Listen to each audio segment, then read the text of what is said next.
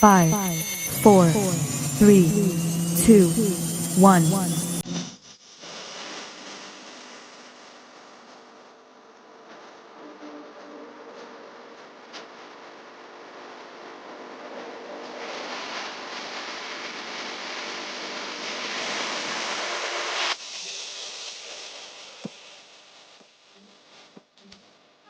Like they didn't want to do is get behind that, so now we'll have to work the field play. Back one in the second. That is a long time so bowling going in is gone.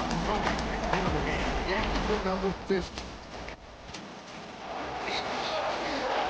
Going back to work. Love is good.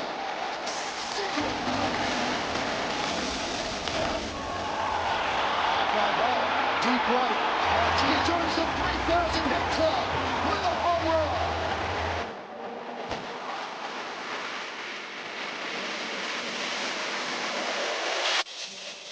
He's done it! He has done it! 62! Aaron Judge!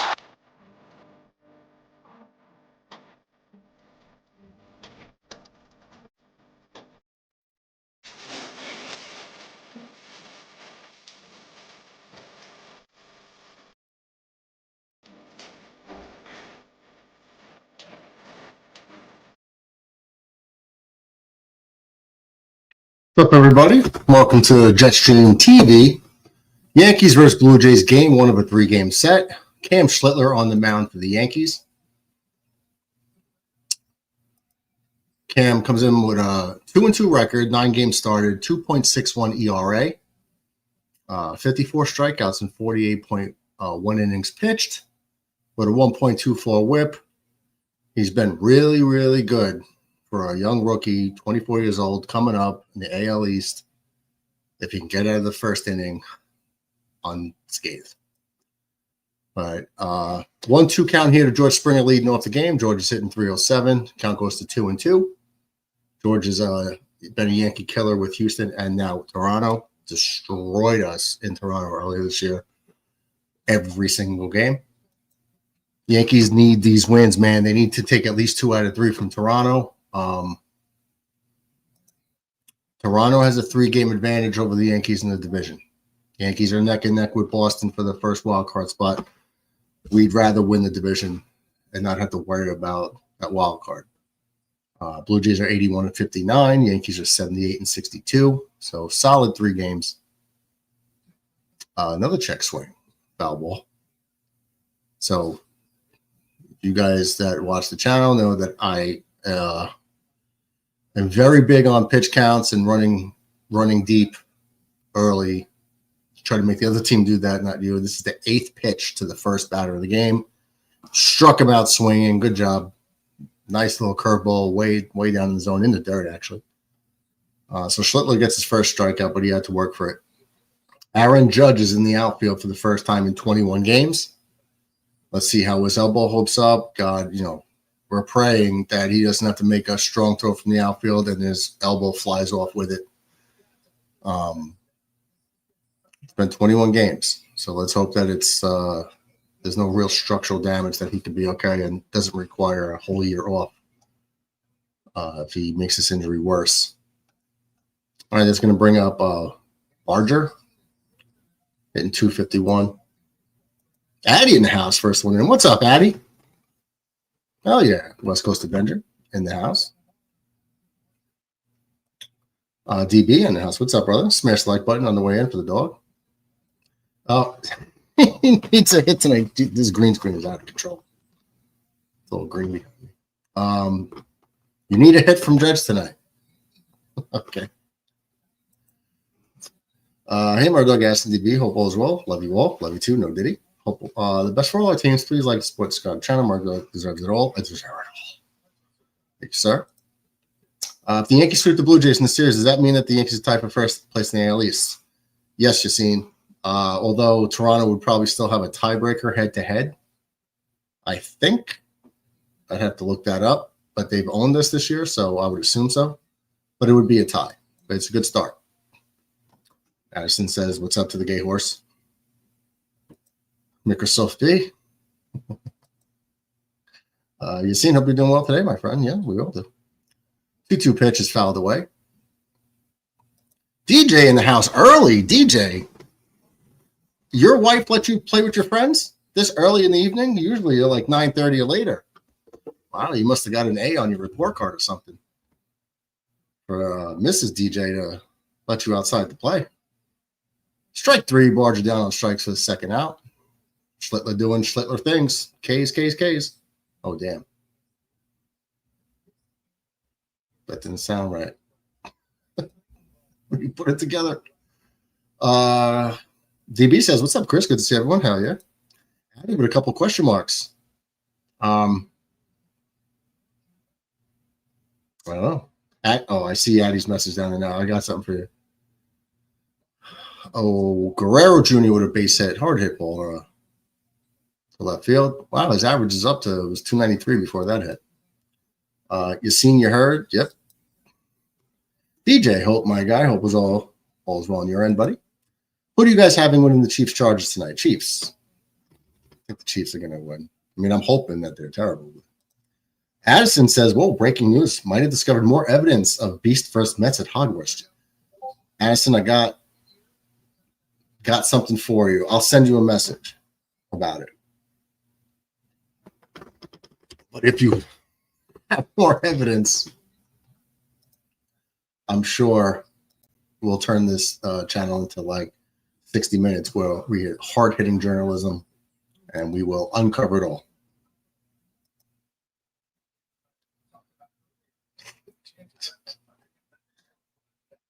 That is great.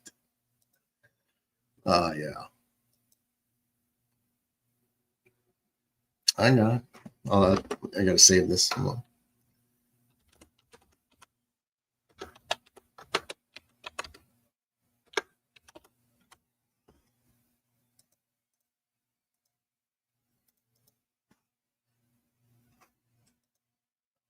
Got it.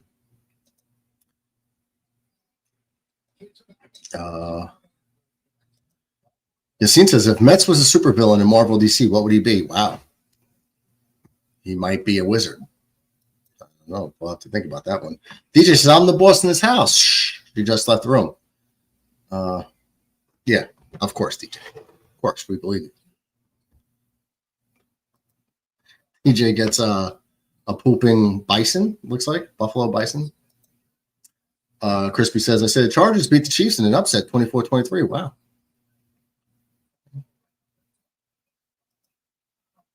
Here's Bo Bichette hitting 307. This is the kid I want the Yankees to go after in free agency to replace Anthony Volpe.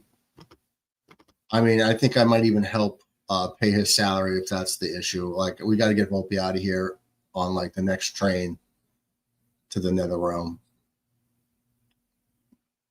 You'd love to have a guy like Bichette hitting over 300 on your team at the shortstop position. I think the Yankees are going to go after him. They better. If they were smart, they would.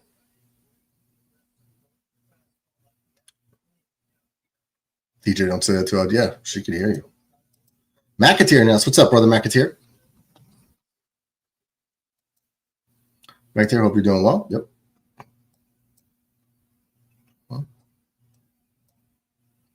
Chris, do you think the refs are going to help the Chiefs tonight? That's what I'm worried about, though.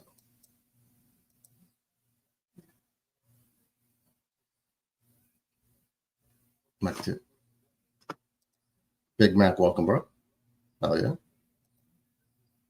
Would you prefer Bichette or Witt Jr.? Witt Jr., but he's not going to be available for like 10 years. DB94, exactly my guy. We'll see. Hopefully, see how it depends, how it goes. Count's still 2-2. Cam Schlittler at 22 pitches so far, still pitching to Bo Bichette, who's in the 4-hole. And he breaks his bat and dunks one in down the left field line. It's going to be that's going to be a double. They're going to send Guerrero home, and he's going to beat the throw. So the Blue Jays take a 1-0 lead on a broken bat double by Bo Bichette. I can't believe he got his fat ass around the bases, maybe because there was 2 outs. But you know. Bills beat the Ravens on Sunday night. Yankees finished sweeping the pitches. DJ is, for those of you who know, DJ is in recovery for fentanyl use. It looks like he's relapsed because he thinks the Bills are going to beat the Ravens. We're praying for you. T's and P's, bro. Addison says, what time is it? I believe it's like an 8 o'clock game or 8:30. 4:20. It's always 4:20 on Addison's watch.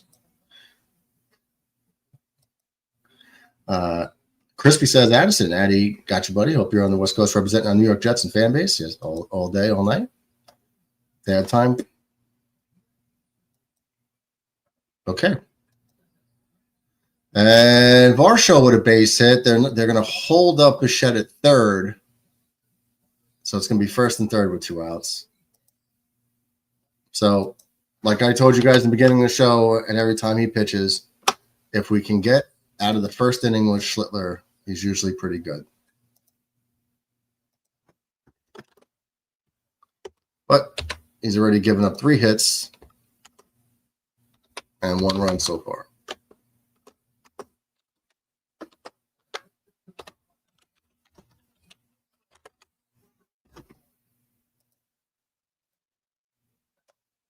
Damn it. Here we go already, man. Here we go. Oh.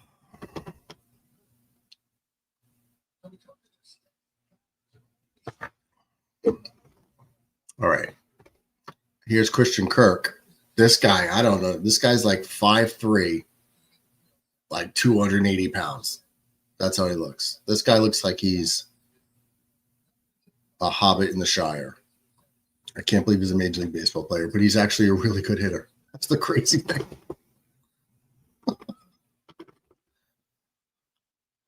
Oh, man. I got to look at like how tall. This guy is so small to be a Major League. Like, he's tiny. They say he's 5'8", 245. That's 5'8". I think he's maybe more like 5'6", 5'7". I think they're look how low the box is. This guy's. They're trying to say this guy's 5'8". That's bull. There's no way. Inside 1-1. Our Jets are going to start on 1-0 record. Oh, I thought you meant the other thing. Jesus. Christian Kirk is the wide receiver. Did I say Christian Kirk? I meant Alejandro Kirk. I said Christian. Sorry.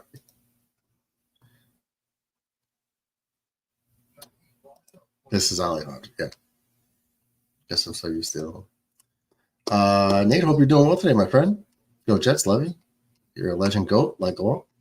Chris, do you have these on like just spit them out? I was wondering about that. You have to tell me how you do that. Max, there's a hell of a group chat in here right now. Salute, fellas. Got some of my favorite people in here. Hell yeah. Addison says, who's your plan B if you don't get Bo? JP Crawford? It might be too early to bring up George Lombard Jr., but it's really like I would get Beastbreaker off the street to play shortstop instead of Anthony Volpe. Foul the ball. Counts doesn't 1-2 on another foul ball. Schlittler's pitch count's getting up there for the first inning. I hate that. He's already thrown 29 pitches. I don't like this. I'm going to have to see who's available at shortstop. Honestly, I would even rather just stick with Caballero. If we can't get a major upgrade, I would just rock with Caballero and Rosario and let Rosario do the utility wherever they need him. Caballero could do it as well, fill in anywhere. But I just don't feel like we can move forward with Volpe. He's not getting better. That's the problem. You're not going to, I don't care if you hit 22, 23 home runs. You're hitting 206. You got 19 errors. You should have about 23 errors that you've gotten saved for various reasons, probably more. All the bad throws that they've scooped out of the dirt to save him. But he's got like 19 errors on record.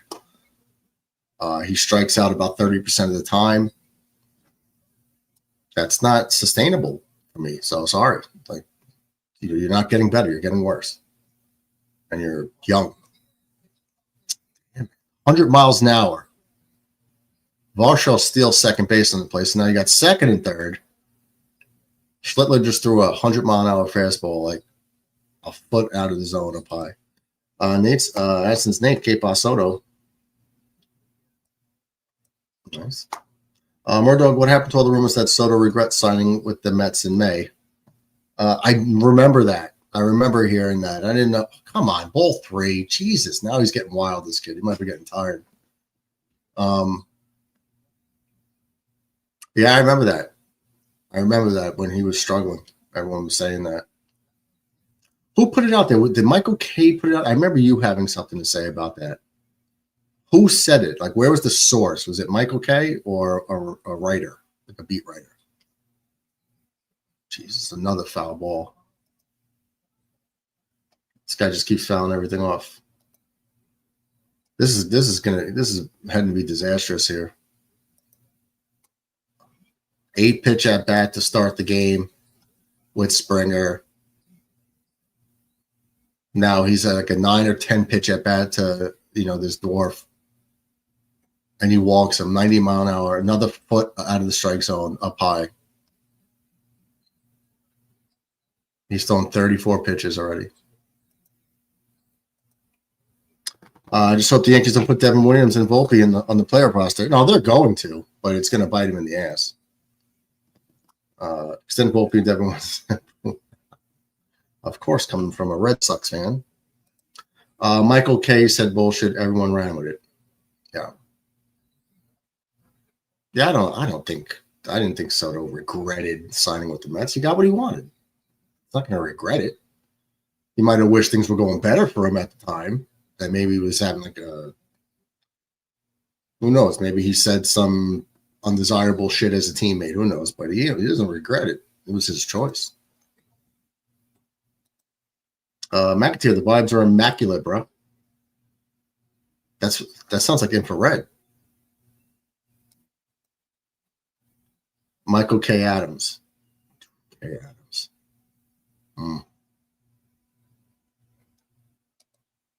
All right, Faves. I'll be back later. How about Cole, Fried, Rodon, Gillen, Skeens? Yeah. I wish. Okay. Caught up in the chat. 1-2 count the Lukes. They've fouled off so many pitches, man. I think this kid's getting tired.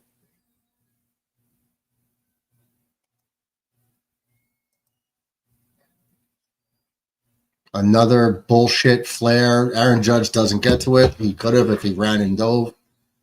2 runs are going to score. This is not looking good, folks.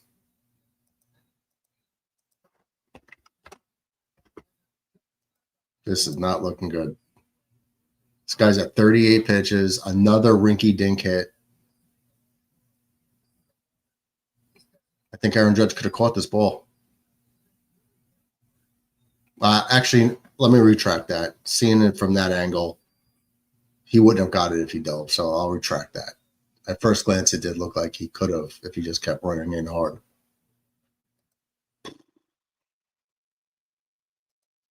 Schlittler. Can't get his first inning is his kryptonite. I've been trying to tell everyone that. He is not a liability. He's been awesome after the first inning.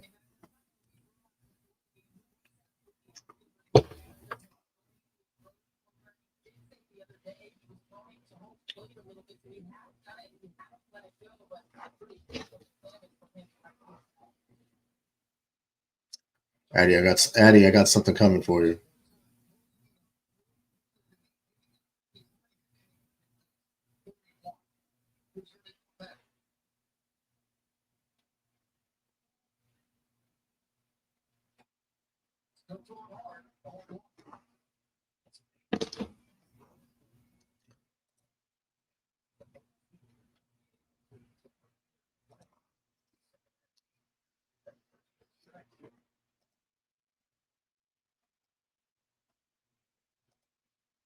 Finally, a pop-up getting out of the inning. Jesus.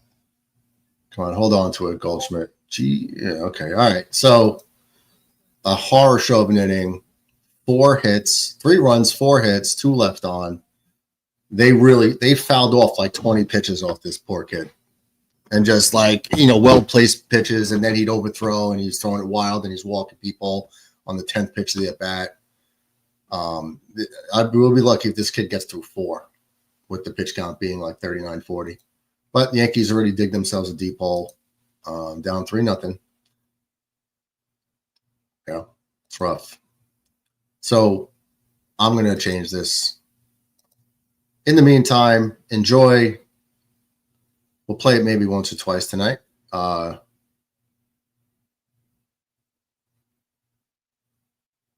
Enjoy Blitz BK's new music is out, available everywhere. Let's do the schedule release, and I'll be right back. Damn. What the hell did I do with them? I haven't seen them since October. Yeah, my green goggles. We are going to rip through the Jets schedule that was released. It actually got leaked earlier in the day. It was confirmed by the Jets later on in the day. But I want to give you my thoughts about the schedule overall. Yo, week 1 and week 2, they come to our house. These teams trying to steal our bills. They're trying to wild out. Throw them on the road with no bucks. They're gonna find out. Leave them sleeping with the fish. Got 2 or calling timeouts. Dak throwing picks and Bono's dicks. Next up, Carolina, that's one slow fix. Kill the cat when he shakes his tail. Barry Joe's Bengals and the Browns as well. I got a sound to sell. Hope this plan excels. Got a fan base. Hope he needs the next parcel. We done lived hard hell. Mental scars real. So the Pats we killed. Ravens never more. This a fast rebuild. No more curse to fix. Grabbing truths and fix. We cook all these teams. We eat birds and fish. Bring the Jags to the plate. We got sauce and dip. Then flush the Saints and the rest till they all ain't shit. Yeah. Every week to week, they so weak. Game to game plan so unique. So we dream when these lead. Hope this team never sleeps. Scream 17-0. Never dream of defeat. No. Every week to week, they so weak. Game to game plan so unique. So we dream when these lead. Hope this team never sleeps. Scream 17-0. Never dream of defeat. No. Never dream of defeat. Shadow stitch the street. Turf cracks, cleat scream, hard beat. Skip a beat, chains, fracture lanes, rupture phantoms hit the miss. Precious scope precision, every hit a clinch fist. Stone swarm movement, pencil-rated like blades. Twisting face, fabric rivals trapped in cascades. Mirrors of the field split up. Flames stick in the fight. Your drive strikes like great peers. Opponents expire, cutting through illusions. Fit dissolve in the shade. Echoes choke, defense their blueprints betrayed. Routes want the armaments. All right, so we're back. Trent Grisham up. I am a superstitious sports fan. I did not like what was going on, so I just had to put stuff on. I got to change that vibe up. Kevin Gausman on the mound for the Blue Jays. Trent Grisham up. Trent Grisham's been hot lately. Game-changing grand slam a few nights ago. Last night, 3-run homer. Put the game away. Kevin Gausman's 8-10 on the year, 3.75 ERA, and 27 game start. He's faced the Yankees a ton of times. I think he's 10-11 or 11-10 in his career against the Yankees, but he's gotten better as time went on. I think the Yankees kind of beat him up a little bit when he was a Oriole. But his record, I think he's been doing better against them as of late.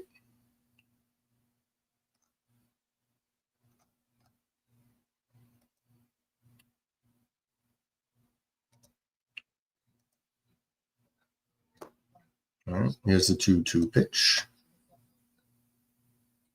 Ground ball, fair ball. Guerrero is going to take it himself for the first out. It seems that the Blue Jays lineup are pesky and they put the ball in play. Yeah, and apparently they foul off pitch after pitch after pitch after pitch. Blue Jays suck monkey scored him. Finally, it's not the Yankees from John Radcliffe. And I think it's because the Blue Jays are in first place. If the Yankees were in first place, it would be the Yankees. Double down on it. Okay, cool.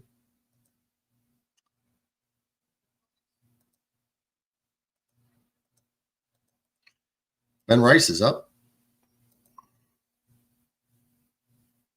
Let me see. I don't know if this one is let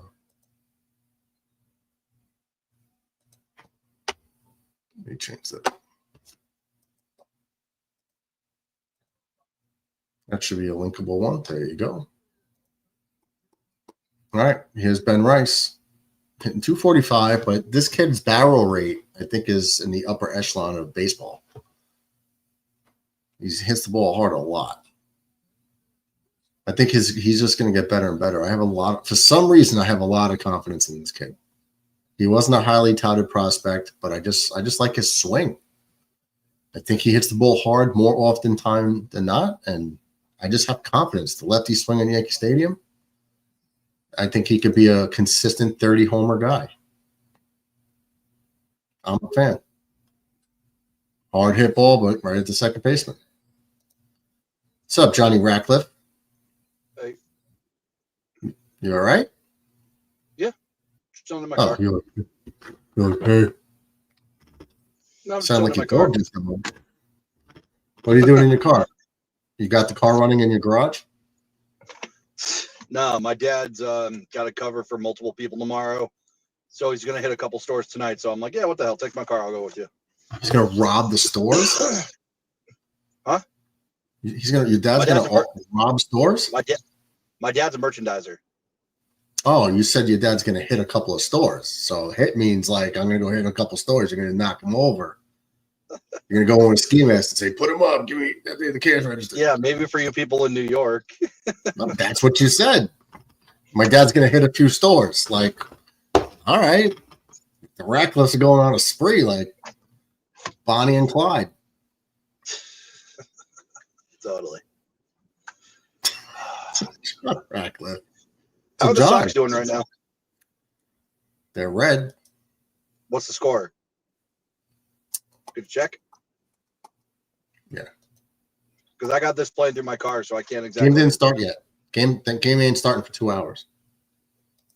They're out in Arizona. Oh, that's right. We're on the West Coast. Aaron Judge hits a line drive, basically a line drive to the warning track. It gets caught by Barger for the final out. Hit it hard, but the reason, didn't have dude, I hate Toronto because it's in Canada. I just hate Toronto because it's in Canada, like a normal American does. I hate them because I don't hate them. They're just annoying me right now because they're better than they're supposed to be, and we can't beat them. I hate them simply because they're in Canada, and Canada shouldn't exist. Canada gets away with a lot of stuff because they know we'll protect them. Do you think that we should take over Canada, John Ratcliffe? We could do it in 5 minutes if we really wanted to. All we had to do I'm was saying, take you think Ottawa we and should? shut down the seaboard. We should. You think we should? Because they're You think we they're should? on the verge of economic collapse. At the rate they're going in 3 years, they're going to be completely destroyed. Not to mention with Alberta set to leave, and I think it's Alberta and I think Saskatchewan want to leave. If they leave, they're screwed, and they have the votes to leave Canada. Can they secede from their union? Yes. Yeah, actually, yes, they can. That's the thing. And if they do, Canada's screwed.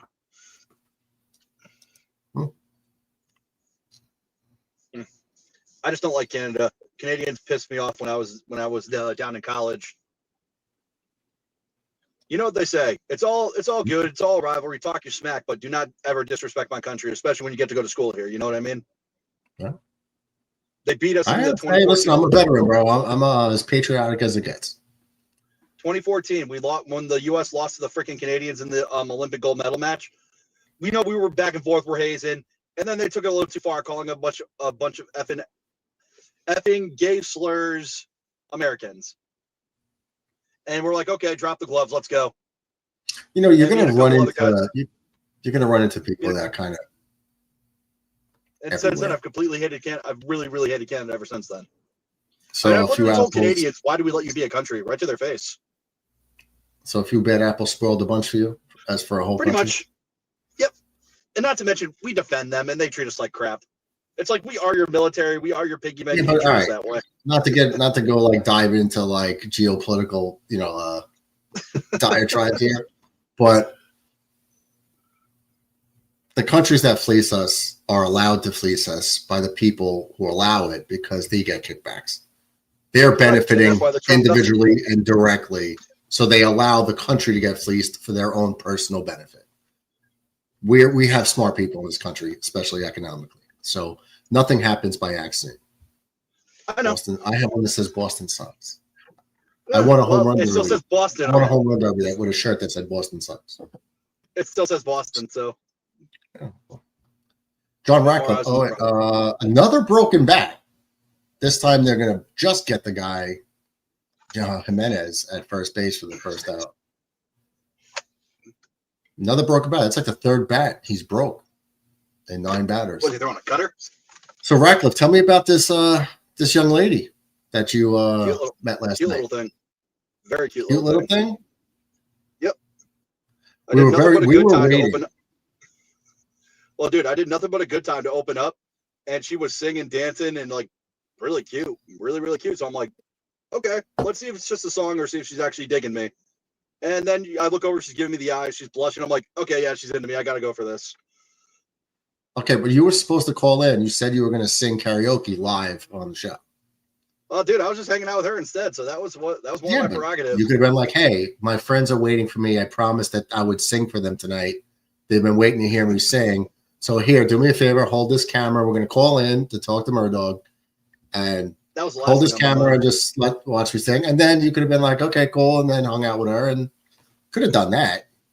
You ever heard of the channel Cinema Sins?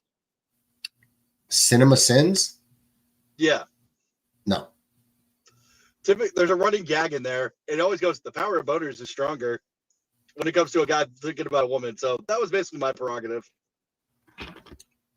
John, you let us down. It's okay. I let a lot of people down. I'm used to it. John, you got to be better, bro. I don't want to be better. I just want to be lazy at the moment. I'll do my best I'll be better when I get back to work. No, don't let your friends down. Don't go back to work. Let your friends down, John. You guys are my friends? I appreciate it. Yeah, we're your friends. What do you think we tolerate you for? Boston Red Sox rooting ass. For the good content and the what the hell is he going to say next mentality? Well, someone needs to give Addy content for his Chef Boy. So. Who made that? Just who made it? The king of the snapshot. West Coast Avenger himself. Did George Springer strike out or did he fall apart? Just finish off Toronto because I have a feeling Tampa Bay is going to take 5 out of 7 from them in their next 2 matchups. Who's going to take it? Toronto is going to lose 5 out of 7 to Tampa Bay in their next 2 matchups. I've got that feeling. Because Tampa Bay, here they come, being the annoying little peckerheads that they are. No, that would have been George Springer almost got hit on the wrist, and I think they called him out on a check swing. The ball was hit. The ball like grazed his wrist as he went around, and I think it got like his shirt, and they called him out for going around. But that was like an inch away from fracturing his wrist, like this far, not even an inch, a quarter of an inch. If that would have hit him, that would have hurt him because this kid's throwing 100 miles an hour. That's why he's crying, DB. Because even if you get hit by a pitch, if you swing and miss, it's not a hit by pitch, it's a strikeout. Who was the player who got hit in the balls and he swung? Oh, I don't remember. Mets would probably know that. Yeah. So, how do you feel about not taking CeeDee Lamb after last night's performance? Fine. I've had it for Reds pulling his hair out, and whoever had the Eagles defense is pulling their hair out. No, DJ, he's going against me today, this week. But, CeeDee Lamb dropped 3 balls in the second half. That would have been like 40-yard receptions, this and that. He could have easily had 30 points, but he dropped stuff. Dude, I was in a bar full of Cowboys fans. The owner of the bar is a Cowboys fan, and a bunch of people up here are Cowboys fans. So, wait a minute. Are they putting George Springer on first base now? Are they officially saying he got hit by a pitch? What the hell's going on? Couldn't tell you. It hit the flap of his batting glove? If he swung, it's a strike no matter what. They put him on first base. They reviewed it, hit by pitch. You said he swung, though. It was a check swing. Like he went around and was like, oh, and they called him out on strike 3. But I thought challenge balls and strikes. What the hell? That's ridiculous. They challenged the hit by pitch. Go back to your bench, Canada. The ball didn't hit him, and he swung through, getting the dugout.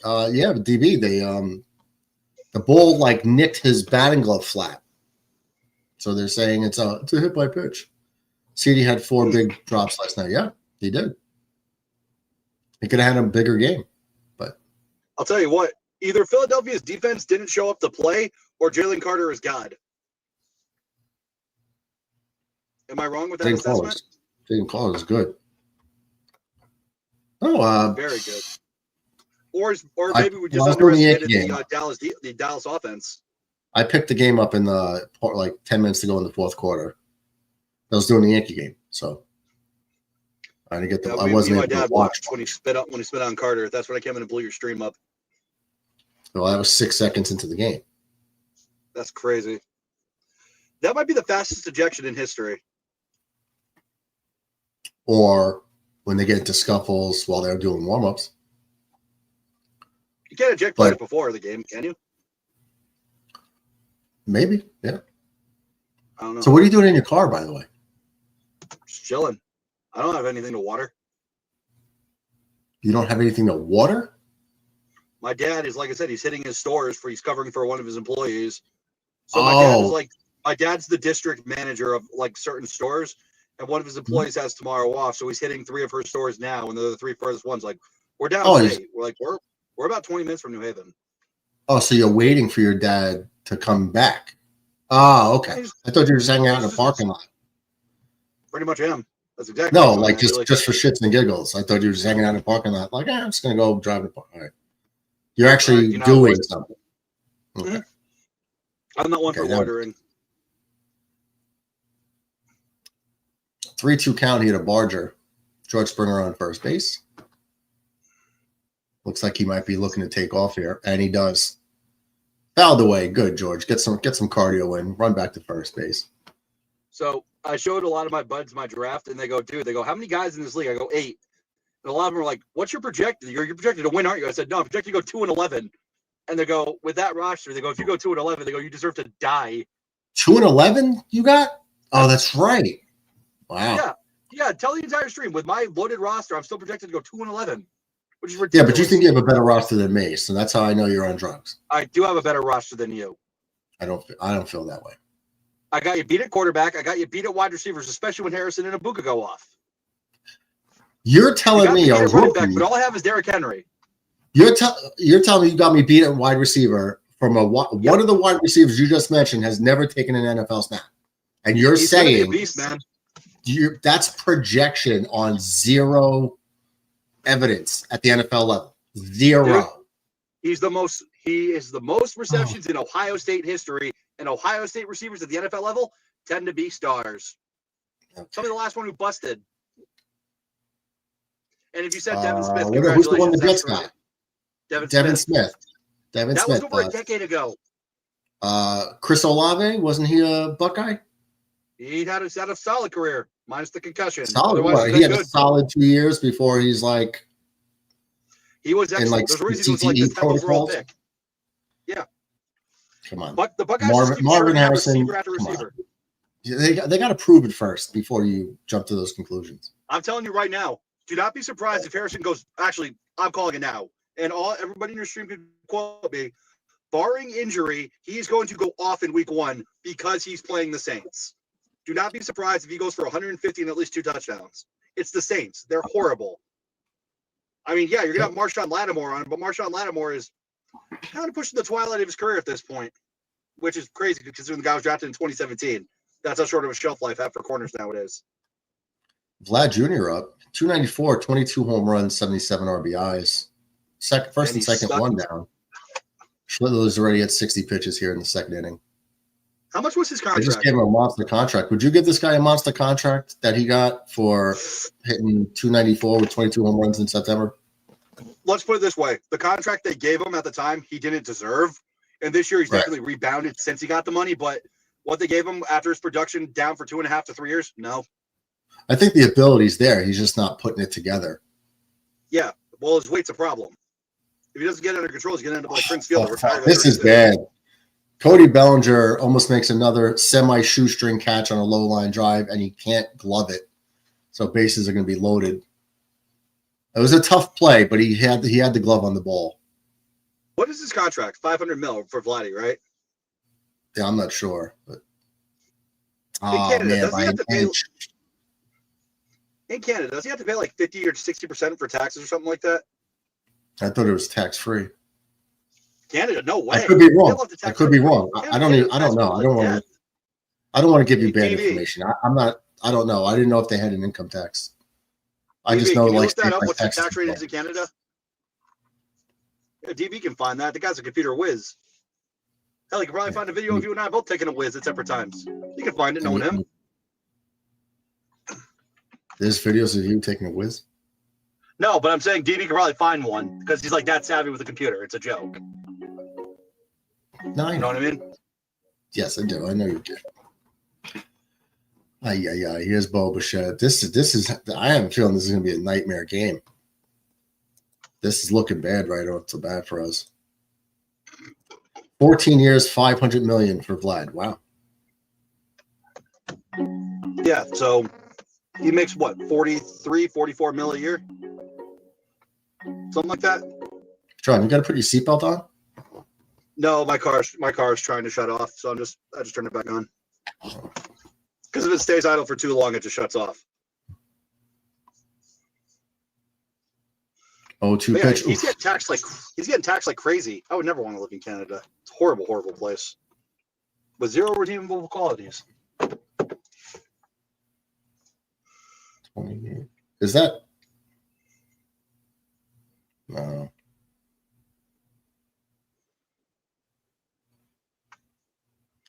Another Trent Grisham deep fly ball center field. That's going to get the out, but Springer's going to tag up. So another run for the Blue Jays. 4-0. You know what sucks about this is, Yankees So at one time I home. want New York to win, they do that. I mean, you got a 3-game series against these guys. You could tie it up. You could sweep them and tie the division. And, you come out like this. You have a 38-39 pitch inning, and then you go down 1-2-3 in the bottom of the first. They have to give up 3 runs. They're pulling Schlittler here after an inning and 2/3. Well, it never should have happened because you said Springer struck out. Never should have happened. I hate crap like that.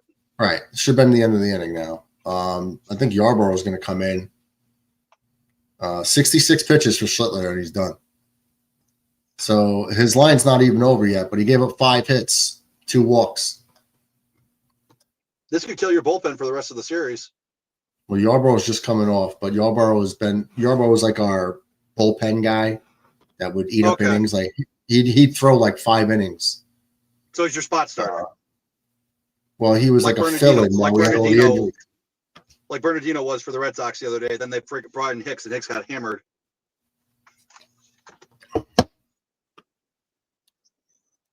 How old is Guerrero Jr. though? Is he 26? Vladdy is 26. Yes. That contract, I'm calling it now. Within the next 5 to 6 years, if he doesn't get his weight under control, it's going to be a disaster for them. Because we've seen how bad this guy can be when he's off. Yeah, I mean, he's this is what I don't understand. How many games do you have? 1, 2, 3, 4, 5, 6, 7 years in the major leagues. And, with all the trainers, and you'd think he'd be in better shape. I think he is in better shape this year than he was the last few years. He is, I agree. Which is why he's definitely slimmed down. He's slimmed down a little bit for sure. Also, but he's a career. The fact of finally getting the contract helped him. He's a career 289 hitter.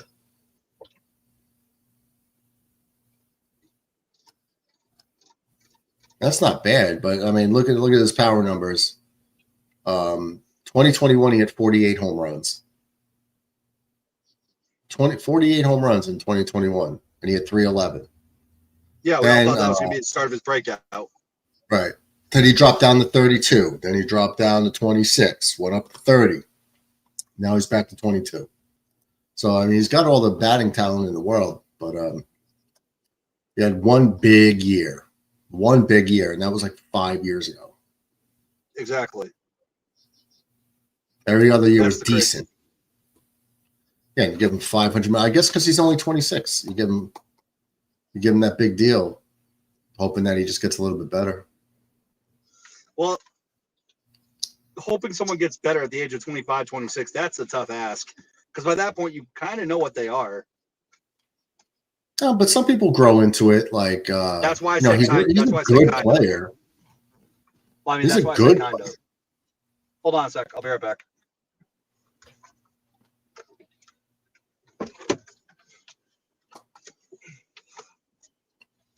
Check swing. They call it ball.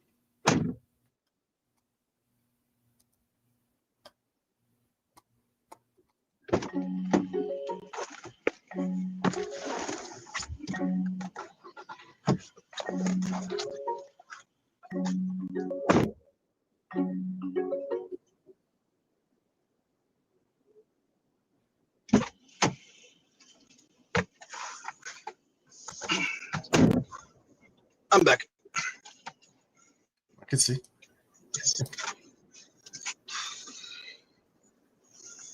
Just come back and beat these stiffs already. They've been playing some absolutely terrible baseball. Oh. Don't be their punching bag. Don't be the Blue Jays. Over the last 2.5 weeks, they've been playing terrible. Yeah, but they're playing the Yankees, and it's like the Yankees just get when you're their punching bag. face certain teams, and whatever winning streak they happen to be on goes out the window when they play certain teams for some reason. Last 10, Toronto's 5-5. The Yankees are 8-2. So the Yankees have picked up 3 games in the last 10. Mm-hmm.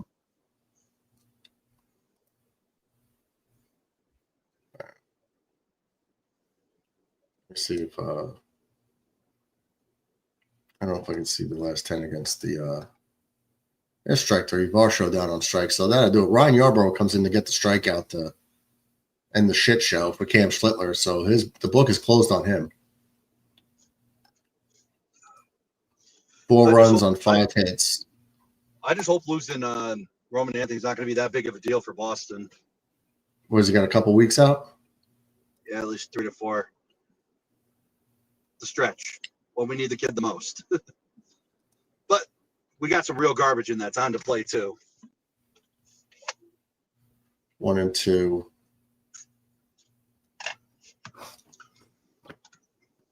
Wait a minute. Do any of you guys in the comment section ever just people watch?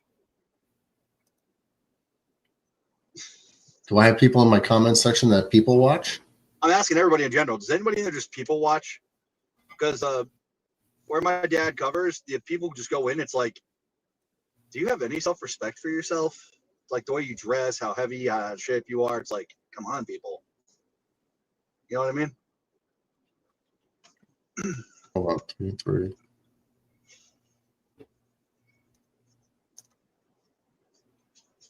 Yankees were 3-3 against Toronto, except for they got swept by that 4 games. So they're 3-7 against Toronto this year.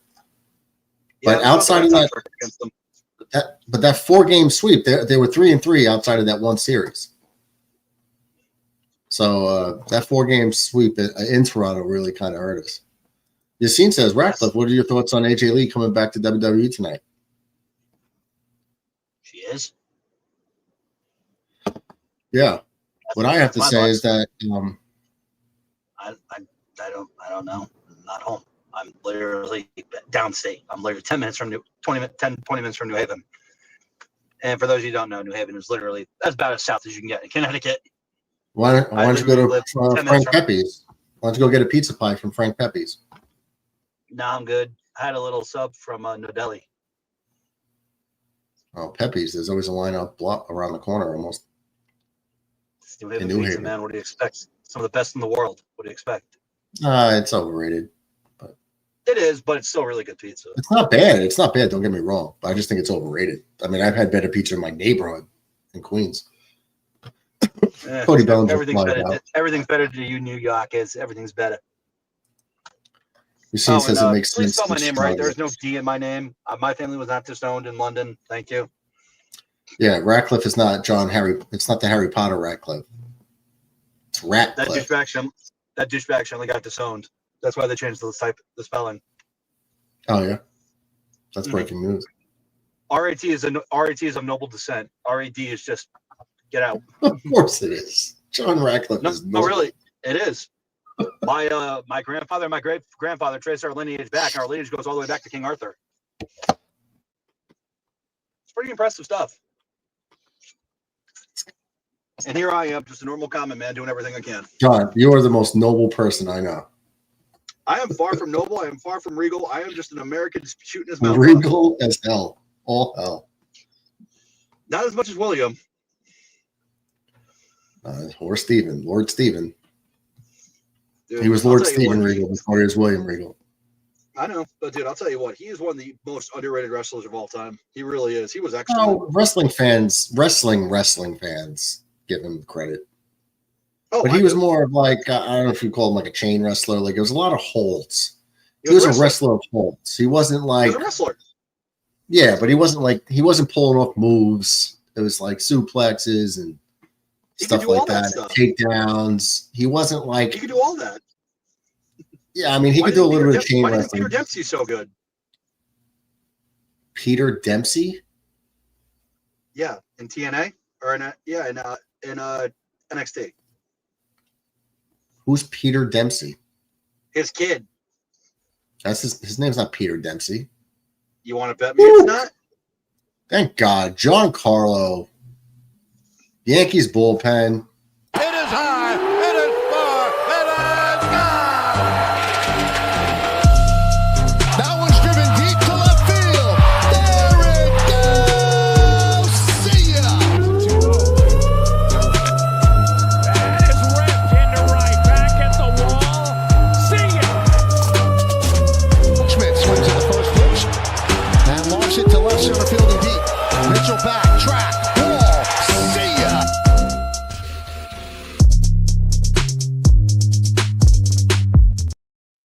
All right, so John Carlos Stanton hits a nice shot, man. It was gone off the bat into the bullpen in left center field.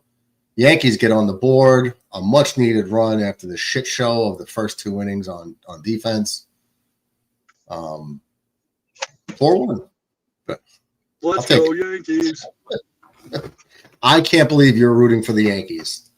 Hell has frozen. Dude, what part of I want Canada completely obliterated did you miss? You would rather the Yankees gain rather than a Canadian team. You beating them helps the Red Sox too. Remember that. Yeah, You're not just doing it for you. You're helping Boston because hey, last I checked, we're like this right now. Yeah, we are. We are. So anything you guys can do to help the Red Sox, I'm fine with it. If I have to sleep with my enemy to gain, I'll do it. Yeah, but I can't sleep with Red Sox because I'd wake up. Let's put it this way. Would you root for the Red Sox to take out any team if it meant you guys got a better chance of winning the division? Yes, of course. Okay, then. That's sleeping with the enemy then, bud. I know, but I'm going to have to bust your balls, John. That's just part of the deal. I know. Oh, no, I get it. Even if I agree with you, I have to bust your balls first. So, actually, Murdoch, I think a funny thing you could use for, like, you have Aaron Judge always leading off in the home run compilation video. I think what you should do is when the guy hits... I think so. Yes, you didn't have really an answer, but for you seen, I think so too. I think she will. But I predicted this 2 years ago when CM Punk arrived. That when CM Punk arrived and Seth made that big issue of it in the ring, and they started their feud, I said Becky Lynch obviously is there at some point. She's going to get involved, and AJ Lee's going to come back. I predicted this 2 years ago. It just finally happened now. Please continue, John. Trying to remember what I was going to say now. Oh, so like when you do your home run compilation thing, you should have like certain ones for individual guys. And when it comes to Stanton, if it's fair use the guy from Anchorman going whammy, whammy. You're going to have to talk to DB about that. Hang on. Do you got a hooker? You know there's a button. You know there's a button you can just click and it opens, right?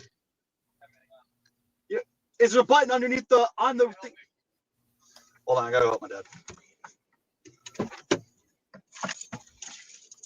Wow, that was a terrible strike three call to Jazz Chisholm. It was clearly ball four, about 4 inches off the plate. Umpire calls it strike three. Wow, another terrible call by an umpire.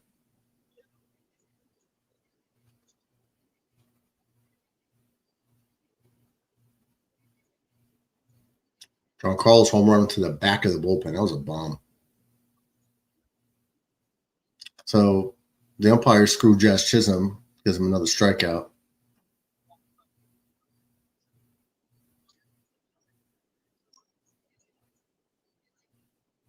Swear to God, I would have immediate photos with the batter's box and where the pitch, the dot, from a broadcast, and freeze it and show the umpire the tablet and say, look, you called this a strike. You suck. You should get fined. There's no accountability for umpires.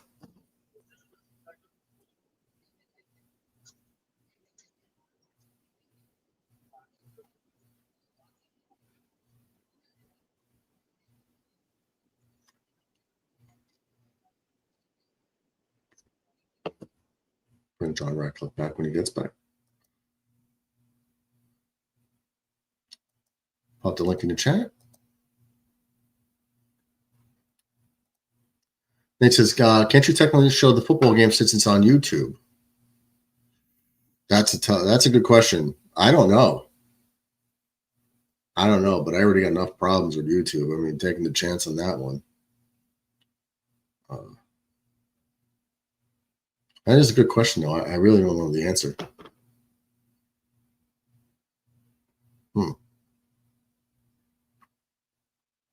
Because even if you have the big accounts of streaming it, are they? Well, I think their own account is.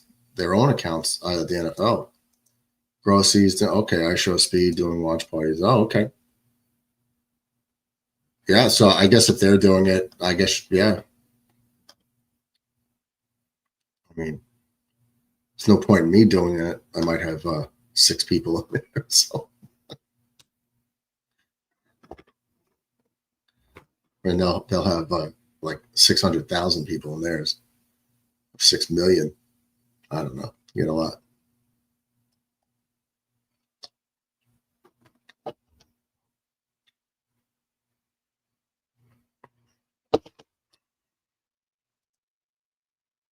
Goldschmidt down on strikes, by the way, so we're heading to the top of the third. Yankees do get a run on Stanton's 19th homer of the year. One more. 1, 2, 3, 4, 5, 6, 7, 8, 9.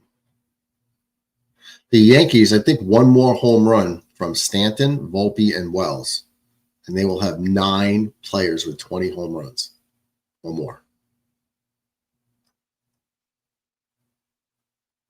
I'm sorry, Austin Wells is at 20. And let's see where Volpe's at.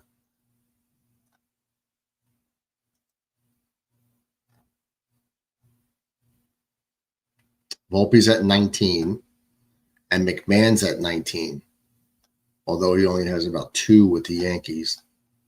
But 1, 2, 3, 4, 5, 6, 7, 8, 9. 9 batters, and the Yankees will have 20 home runs this year. That's incredible.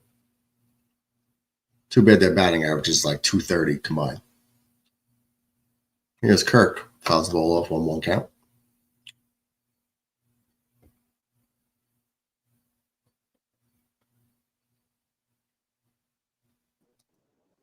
Oh, Ratcliffe's back. Sorry.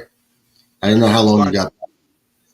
I just had to help my dad do something. Yeah, I know. I was like, I'll put him backstage till he gets back.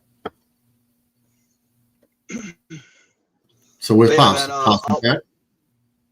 He's doing his pictures for his inventory. He has to send it to his boss. Oh, okay, so he's back in the store?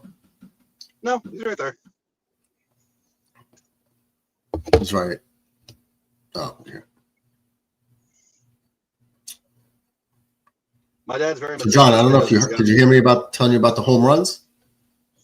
Yeah, they need 3 more guys. Volpe needs 1, McMahon needs 1, and Stanton needs 1. 1 more home run from each, and you have 9 guys with 20 home runs. That's I've never seen that. And all my dad said was, "Yeah, how's that helping him?"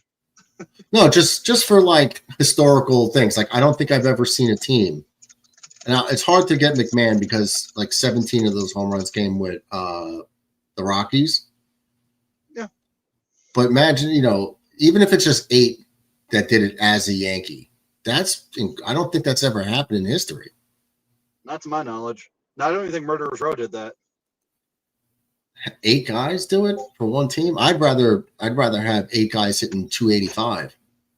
Rather than. Yassine says, we got a first riddle of the night. Yassine says, I've been called underrated, a workhorse for years. I could take any bump and quiet all your fears. I won a briefcase and cashed it in with a roar, but you'll often see me lose more than I score.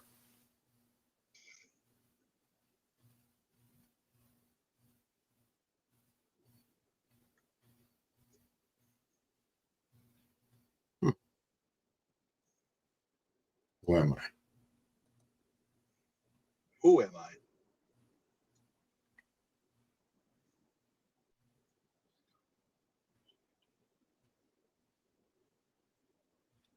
Kirk grounds out to McMahon, 1 away.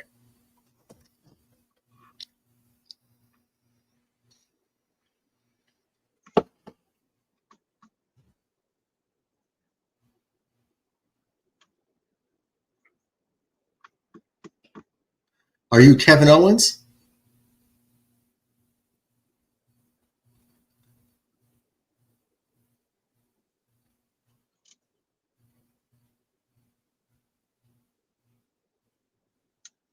Not Kevin. Sami Zayn has never won a Money in the Bank briefcase, has he? Nope.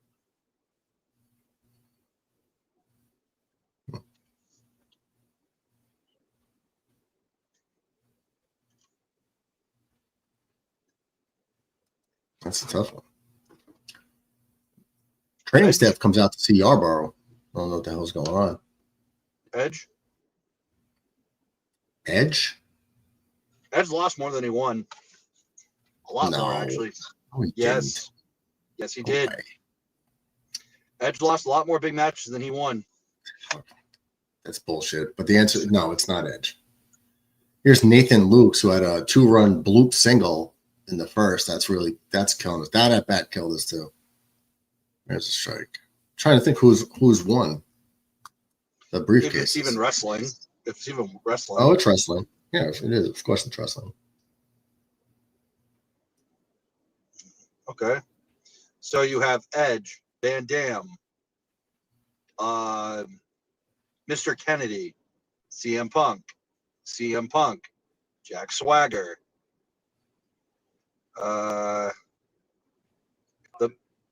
hit the button.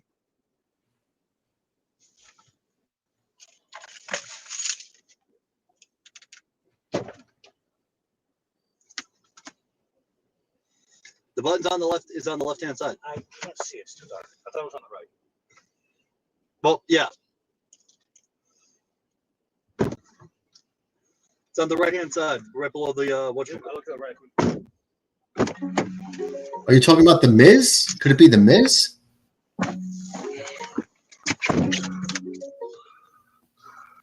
The Miz loses a lot now.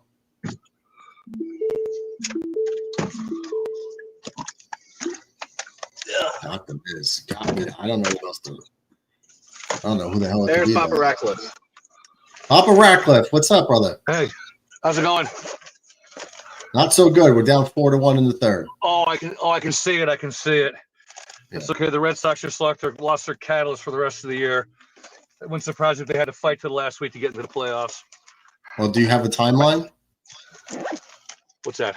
4 to 5 weeks. With the oblique injury, is there a timeline? They're saying it's 4 to 6, but you know how those things Really? go, those obliques. Even when you come 4 back, to 6. even when you come back, it takes these guys a while to get back into the swing of things. Remember, Bregman came back. You probably don't know this, but I do, being a Red Sox fan. It took him about a week or two to get going again. Yeah. You got to catch up to the speed of the pitch. Of course. So I think it's going to be I think the Red Sox are going to get it, but I think it's going to be ugly. I think they're going to end up being the third wild card. They just losing him is huge. It's huge. Wow, your son almost started crying when you said that. Yeah, I know. I saw his eyes start twitching when you said Third wild card. I saw the twitch literally from here. I saw him twitching. Yeah. Dog, Wow. shut up. Yeah. All right, man. Papa hey, Rackle, we're if you in the also process. Go ahead. while you're out, stop at like a CVS pharmacy and get John a drug test, Oh. portable drug test, because he thinks his fantasy football roster is better than mine, so he must be on drugs. Oh, all you guys think you have the winning one at the beginning of the year, and all the injuries set in by week 3, and you're all trying to sell and scramble and trade and everything else. It's the same thing every year with those pools. That's why I don't do them. They're fun, but they're frustrating. Yeah, I mean anything could happen, but just on paper, my roster is I have definitely the better. strongest team. I think You your do roster's not deeper. have the strongest team, John. Whatever you say, Murdoch. Keep telling yourself that. When my three-headed wide receiver trio keeps going off every week, it's going to be unstoppable. Yeah, who's going to throw Jefferson the ball? I don't know. That's a good question. Carson Wentz is their backup. Oh, my Carson God. Wentz. Sure, it's not like it's going to be JJ McCarthy. Might as well put Papa Ratcliffe out there. It's going to be the same result. All right, Murdoch, we're heading to our next store, so I'll hit you back because we're going to listen to music. All right, Mike. Cheers. All right, man. See you in a few. Take care. Later, Papa Rackle. Is the answer Dolph Ziggler? Take any bump. Do I want a hint? Sure.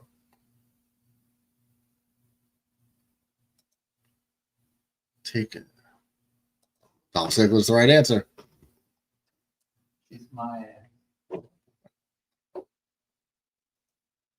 That'll do it for the second inning. Ernie Clement grounds out to Ryan Yarbrough in the innings. Bottom of the third coming up. Ryan McMahon, Caballero, and back to the top with Trent Grisham. Trent Grisham with a couple big home runs lately. Grand slam to win a game. Put a game out of reach, I should say, and then a 3-run homer to do the same thing. That was a tough one because it's been so old, but he does lose a lot. But since he's not in WWE anymore, it kind of is like, wait. New riddle. I come from the land of the fine cheese and watches. My strength is a marvel that leaves opponents in tatters. I'll spin you around till you're dizzy and dazed. Then with a swift uppercut, your face will be grazed. Who am I? You are Cesaro or Claudio Castagnoli.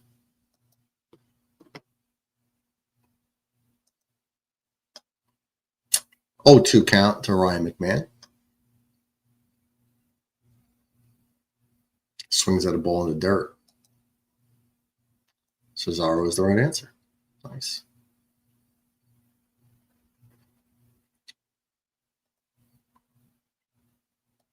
I'll take it. I'm a powerhouse of muscle with hunger for more. I'll lift 2 men at once and drop them on the floor. I have a famous catchphrase. Simply to feed me more. Something that's known throughout the land. Who am I? You are Ryback. Strike 3, McMahon down on strikes again for the 600th time this year as a Yankee. This guy is such a bad hitter. He's still hitting better than Wells and Volpe. All right, it's going to bring up Caballero. Ryback is the right answer. Nice.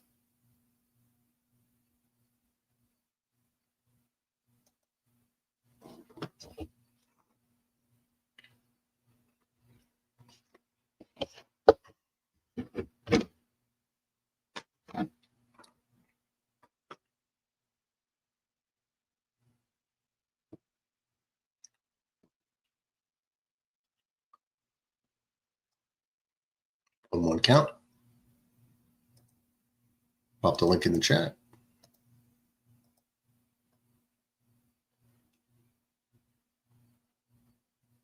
If the Yankees could chip away, you can get back in this thing.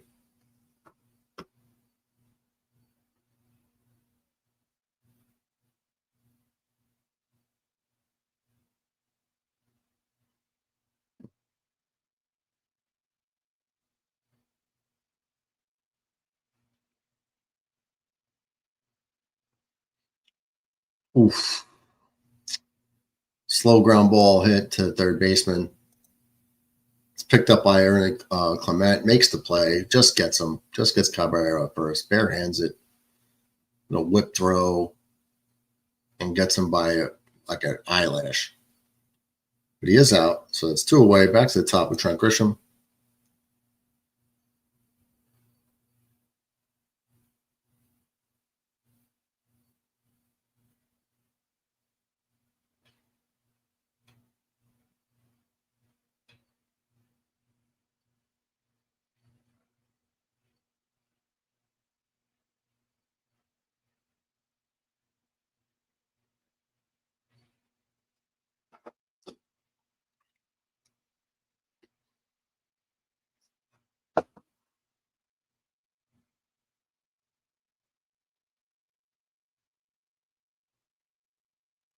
There's a foul ball. Count goes to 1-1.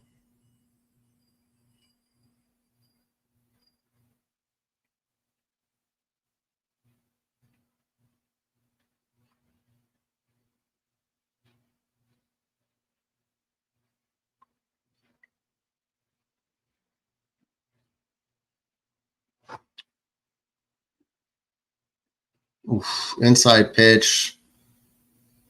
It's going to pop it up to shallow left field. Clement gets there himself. The third baseman gets all the way out into the outfield for the final out. So Yankees go quietly. DB says, wow, the Chiefs already have 3 penalties. How has the NFL allowed this? I think they're kind of out. I think their NFL is out on the Chiefs right now. I think the Chiefs are on the downturn at the moment. NFL might be out on them so they could show like parity here. Like, hey, look, see, we're not corrupt. Because they don't expect, after the beating they took to the Eagles in the Super Bowl, which was glorious. It was like so cathartic to see. I think the NFL's like, all right, look, maybe they're not the best team in the NFL anymore. Let's stop helping them. I can't get walked into the AFC title game like this. Yeah, no, I don't think it's going to be them. They might finally try to push Baltimore or something. Yassine says, I was born in Florida, a beauty with flair, a blonde-haired bombshell beyond compare. I danced in the ring with a smile and a wink. And I finished called K2. What do you think? I wasn't a champion, but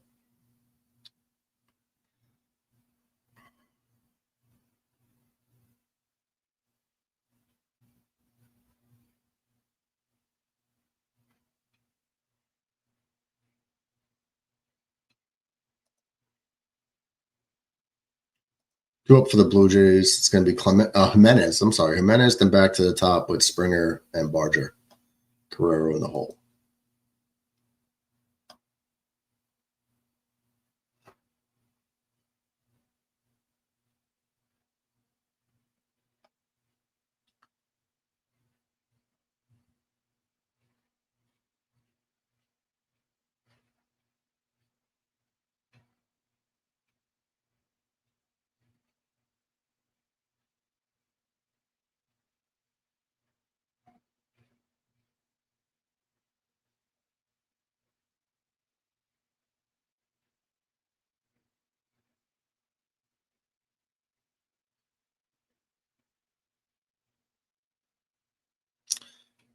I think I know the answer before you even continue typing.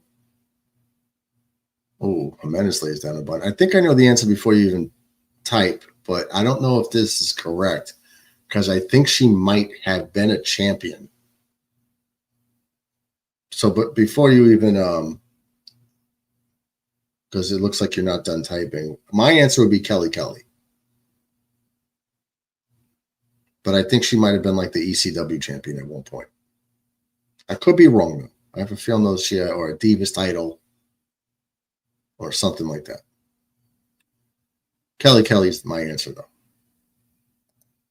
Kelly Kelly's the right answer. Yeah, I know she was born in Florida. K2, Kelly Kelly. She did dance in the ring. Man, boy, was she great dancing in the ring. That was fantastic. I think she started dancing in ECW.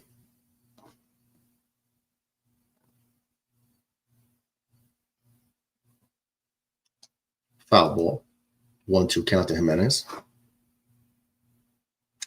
Kelly ended up marrying a professional hockey player. Her real name is Barbie Banks. Or Barbie Blanks. Maybe. Fouled away again.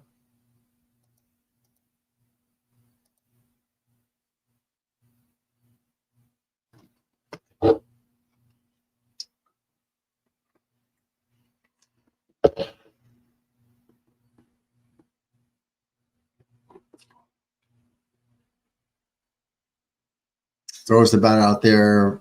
Weak fly ball to right field. Wow, that ball went far just for him throwing the bat out there and flicking his wrist. That's crazy. All right, so we're back to the top with George Springer, Yankee killer. Hitting 306 with 27 home runs and 72 RBIs. He's having a really good season.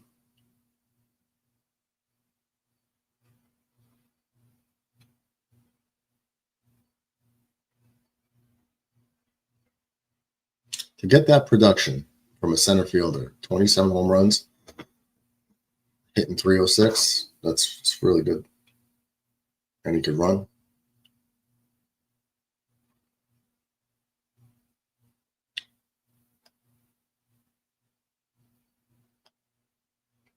Strike two.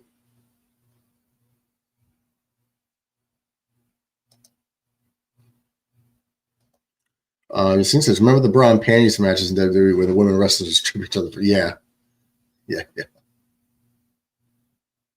those were great. Strike three. Springer down on strikes. The second out of the inning. Those were the best, especially the Attitude Era, man. That's really when it was. DB says, okay, yeah, the Chiefs are getting treated like every other team. Can't remember the last time they called a pre-snap penalty on them. Yeah, well, I think, they're shorthanded. Kelsey's probably in it last year or 2 years, whatever. The way they got beat down in the Super Bowl, all of the ridicule and backlash from all the blatant cheating the NFL was doing to benefit them. Just ask DJ. Barger grounds out to Chisholm. Throw to first in time. That'll do it. No runs, no hits, no one left on. The end of 4-1 Blue Jays. Yankees only got one hit. The only base runner through the first 10 batters for the Yankees was Stanton's home run.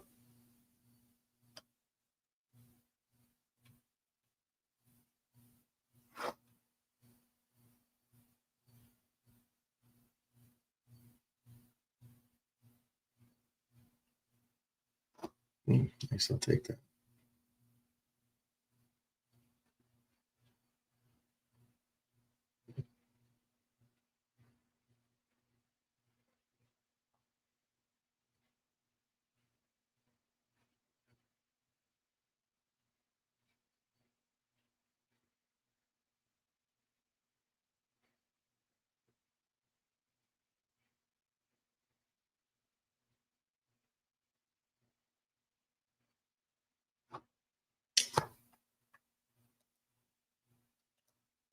Since remember when Edge and Lita would sleep naked in bed in the WWE ring at a Raw event together? I don't know if they were naked. They were in their underwear. She was in like a bra and panties, and Edge was in like spandex. That was the dumbest thing I've ever seen, though. To tell you the truth, like I can't believe they did that. It was so unnecessary.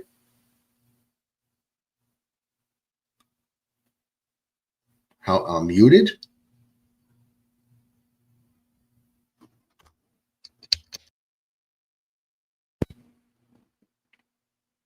Am I muted?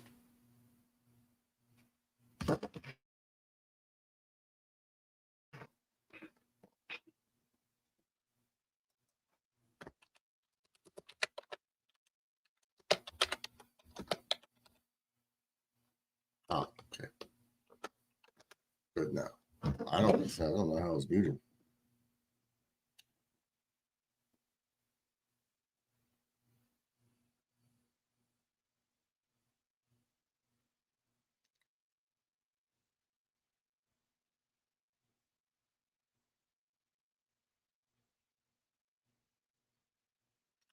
All right, here's Ben Rice.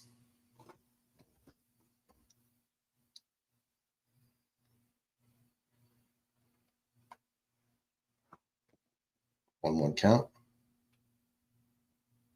Oof.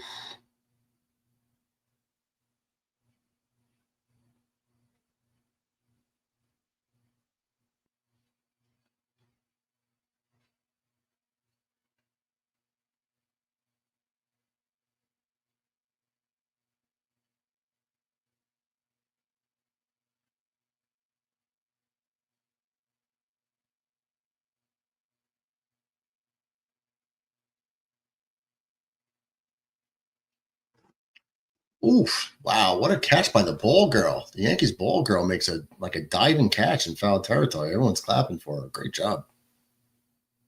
Great job. She gets a high five from a girl in the first row.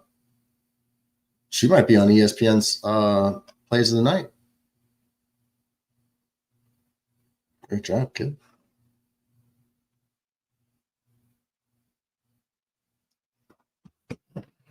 Here's Ben Rice, 2-2 count.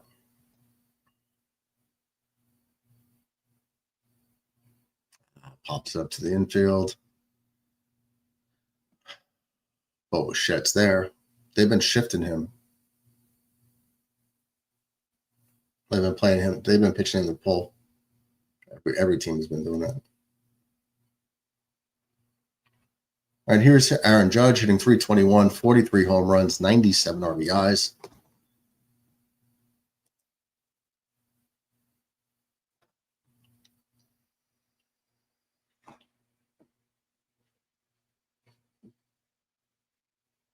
Oof. Drops an 86-mile-an-hour slider for a strike.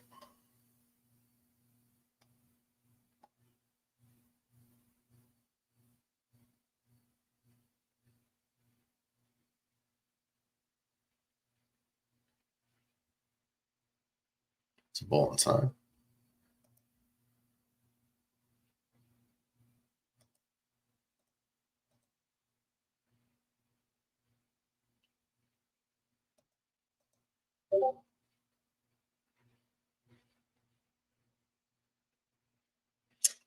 All the way.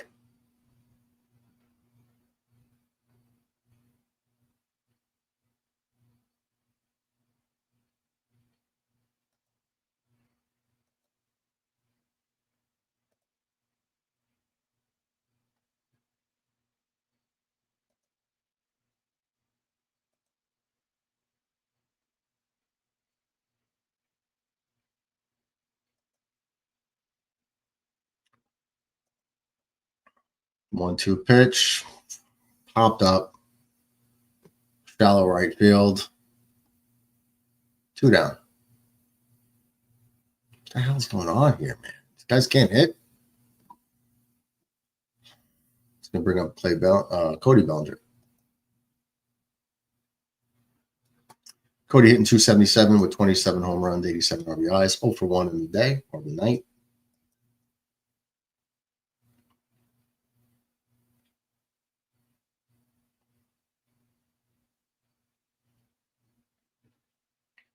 Takes ball 1.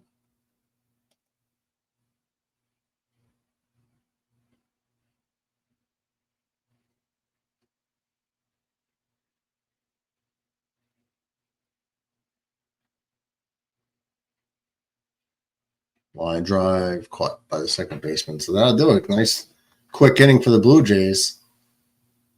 No runs, no hits, no one left on. End of 4, Yanks down 4-1. This is a terrible, terrible game to watch right now.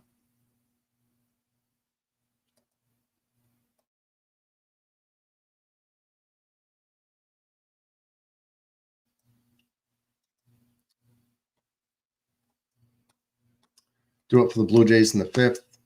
Guerrero, Bichette, and Varsho, followed by 5'6" Kirk. I don't care. They call him 5'8". It's a lie. Lies.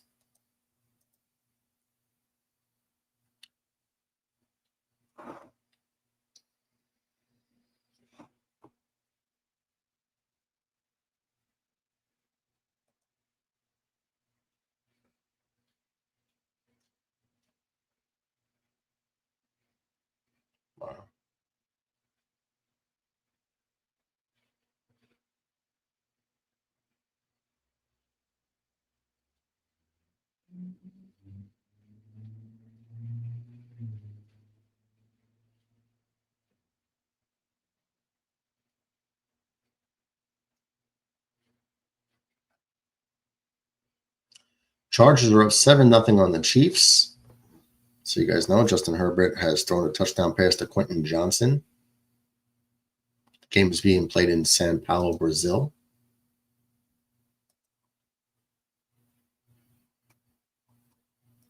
It's a Chargers home game, I believe, too.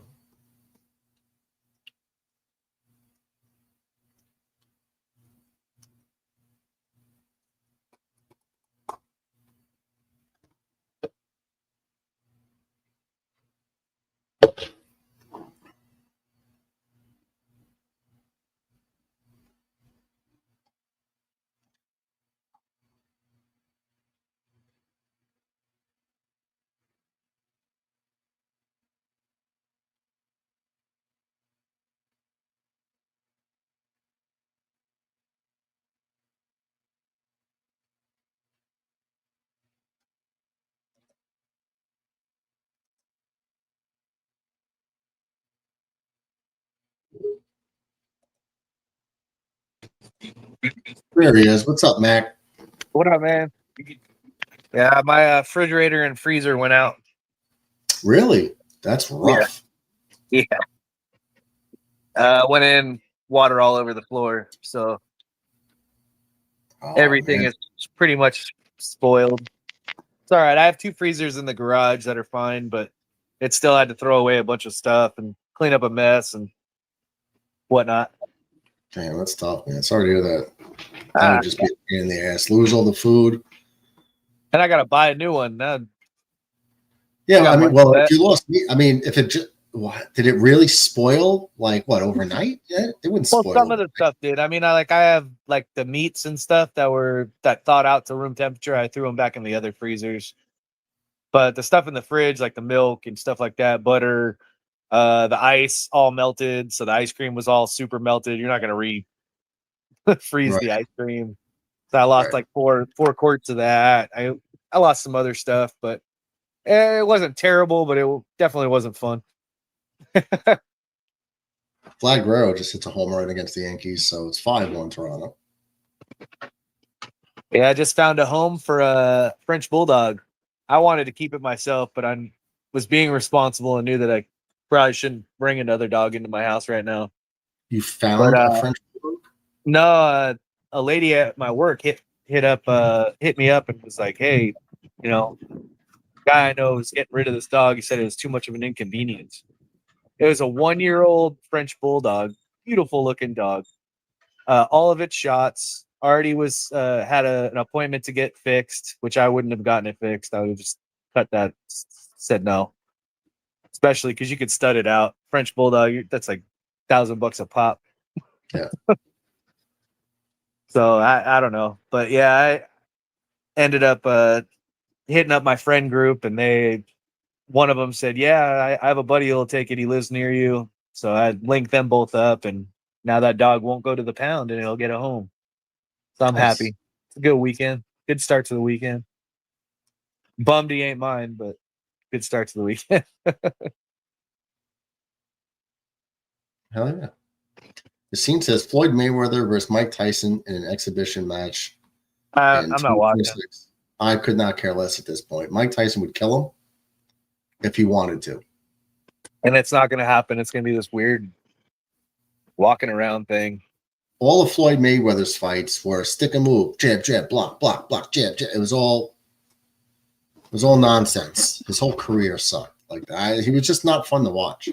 Yeah, Jake Paul just beat up Mike Tyson for money too. So no, that's not even true.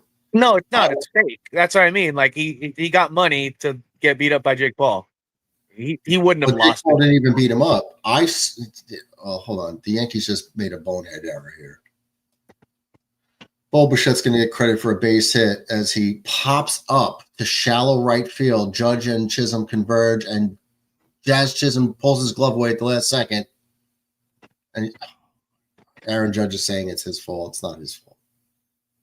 Jazz ran at the ball. He just didn't back off in time. This is why the Yankees are doomed to fail, man. Nobody even they backed off each other, and the ball just drops in. The ball was right there. Why didn't Judge just keep his glove up? God, this kid's baseball IQ was in the toilet, bro. Fumbled. Sorry. Who fumbled? Chargers fumbled, but he went back, got the ball, and boy, he didn't get it. He bobbled it and it went out of bounds. But he had it long enough to where it was, a play. But yeah, I thought they were going to lose the ball right there. The Chargers threw it down for a 30-yard pass. I don't even know who it was to. I don't have it loud because I don't want you to hear it. Oh, was it Conklin? Oh, no. Never mind. Offense flag.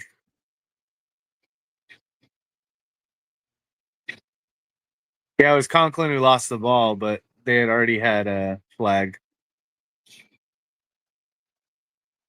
So far, well, no. There's a ground ball. Jazz throws to second for a force, so they get Bichette at second. Marshall is going to get the first.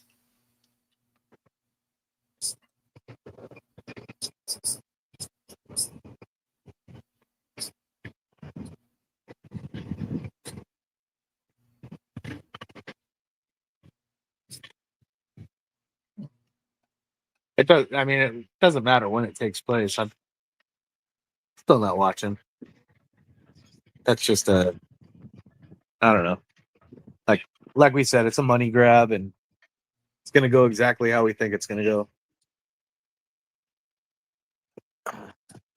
Mayweather's not going to get handed his first loss. That's not happening. Yeah, well, it's an exhibition, so it's not going to be classified as a loss. But either way, I watched Mike Tyson's whole career from start to finish. And I saw Mike Tyson pulling punches against Jake Paul.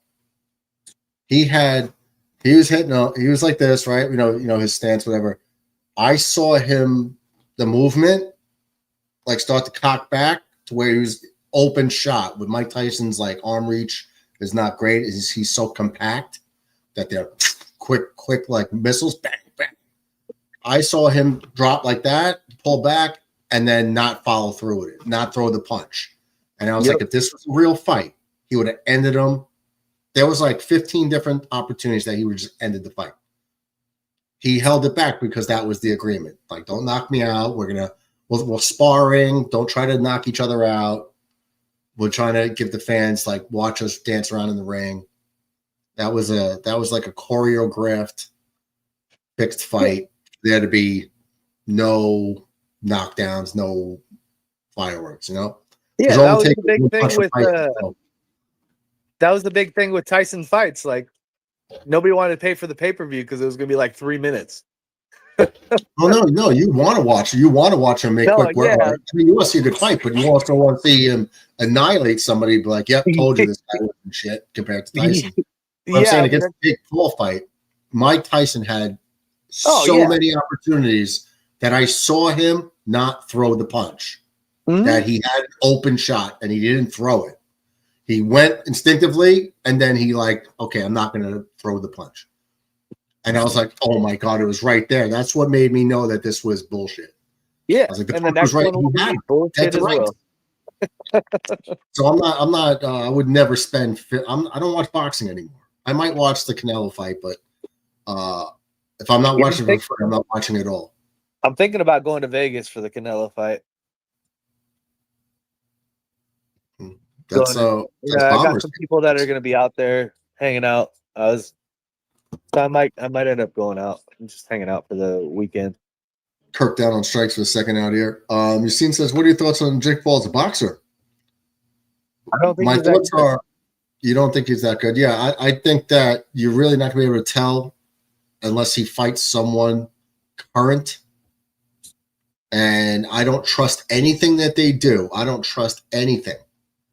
It's not a real fight to me. To me, it's like wrestling. The outcome is predetermined. Oh, great stab by McMahon. Gets up and throws him out for the third out. That's what we were missing at the third base spot defensively. McMahon, what a play. Looked like the infield was drawn in. Yeah, he was almost at the infield grass, hard one hopper. He dives to his right. Well, actually, I'm sorry, his left.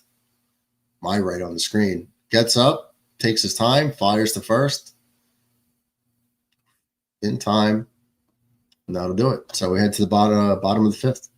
I don't think the majority, if not all of Jake's fights are legit. I just don't. Woodley definitely took a paycheck. Yeah, you're going to get tens of millions of dollars to participate in a glorified sparring match with the condition of, like, don't knock me out, dude. You know what I mean? Like, don't hit me hard enough. Or if you have me dead to rights, don't take the punch. That's how I think it's going. So I don't give him any credit as a professional fighter. Go get ranked. You know, go to the IBF or WBA or BO, whatever it is. Go get ranked and go fight someone currently in the circuit, in the top 10.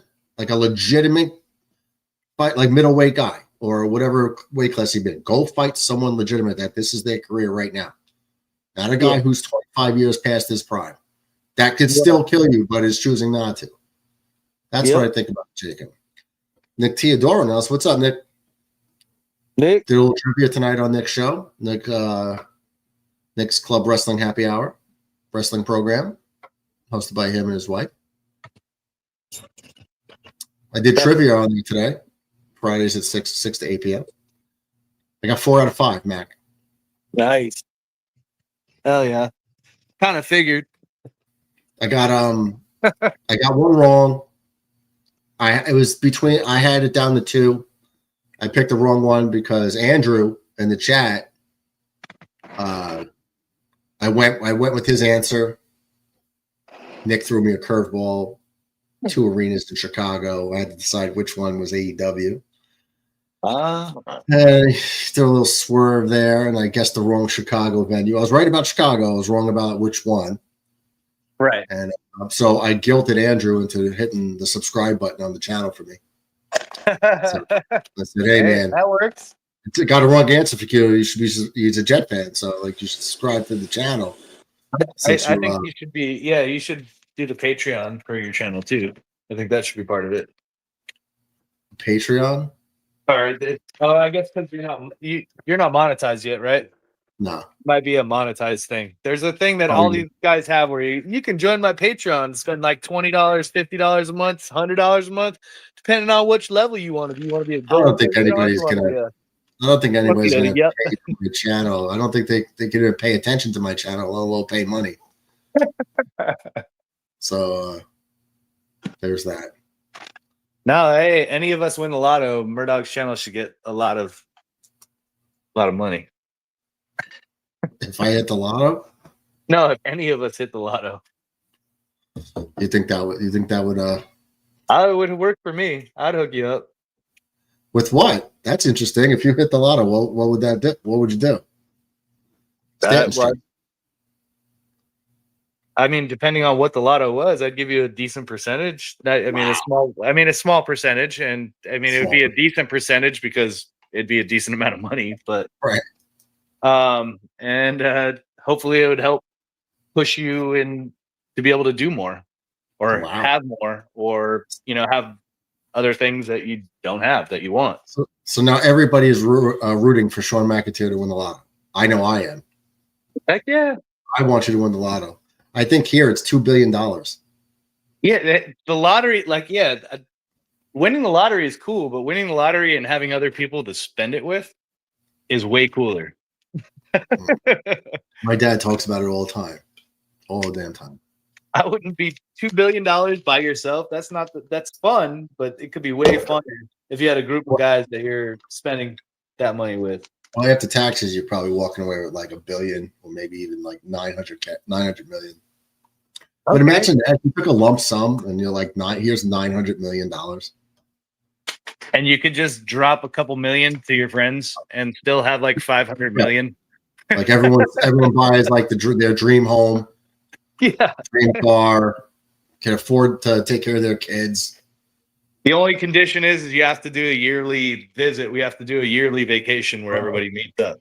Where you probably buy everyone's plane tickets and rent a big house. I'm sure. Or we the just buy an lottery island that we always go to. buy an island.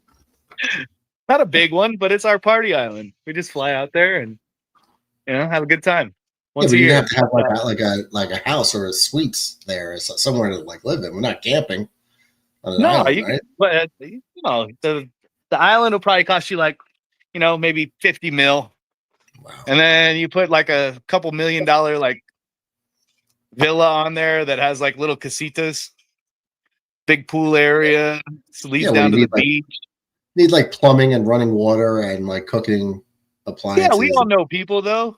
You couldn't say that. I'll fly you out to my island for like a week, and I'll give you a certain amount a night, but I'll also pay for your living and your No, food. I And would everything just while you're I would just move there and stream from there.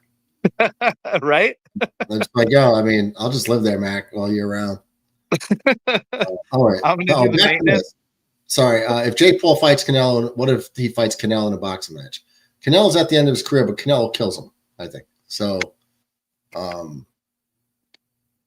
yeah, I think so. But if Jake Paul wants legitimacy, he has to fight current people contending for titles and rankings. DB says, is there a better division in the NFL than the AFC West? Of course you're going to say that because you're a gay horse fan. And he says, what's up, Nick? Welcome. Oh, yeah. I'm gonna say Canelo tears his head off if they fought. Yeah, I don't believe his fights are legit. Yeah. I think they're just I think he has agreements with each fighter, not like don't kill him. Make it look good. Yeah. That's how I see it. And I think when the other person pulls punches, he doesn't pull punches. He hits everybody as hard as he can, and whether it works or not, like I don't see him pulling punches, but I see him making everybody else pull punches for the money. But it sucks because it makes him more money because then it's like, oh, well, we need to see him lose, so we need to see another fight, and everybody pays for that fight, and everybody watches his background BS that he does on YouTube. Like, yeah, it's at a I point didn't even where know he was a YouTube guy until all the fights started happening, and then I was like, oh, all right, I'll check it out. it's at a point where people are paying to see him get his ass kicked at this point. Yeah, They just want exactly. to see him get knocked out, and they're capitalizing on it because the agreement is don't knock me out, don't drop me. He's like the 50 Cent of the boxing world. 50 Cent had like G Unit. He owned all that, and everybody was buying it because they hated G Unit. He was like, "Yep, you're giving me money, thank you." And then flies out the judge in right field for the first out. That's going to bring up Andres Jimenez. Paul Skeens. We were talking about Paul Skeens the last couple nights in here about how I have a feeling he's going to end up a Yankee at some point. Because I think he's one of the best pitchers in baseball in his second year already. And, barring injury, it looks like he's going to be on a Hall of Fame career. But I've always been saying, even though it's his second year, he's going to get extremely tired if he's not already of playing for the Pirates, just like every top pick in the draft that gets drafted by Pittsburgh wants out and gets traded because they suck routinely. Yeah. He's got a 1.98 ERA on the year. That's like a sub 2 ERA is Cy Young hands down, right? You know what his record is? What's that? Paul Skeens. Do you know what his record is? No. Let me see if I could find his starts. Um, I want to find it for you. Yeah, no, I'll wait for that, but I'm gonna have to get off afterwards. My lady just got home, and we got to do the refrigerator stuff and figure out what we're doing. So I'm gonna have to take a break. I might be back, I might not, but at least I got in here to say what's up. I'm waiting He's for you. 23 years old. He's 23 years old. He has made 29 starts this year. His record is 10-9. In his career, he's 21-12 with a 1.97 ERA in over 52 starts in 306 innings. He has 365 strikeouts, and he's 21-12 with a sub 2 ERA, 1.97. So He's been a monster in his 52 starts, and he's 21-12 because they don't score runs for him.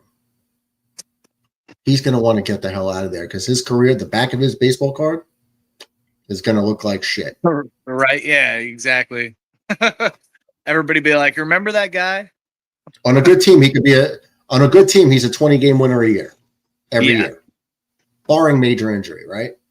Yeah. So he could approach 300 wins type that area. Not on the Pittsburgh Pirates. Yeah. All right, brother. I'll talk to you soon. See you later. Say hi to the family. Good luck with the freezer stuff. I will. Thank you, man. I appreciate it. Talk to you soon. Later, Mac. Pop the link back in the chat for the homies.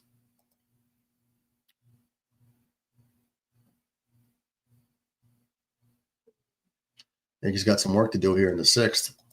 The game is only an hour and 46 minutes long, and we're here heading to the bottom of the 6th as George Springer grounds out to third base to end the inning. Yankee bats better start getting alive here. They better start cooking because the Yankees have one hit through 5 innings. So they have one base runner. And that was a home run in the 2nd inning by Stanton. That is it. No walks, no other hits. They've struck out 4 times. I mean, the Blue Jays have struck out 5 times, but they've walked twice and had 7 hits. And more importantly, 5 runs. So the Yankees are blowing an opportunity today. Big.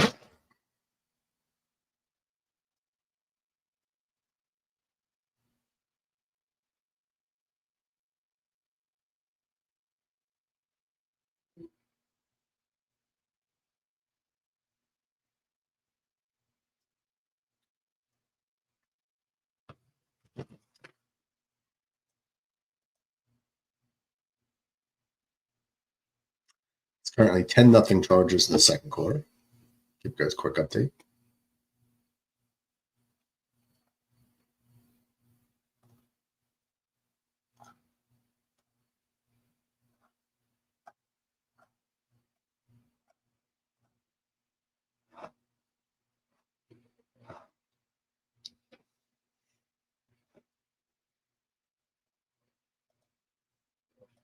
Yassine wants to know, I could bring a world to its knees, not a sword or a disease, not with a sword or a disease. I am a final judgment, a fate so grand, a battle fought on a sacred land. What am I? Are you the rapture?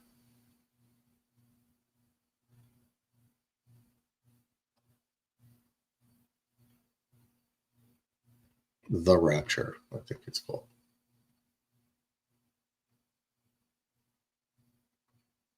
Here's McMahon leading off the 6th. Not that Murdoch. Okay.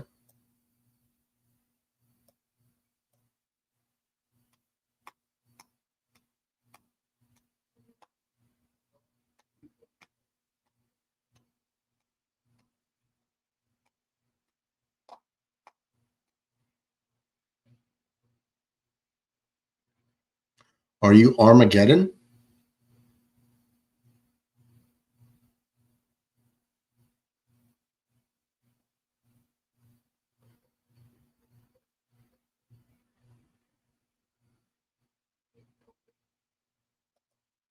That is the right answer, Murdoch. Riddle King is in the house, folks.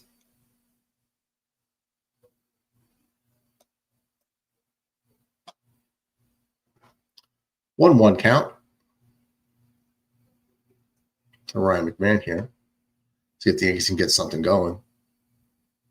Fouled away. Kevin Gausman, man, 59 pitches here in the 6th inning.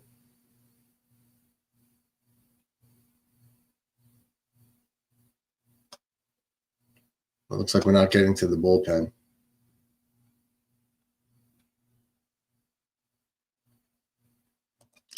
Yassine says, my direwolf is a ghost, silent and white as the snows. I wield a Valyrian steel sword, a gift from the path I chose. I know nothing, yet I've learned more than most.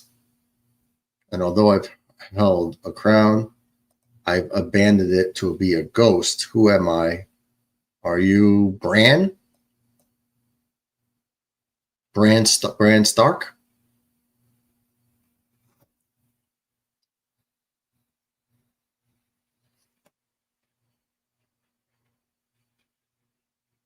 Or, oh, I know nothing. Oh, no, Arya Stark, the daughter. The one who killed the Night King. Arya. I think that's what the name, Arya Stark. The young daughter. Not that, okay.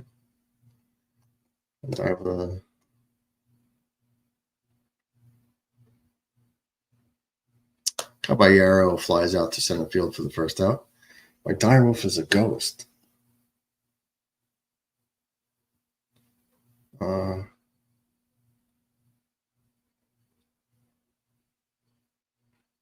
Jon Snow?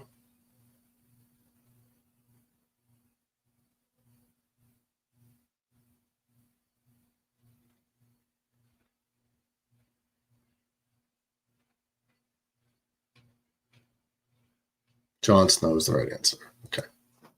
A semi flex for Trent Grisham hits it to the same spot. Fly ball center field.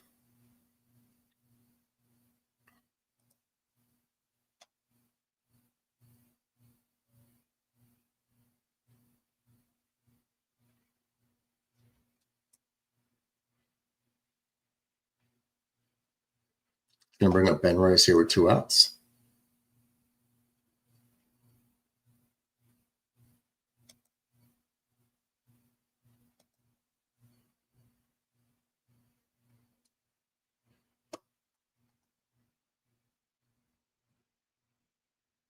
And he grounds out on the first pitch.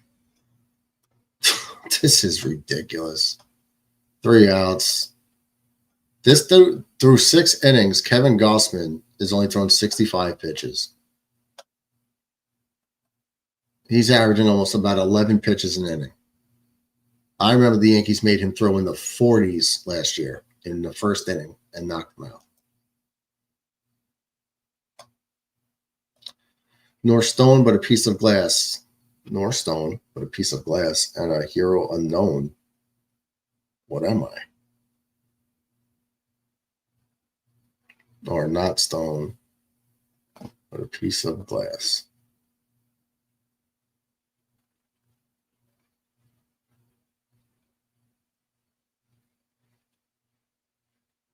I don't think I'm going to get this one.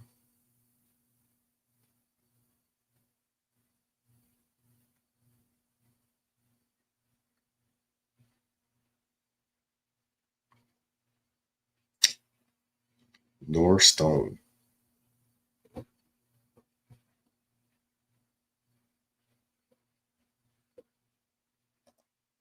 Nope. I don't think I'm going to get that one. No idea. Barger, Guerrero, Bichette due up, followed by Varsho for the Blue Jays.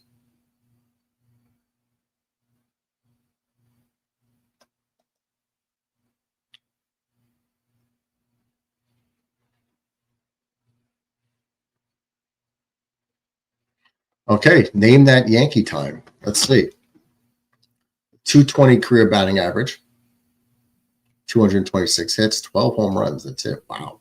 It was a Met from 95 to 98, a Cardinal in 99, a Blue Jay in 2000 and 2001, a Yankee in 2002, Giants in 2003, a Royal from 04 to 05, an Oakland A also in 05, and then a Baltimore Oriole in 2007. Wait, who the hell could that be? That is ridiculous.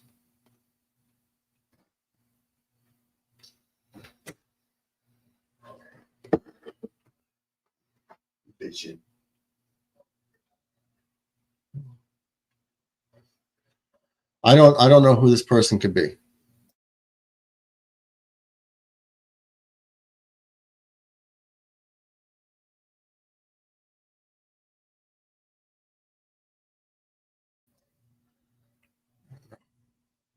Okay, cult classic, all-time Blue Jays last 30 years All-Star Vernon Wells.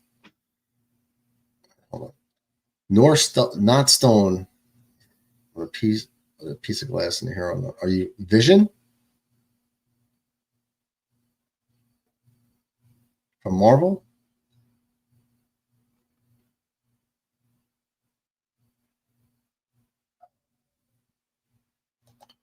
Scroll up the North Stone with a piece of glass. What am I? Is it together as one riddle?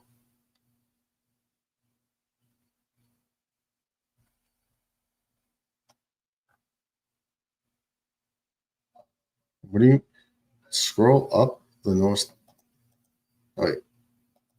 Here, the message before that says Jon Snow is the right answer.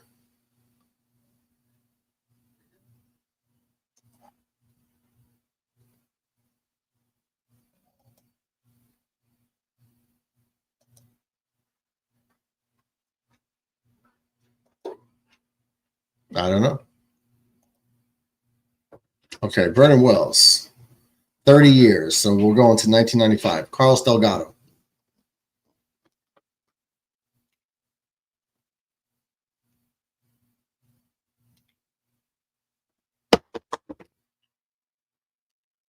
Back to the game. Barger grounds out to back to the mount to Yarbrough.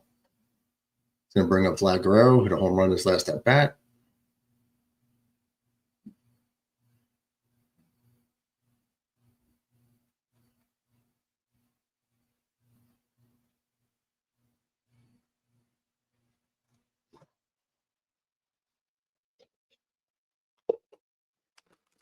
Oh.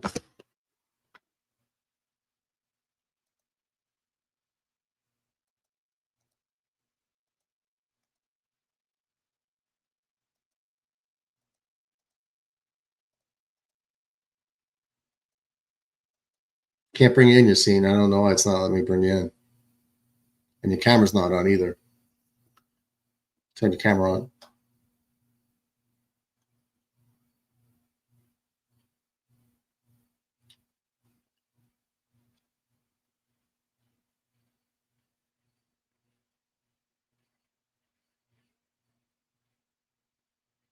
Guerrero grounds out to short.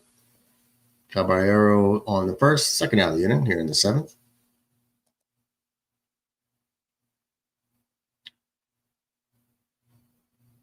I'm not going to get that other trivia question. The guy who played for like 8 teams. That's crazy.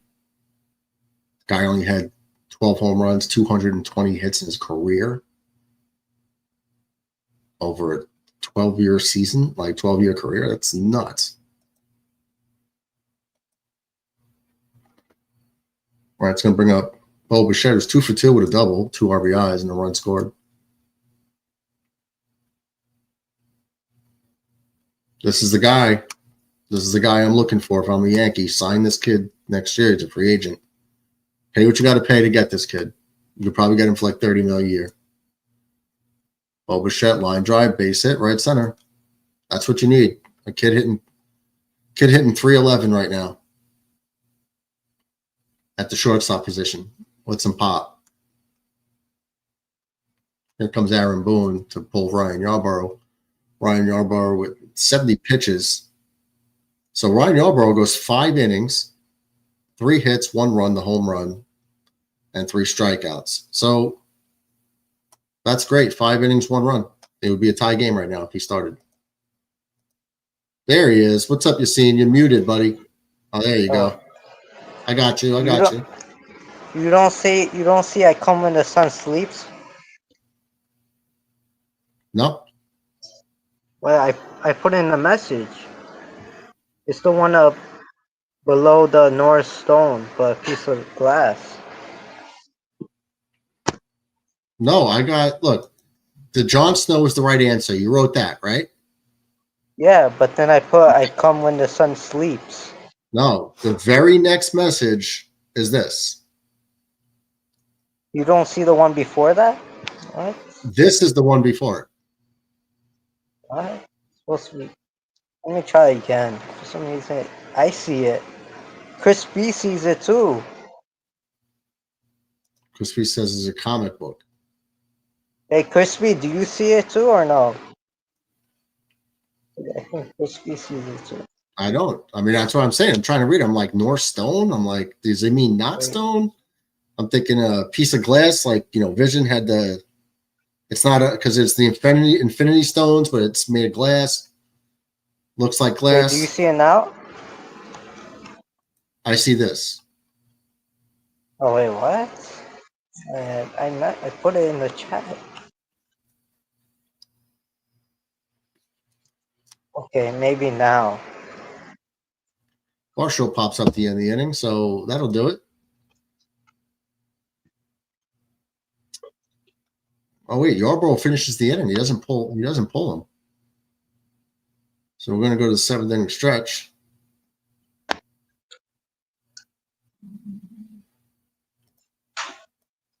So you know what you're seeing? Hang on for a couple minutes. Let's go. Let's go with Mets 2-1-2-8's beautiful rendition. God bless the USA. As you try to figure out what the hell's going on with your message, because I can't see it. If I could find it here.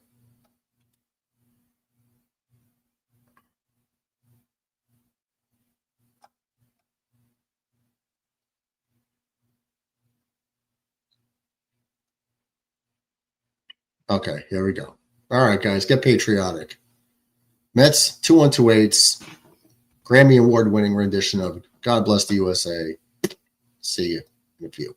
And so, my fellow Americans, ask not what your country can do for you. Ask what you can do for your country. If tomorrow all the things were gone, I worked for all my life, and I had to start again with just my children and my wife. I thank my lucky stars to be living here today, 'cause the flag still stands for freedom, and they can't take that away. And I'm proud to be an American, where at least I know I'm free. And I won't forget the men who died, who gave that right to me. And I gladly stand up next to you and defend her still today. 'Cause there ain't no doubt I love this land. God bless the USA.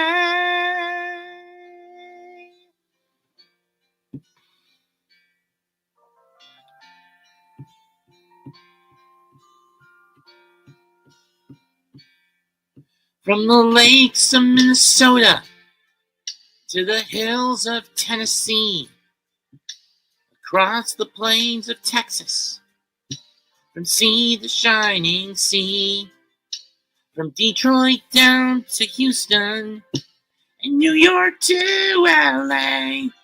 Well, there's pride in every American heart, and it's time we stand and say that I'm proud to be an American, where at least I know I'm free.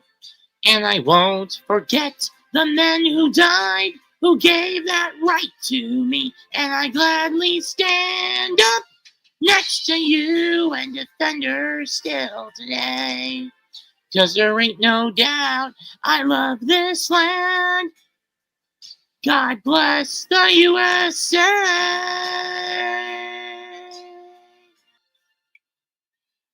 Goodbye, good night. Happy Veterans Day. Wow. Oh.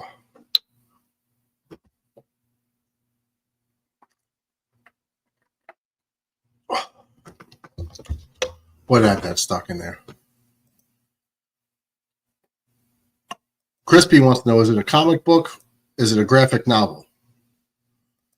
And hey, Chris, do you see the riddle that says, I come when the sun sleeps? I don't see it.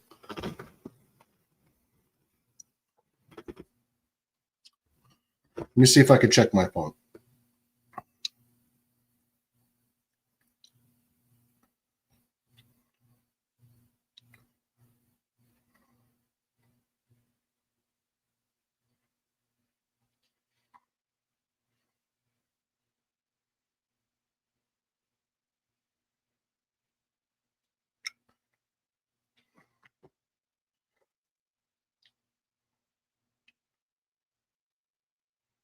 No, not even on mine.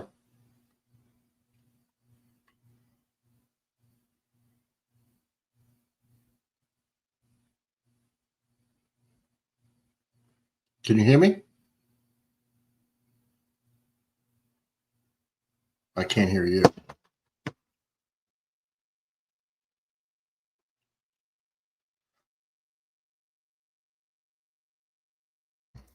Is your mic muted? I can't hear you anymore, Yassine.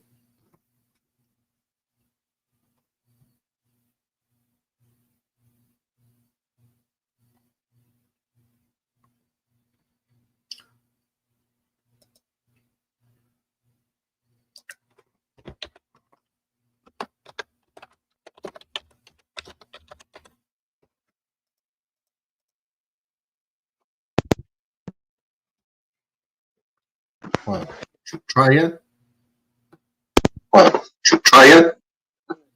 Now I hear you, but I hear an echo. Well, I heard now I hear you. Well, I hear an echo. Well, I heard me. Try back. Like leave and come back. Try back. Like leave and come back. See what happens. Okay. I was hearing the echo like 5 seconds later. Boomtown in the house. What's up, brother? Representing Canada. Your Blue Jays are beating us up again. Thanks a lot, Boomtown. Yankees can't beat Toronto. Drives me crazy. Even John Ratcliffe, who's a Red Sox fan, is rooting for the Yankees to win this. That's crazy when a Boston Red Sox fan wants you to win. That's nice.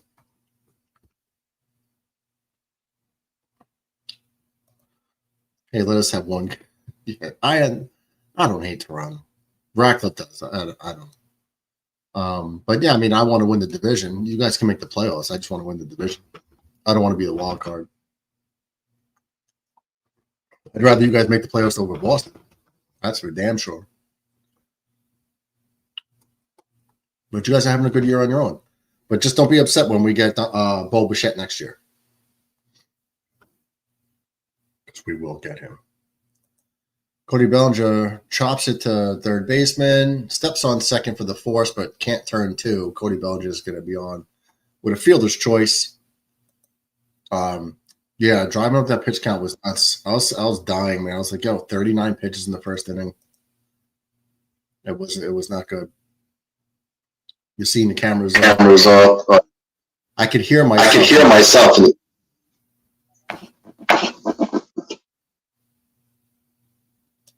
Still can't hear you. I hear me. Hold on.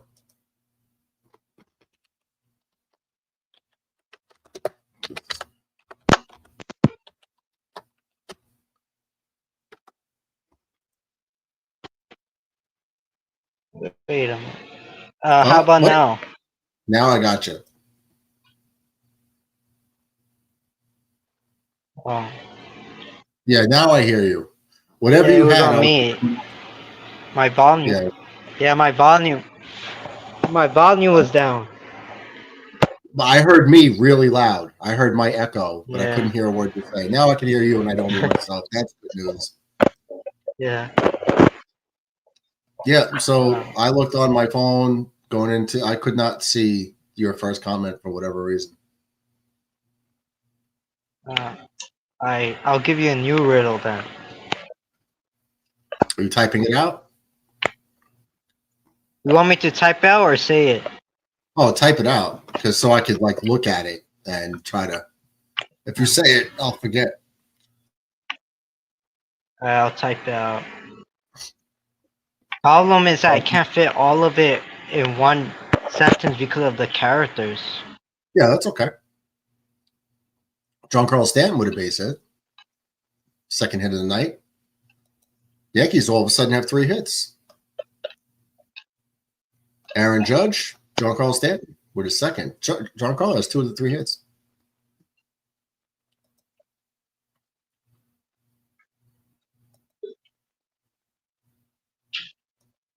Yeah, but boom, boom. That driving up that pitch count, man. It was so many foul balls. They fouled off like 15 pitches. It was crazy. A couple of like 9, 10 pitch at bats.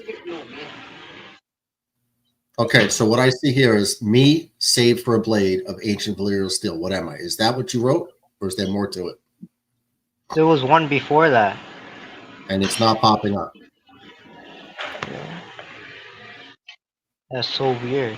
I just put that before that. I figured the way I'm reading it is it says me, comma, save for a blade of ancient Valyrian steel.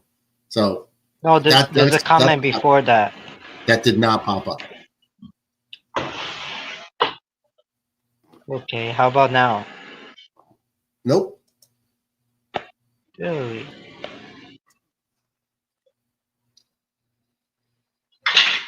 Should I just say it? The top one? Yeah, I guess you could say it. You know what? How about this? I'll type this one for you. You want me to say it, right? Yeah, you read it to me and I'll type it so everybody in chat got a chance. Okay, I come with a cold so deep. I come with cold. Yeah, so deep. Yeah. It chills the very soul. Okay. My touch is death.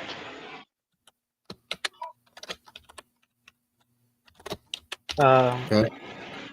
My breath is a winter gale. My breath is a winter gale. Yeah. Okay. I lead an army. I lead an army of the death. Okay. Well, you're the Night King. Yeah, it's the night. It's not the Night King. You're the Night King. I don't have to keep typing. The answer's not Night King. The answer is the Night King, right? No, it's not Night King. It's not the Night King, and I just deleted it because I thought you said yes. It's the Night King. Oh man! All right, let's go again. Read it again. I'll have to retype it because I made the mistake. I've never heard of a Night King. What is that? Oh wait, it is the Night King. Yeah, it is. Oh, okay. As Jazz Chisholm strikes out for the 600th time this year. Isn't the Night King and White Walker the same thing? Yes. Well, he's the king of the White Walkers. Oh. But the actual head guy is called the Night King. Yeah. For some reason, when I watch Game of Thrones, I always call him the White Walker. They're all White Walkers. Or yeah, they're all White Walkers. All of them, but he's the head one. The way he brings people from the dead to alive was scary. Yeah. Well, I mean even like the dragon, right? You got the dragon. He went there. They pulled the dragon out of the lake. Yeah. He knew where to find him. Got him out of the lake, and then touched him, or did what he touched him, and then the eye turned blue. Yeah, man. He turned them into zombies. Well, no, he just brought them back to life as zombies, but they're like fully functional. Paul Goldschmidt over 2 in 278. Man, a Paul Goldschmidt home run here would really, really help.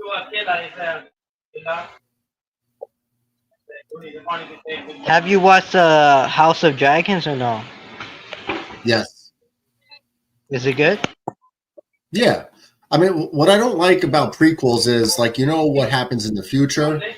And if you watch the first ones, you kind of, when they talk about the past, you already kind of know what they give a lot away. They talk about the past, then they make a show about the past, so you know what's going to happen. You know what I mean? It's like saying, like, let's say me and you were in a movie together, and I'm like, you know, like, in, 100 years ago, David got killed in the final battle. And then they make a show all like 10 years later or whatever it is, 7 years later, and it's like a show about David. So you know David's going to die at the end of the show in the final battle. You know what I mean? Yeah. So it's like, why even watch it? We already know how the outcome is going to be. But it was good, nonetheless, for entertainment purposes of seeing it play out. I don't see Mets today. Mets might be on his own stream.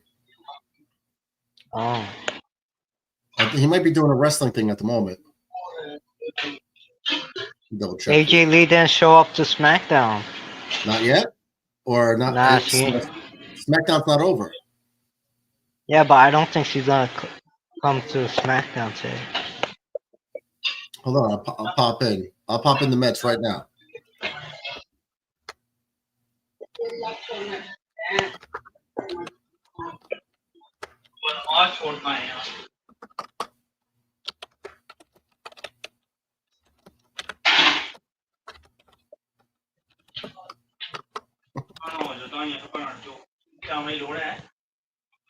It would make sense for her to make her debut at SmackDown because it's in Chicago.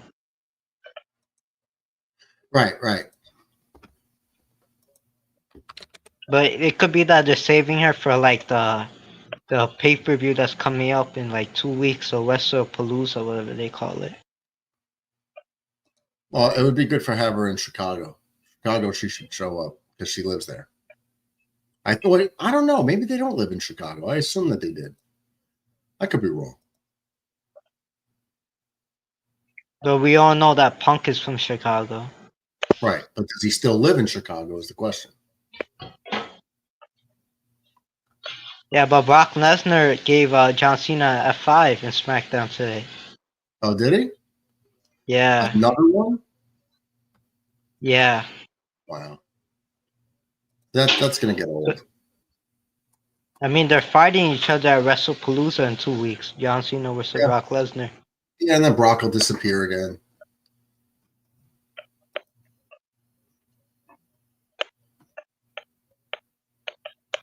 Who do you want to see John Cena fight after Brock Lesnar? Hold on. I don't really have a preference. I'd rather it be like top tier guys. See, I don't think Cena needs to get anybody over because what they're gonna do another AJ Styles with him. I figured that they would do programs with a history of his rivals, like a Randy Orton, an AJ Styles. Brock was one of them. All the guys that he had major feuds with. They did CM Punk already, but it was a short feud. So, I mean, he fought Sami Zayn today. Who did? Cena. Oh, he's Sami Zayn. Okay, that's probably just so Sami Zayn could have a match against him in his career. You know what I mean? Like Sami was probably fought before.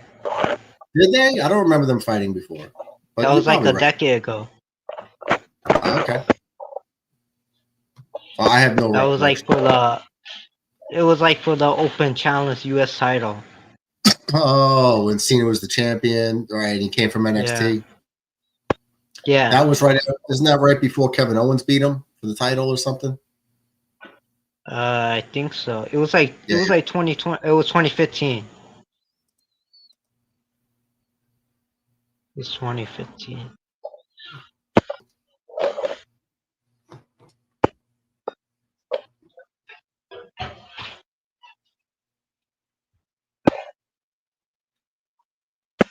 What did you think of the Cena versus Logan Paul match at Clash of Paris? I think Logan Paul is pretty good in the ring.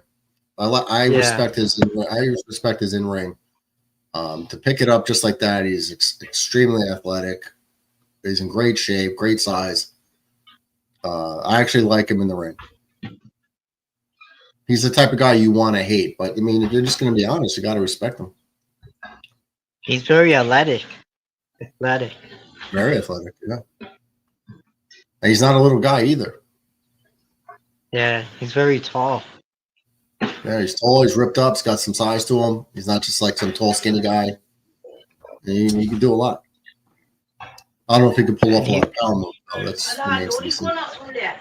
But he could do a moonsault. Oh yeah, no problem. And he takes risks too. Yeah. Like he'll do a moonsault like off the top rope onto the announcer's table, or something. I think it's gonna be LA Knight versus Jey Uso at WrestlePalooza. I don't see it being a major event, tell you the truth. No, I don't think see it it. will be because it's a debut of ESPN. Oh, right. So there will be title changes. Yeah. So it's gonna be like I could see a lot of title matches in that pay per view. You know what? Now that you've said that part about ESPN, I agree. There's going to probably be a major title change. Probably. And then ESPN got mad at Stephanie McMahon. Oh yeah, why? Because he said like for the people that are streaming to ESPN, like she said to use VPN. Oh, yeah. She's saying like you could watch it for free somewhere. Yeah, by using VPN. And ESPN got mad at her for saying that. On a baseball note, real quick, think about this. Toronto is 3 games ahead, possibly going to go 3.5 to 5, depending on what Boston does tonight. And Anthony Santander has been out since May. They've been doing this without a guy who had 40-something home runs last year for the Orioles. That's crazy. So they're only going to get a little bit better. Who had the Blue Jays winning or leading the AL East? Nobody. Yeah, I never thought they were going to actually be this good. Yeah, nobody had that. I know I didn't. I thought it was only going to come between the Yankees and Red Sox for the AL East division. Yeah, that was smart money. Pass ball, wild pitch, pass ball. I don't know what they're going to call it. I think they're going to call it a wild pitch by Mark Leiter. As Ben Rice can't glove it or get in front of it good enough. Just gotta hope we win tomorrow on Sunday. We had the advantage in the pitching matchups, I thought. DB says Chiefs made a field goal before the half. The announcer says, yeah, it's 13-6 at halftime. Announcers act like they won another Super Bowl. Luke's down on strikes for the first out. Yeah, it doesn't surprise me.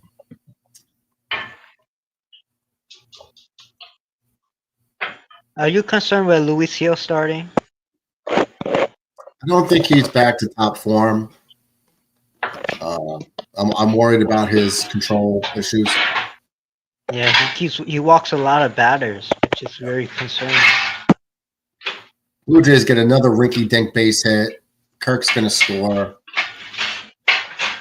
And Jimenez is going to try for a triple, and he's out. Oh, no, I'm sorry. That's Clement. Why do they have Jimenez up there? Oh, so Clement doubles, gets thrown out trying to stretch it to a triple, but Kirk does score, so they tap on another run. Blue Jays up 6-1. He gets thrown out because he jogged out of the batter's box. Cody Bellinger made a mistake. Cody Bellinger could not pick up the ball against the – it was going to the wall. He cut it off, but instead of gloving it, it went past him and kept going to the wall, back of the wall. But they do catch a break as he does get the runner trying to take third.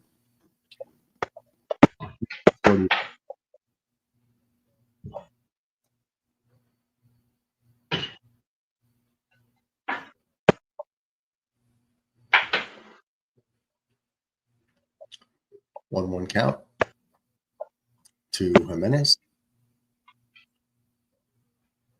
So are your Jets playing this Sunday, right? Yep, everyone is. Everyone is? Nick Teodoro says, what's up, you see? And I finally see the Riddle Man. Oh. Yassine's How called are in. you, Nick? Yassine's called in before. It's been like a month, at least 6 weeks since Yassine's called in. Rare appearance, but he has called in a few times in the past. Only when there's like a quarter crescent or a full moon out will he make an appearance.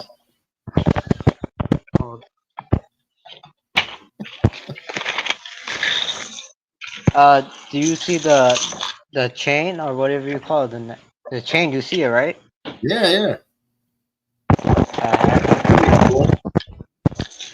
Yeah. Are you rocking that? Man, I should get one of those. Those are cool. I got it for free. Nice. Because I won a trivia question on the Yankees. That's pretty cool. Nick says, I'm disappointed he's not in a green costume. What do you mean a green costume? He thinks I'm the Riddler. Oh, the Riddler. Okay. See, that was a riddle in itself. Yeah. What was the trivia question that you got right to get that chain? It was based on Yankees. I think it was Yankees past and then like the present, like players. Like who hit like the home run or something like that. Who hit the home run? Oh, you don't remember the question? No, it was like been like over a week now. How could you not remember the question since you won it? It was like 5 questions.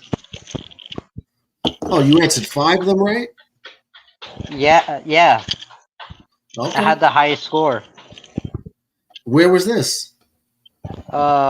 You remember the one that went live in your stream with Jason Custodio? Yeah. Oh, Jason did a trivia giveaway? Yeah, I went to nice. live and won it. Oh, awesome. That's cool.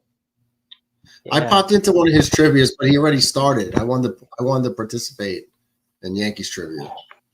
Oh, he goes on live like 11 or 12 o'clock. After the game, depending on the Yankees game. Yeah. Nick says Yacine is great. Coming through with the riddles. Hell yeah. So what do you have them like all like written out, or you got them from a site? Oh, I got them from the site. You get them from a site, yeah. But you have to type them all out. What? You have to type them all out, so. No, I could just copy and paste it. Oh, you can? Oh, that makes it so much easier. Okay, that's good. Yeah. Sometimes I write it out. Sometimes I make my own ones. Do you? Yeah. Okay. Some of them are your own. Okay. Yeah. Some of them though, like when we give answers that fit, it's like, well, the answer hits every criteria of your riddle, and then you're like, nope. Like the coconut one the other night. Coconut could have been a right answer for sure. Your answer was right as well, but coconut was also a viable answer. There was multiple correct answers. Nick wants to know when you plan on taking over Gotham City. Damn, I'm Batman. I can't be Riddler. I'm Batman. Better Riddler, Jim Carrey or Paul Dano, or your scene. Who's the better? I like Jim Carrey. Yeah, I don't. Jim Yeah. Carrey. I mean. Yeah. He was funny. Yeah, he was Jim more Carrey fun as the Riddler. Paul Dano is more like a neurotic, whatever. I don't know. I think a psycho. Yeah, I think there was a scene though. I think there was a scene that Paul Dano. I don't know if it got cut from the movie that he did from Arkham Asylum, like a jail cell. That was pretty good. I don't know if it made the final movie though. No, I think it did. It did make the movie? Was it the one he was talking to Batman? Yeah, I think at the end he was talking to him. It was like a long scene at the end, I think, where he was in the cell. Batman was outside the cell. I don't think it was cut. Okay. Nick says, I would expect an answer like that from the Riddler. Oh. McMahon flies out. First out here in the 8th, the Yankees are rolling over like a bunch of dogs. Gossman's only at 93 pitches here in the 8th inning. That's crazy.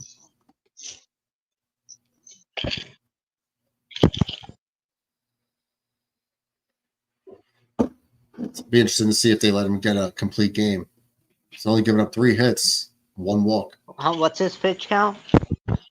93. 93. How many Got 1 out in the 8th. 1. Oh. I don't think he's gonna go for the 9th. I mean, it's possible. They can let him go like 110 pitches. They'll see. I mean, I wouldn't. There's no need. He doesn't have a shutout or nothing like that. So there's a low strike. So it's gonna be Heel versus Serger tomorrow, right? I think they might have switched it up. It might be Chris. I think it was supposed to be Scherzer. I think it's going to be Chris Bassett tomorrow.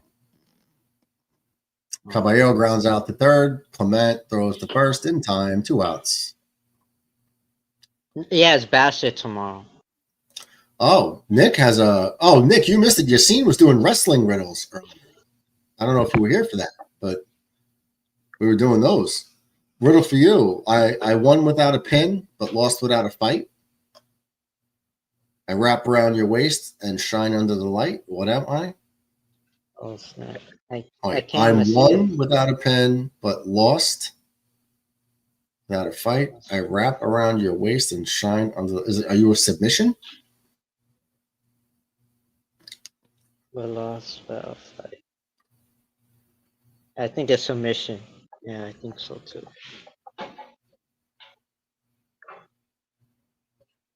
That's some. It feels like a WWE riddle, something like that. Or are you a wrestling title? Like because you could win a title without pins. You could win by submission. Solid guess, guys. But no. What? The championship? I just said a title. Yeah. Is the answer championship belt? It could be like disqualification. Good second. No, a good second guess. Is the second guess right? So is that the answer? Championship belt is the answer?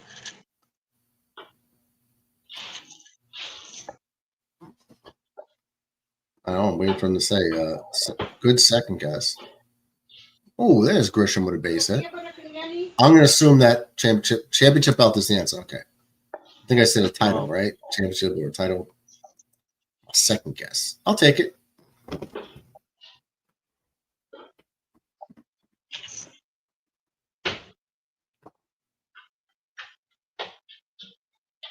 Yeah, Yassine was doing wrestling trivia earlier. Let's see.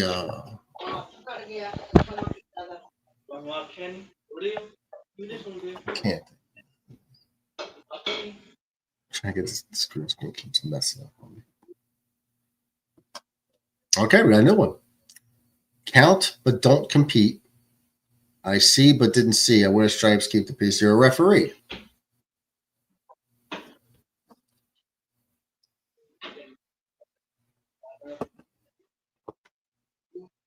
Oh, it's Empire, right? That's Empire? No, I think it's a referee. They wear the zebra shirts sometimes. At least it's the old school referees. Oh, post strike to Ben Rice. Count goes to 1 and 2.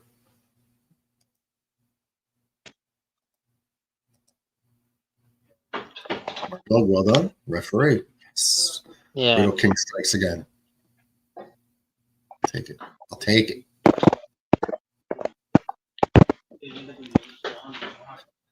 I don't know if Nick was here for that, but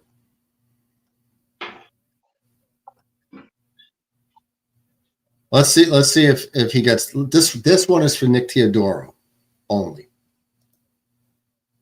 I've been called underrated, a workhorse for years. I could take any bump and quiet all your fears. I won a briefcase and cashed it in with a roar, but you'll often see me lose more than I score.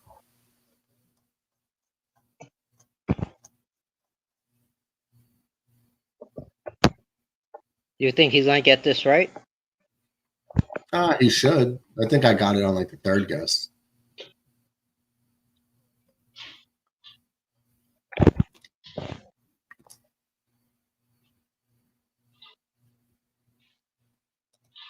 Ben Rice grounds out to third baseman Clement to end the inning. So 6-1 heading into the top of the ninth. This sucks. And they got the top of the lineup up.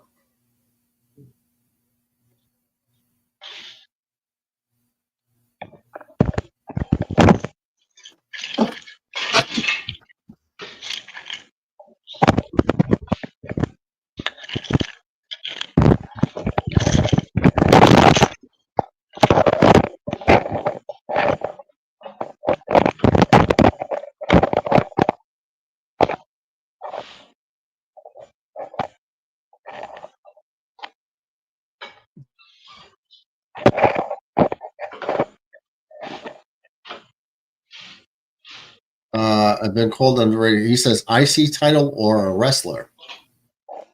It's a wrestler. And no, it's not Seth Rollins. It's not Edge. That's what Radcliffe said. He said it was Edge. Radcliffe. That's right. It's not Edge. I don't think Seth Rollins was ever called underrated, and neither was Edge.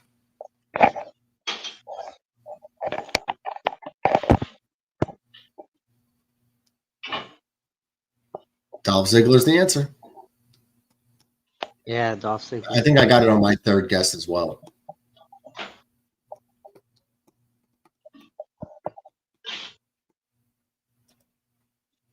Okay.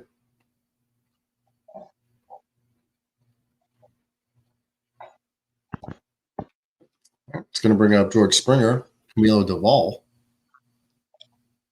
on the mound.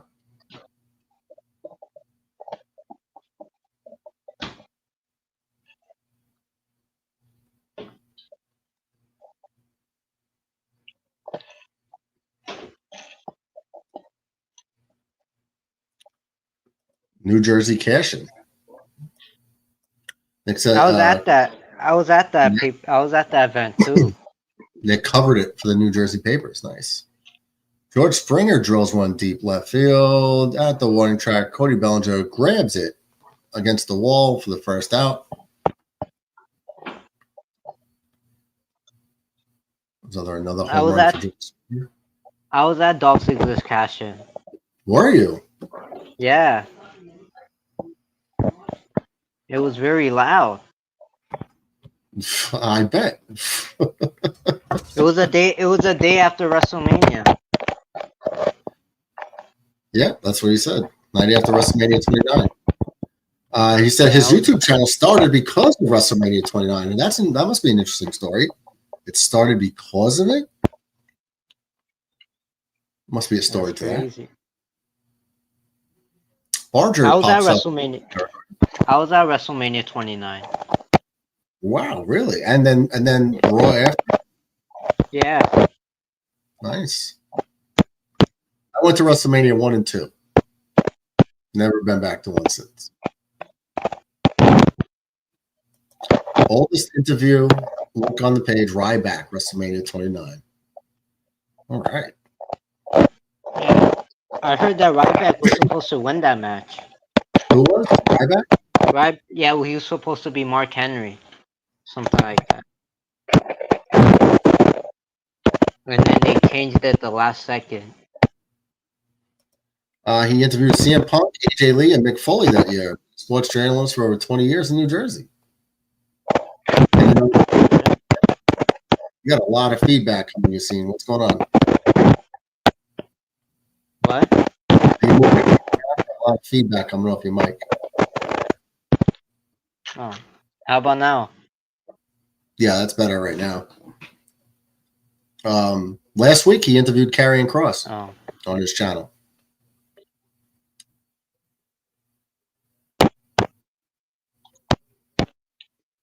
He said interview with John Cena. He could try, but Nick. I thought Nick was going to let us call in and talk to Karrion Kross and ask him a question, but he was like, "Nope, not going to do it. You guys could suck it."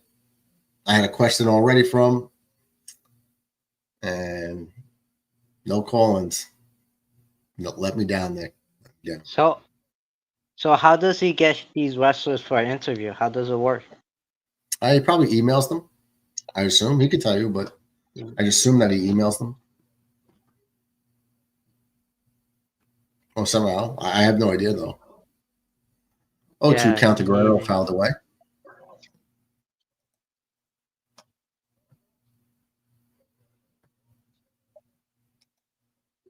I don't think I would have wasted Camilo's ball this game. You know Chris Van Vliet? Yes, Van Vliet. You know that guy? I don't know how you say his last name. It's like Chris Van, and then the last one I don't even know. Is it Van Vliet or something like that? I think it's Van Vliet. Yeah. He gets all these WWE wrestlers and he interviews them. And AEW also. Yeah. all the time. And he did one recently with Seamus. Vladimir Guerrero singles to left field, 2-out hit. That's his 4th hit on the night. Jesus. So Bo Bichette and Guerrero have 7 hits. They're 7 for 8 combined so far.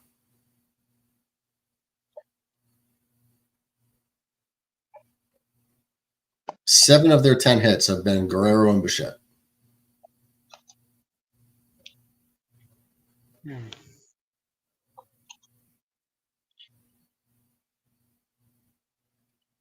This would be the time to put Devin Williams. Yeah, or Blackburn. They're not coming back. So Ben Rice, pass ball. Ben Rice just tried to catch an inside pitch like this, and it goes off his glove. I don't know if he got mixed up. He might have got mixed up. I don't know, but it's a pass ball either way. Guerrero goes to second. 2-0 count to Bichette. See you later, Nick. Murda, do you have a current favorite wrestler right now from WWE or no? I'd have to see the roster. I like Aleister Black a lot. There's a few.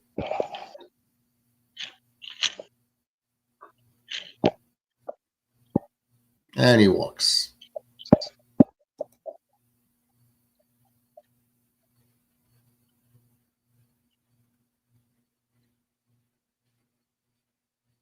I want to see Alistair get a nice push.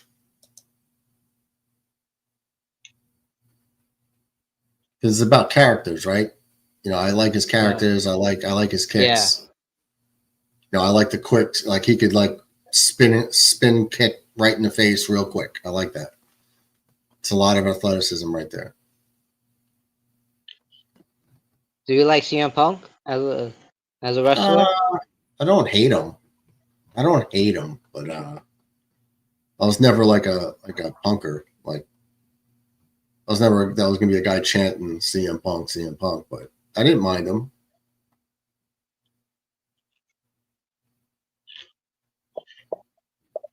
I mean, you get the guy, the best in the world. I'm like, you know, people say that all the time. Like, I'm the best, and they say it until you believe it, and people start saying it about you. And it's not necessarily true. But it's catchy though. It's like a catchphrase. Right. And when it catches on, then people are like, oh, he's the best in the world. Okay.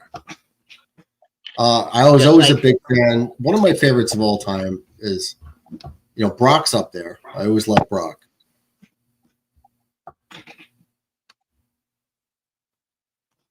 Do you think his daughter is going to be in WWE? I don't know. She might to be like a China type person. She could if she decides to go that route. If I was her, I would, because there's no real money career in being a shot putter. And there's another base hit. It's probably going to be a double. Guerrero's going to score. They should just put in Paul Blackburn, let him eat up the pitches. Second and third, 2 down.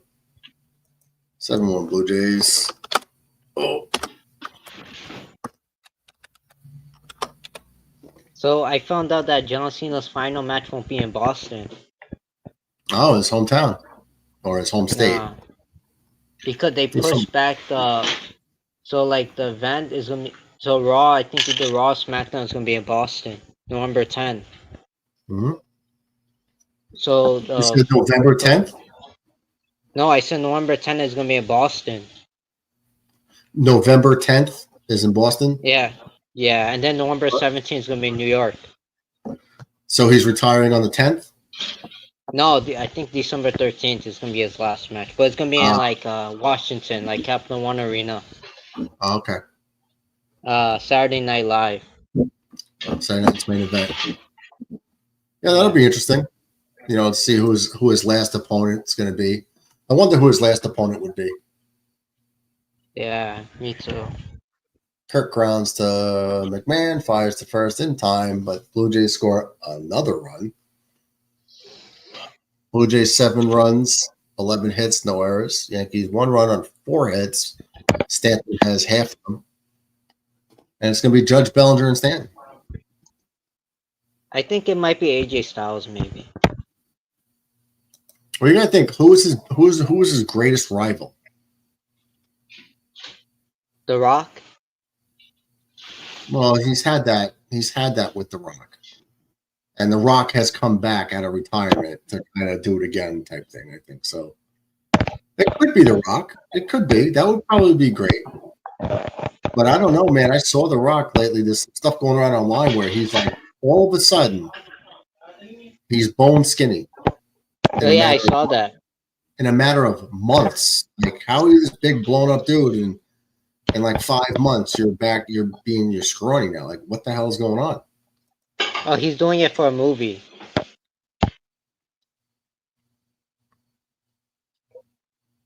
You can't just lose all your size like that. That's like not a thing. You can't inflate yourself like that and then just deflate in a few months. That's like craziness. Seriously, like it's incredible. Yeah. Watch him be back to himself again.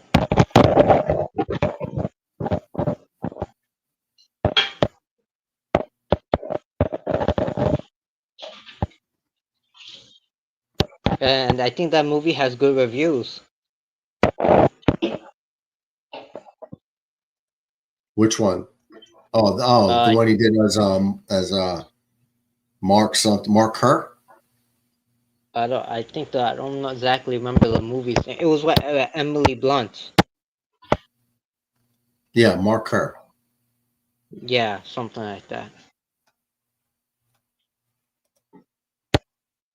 So is he the producer or director, something like that, or is he just the actor? I think he's just the actor. As far as I know, he's the actor. Oh.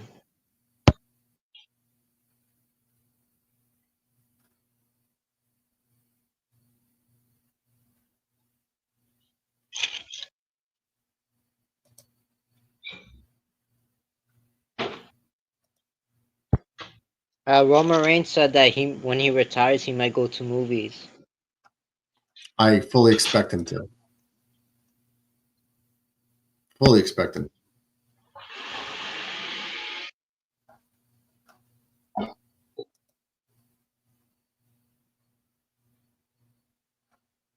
Okay, 4. Okay.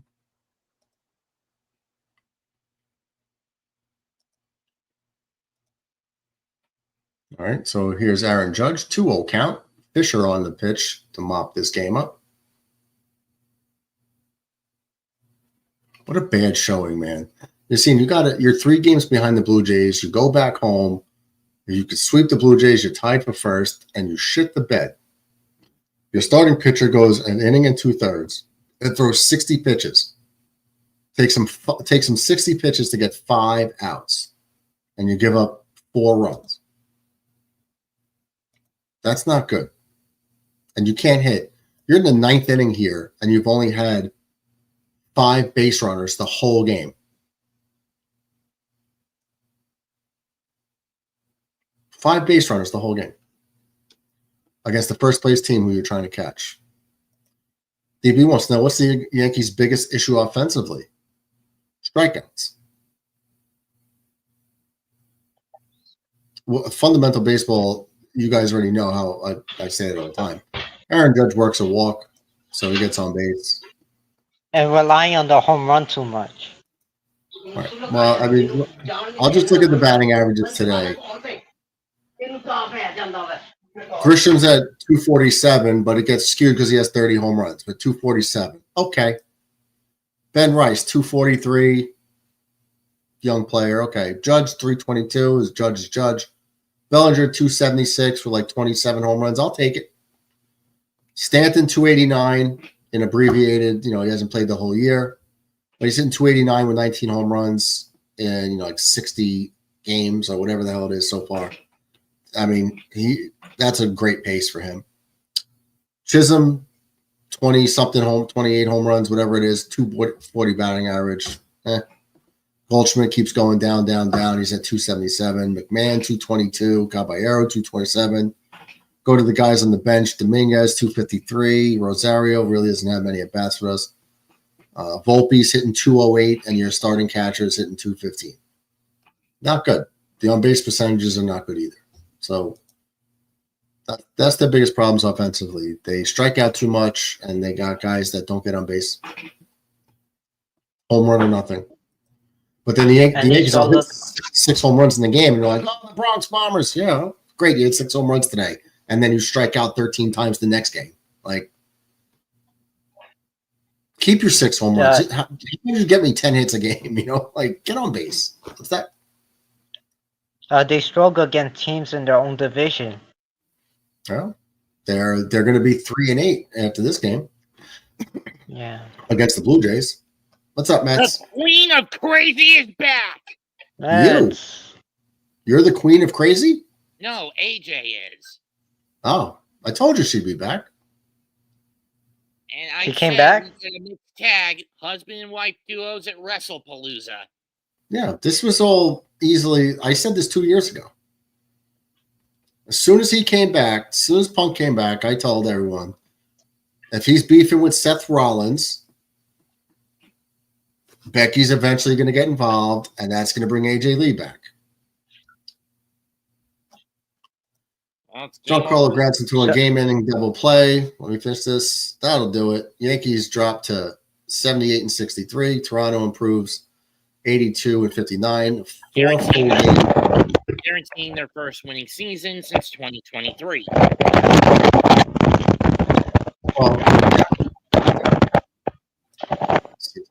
And their third winning season in the last 4.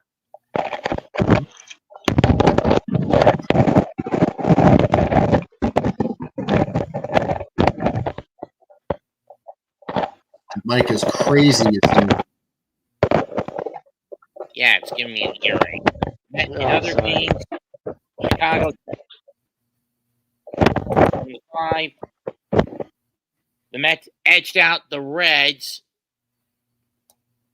The Mets edged out the Reds 5-4. I mean, seriously, Diaz gave me a heart attack. He had the bases low with nobody out, got 2 strikeouts, and then he got a ground out to win it in Cincinnati. Okay. It's 2-0 Rockies, top 6 over San Diego. That's a surprise. 6-1, top 7. Giants over St. Louis at the moment. Milwaukee beat Pittsburgh 5-2. Philadelphia beat 9-3. Seattle lost to Atlanta 4-1. So you get a small save there. Kansas City beat Minnesota 2-1. It's 7-5. White Sox currently up on the Tigers. 1-0 Diamondbacks over the Red Sox, but that game started.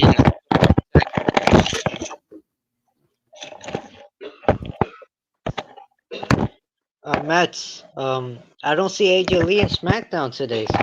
She didn't come to SmackDown. She did. She did?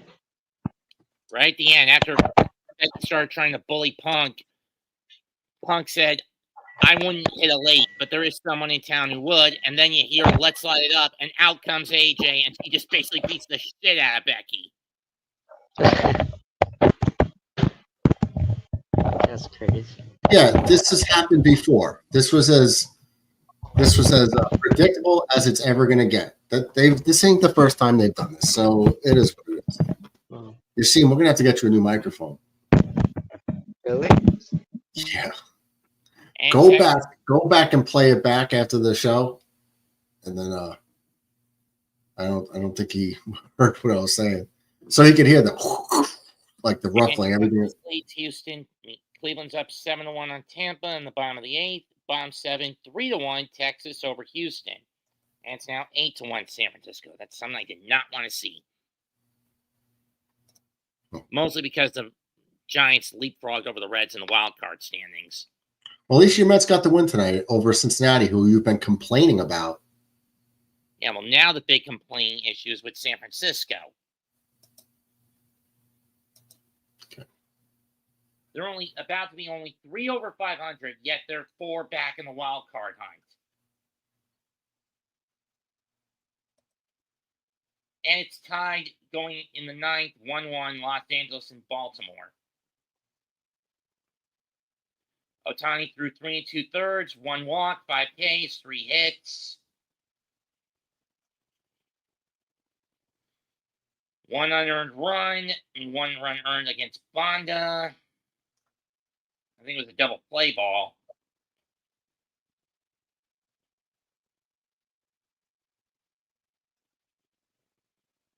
No, it was a wild pitch. Let's see a scoring summary. Oh, it was a double. It was a steal from third, and then Kasperius threw it. He missed the throw, and then Henderson stole home. And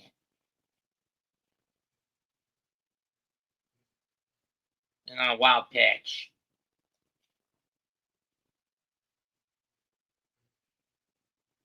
And it's now 4-2 Anaheim over the A's. Not that that game really matters.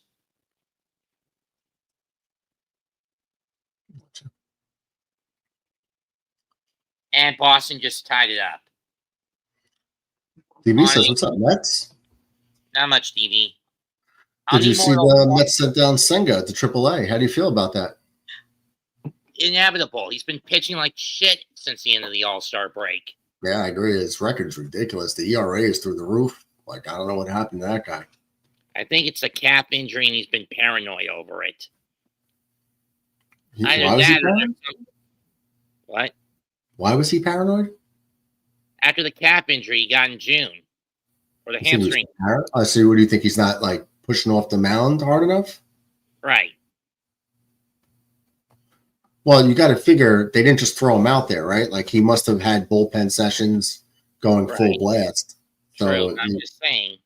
Got to test it out. Like, I'm sure Jermaine Johnson on the Jets is sprinting out of the blocks trying to get the pass rusher in practice. I mean, I get what you're saying, but still. DB, I'm going to need more of those waters you sent me over the summer for work. He sent you waters? Yeah. DB Claus strikes again. Mm-hmm. DB's our favorite Santa. Dude, I should have known. What a nice guy. Landon Holder. What's up, Landon? Lost. We played effing pathetic. We sure did, Landon. We sure did. Almost gave me a heart attack. It was a pathetic display. You're 3 games behind the division leader. You're playing them at home. You get a chance to even things up, and you go down without a fight.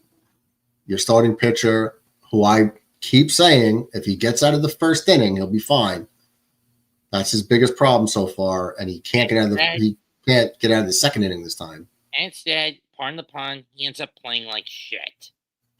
He pitched like Schlip. He did. And now you have to put Yale up against Bassett tomorrow. Yeah. And you know what? You know what's crazy is that they're doing all this without Anthony Santander, who's been out since May with a shoulder injury. The Mets are going to send Tong back out tomorrow against Singer. And then they're going to debut Brandon Sproat against Hunter Green. I mean, desperate times call for desperate measures. And I mean, taking Manaea you need to also take Manaea out of the line because it feels like that arm hasn't fully healed for him. You've seen how bad he's been lately, right? No, not on the Mets. I don't really catch many Met games. Trust me, it's been pretty damn bad. Last game out, he had a 6-3 lead against the Tigers, and he nearly gave it away. I mean, the Mets ended up winning that game 10-8 on Labor Day, but he didn't even get out of the 4th inning again. Because he's been reducing himself to a damn 2-pitch pony. It's been nothing.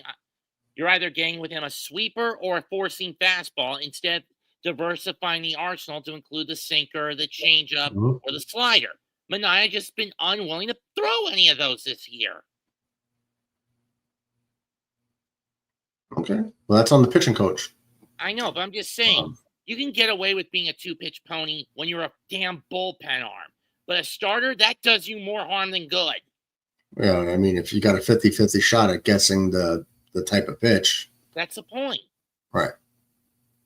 Landon comes in with a hot-ass take. I got the Raiders taking the division over the Broncos being second, Chargers third, Chiefs fourth. Talking about a team that just went to the Super Bowl. I mean, that's the point.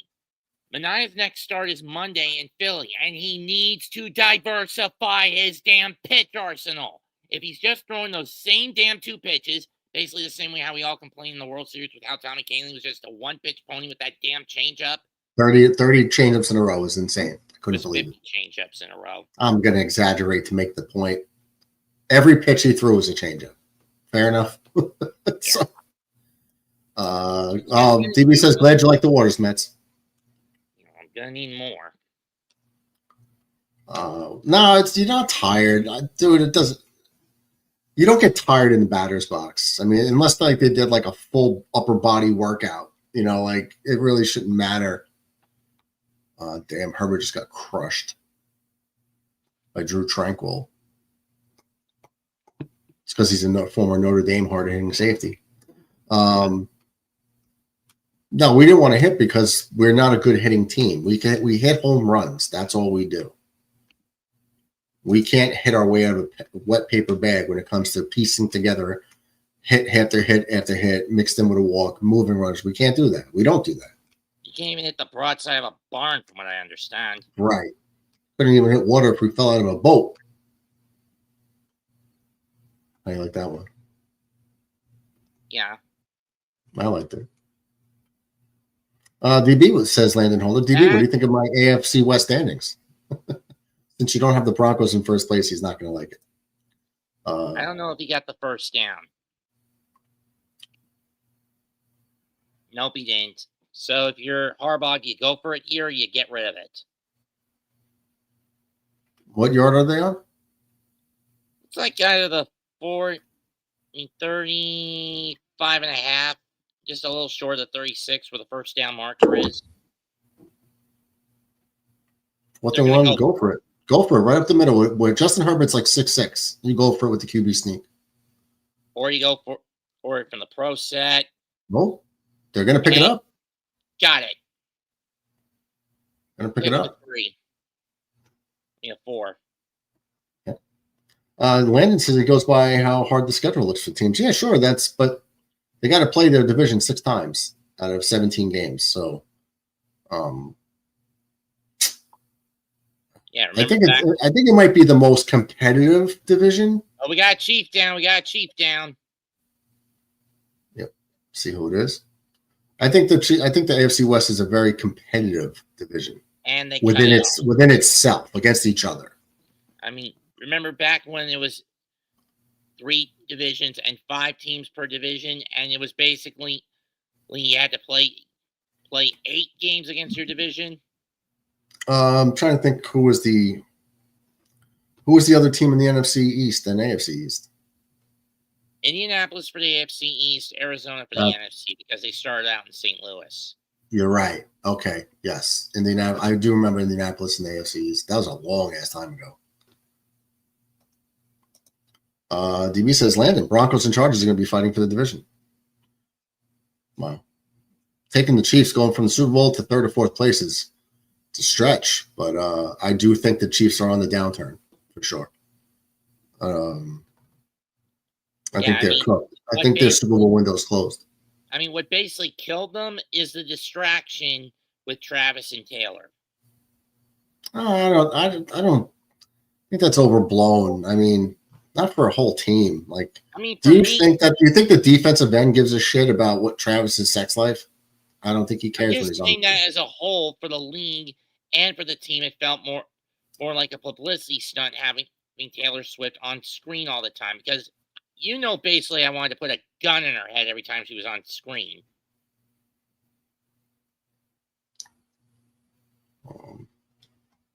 Or at the very least, I wanted to pistol whip her. Mets, hold on, I got something for you. Hold on. DB says the Chiefs got walked into the playoffs last year. I don't care what anyone says.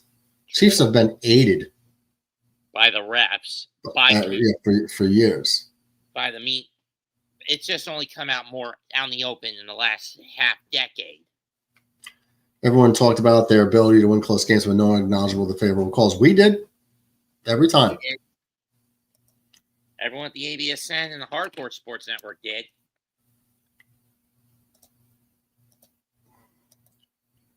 Let me get rid of this one. And think, you want to know what the pitching matchup is for Saturday between San Francisco and St. Louis? Sure, why not? It's their two worst pitchers going on the mound.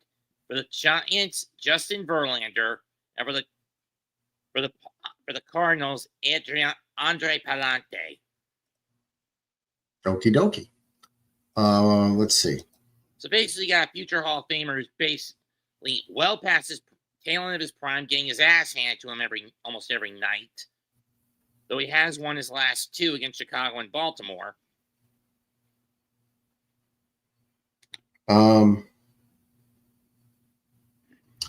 Mets, I got some breaking news. I got some footage from your battle with Beastbreaker. You want to walk us through this one? Fine.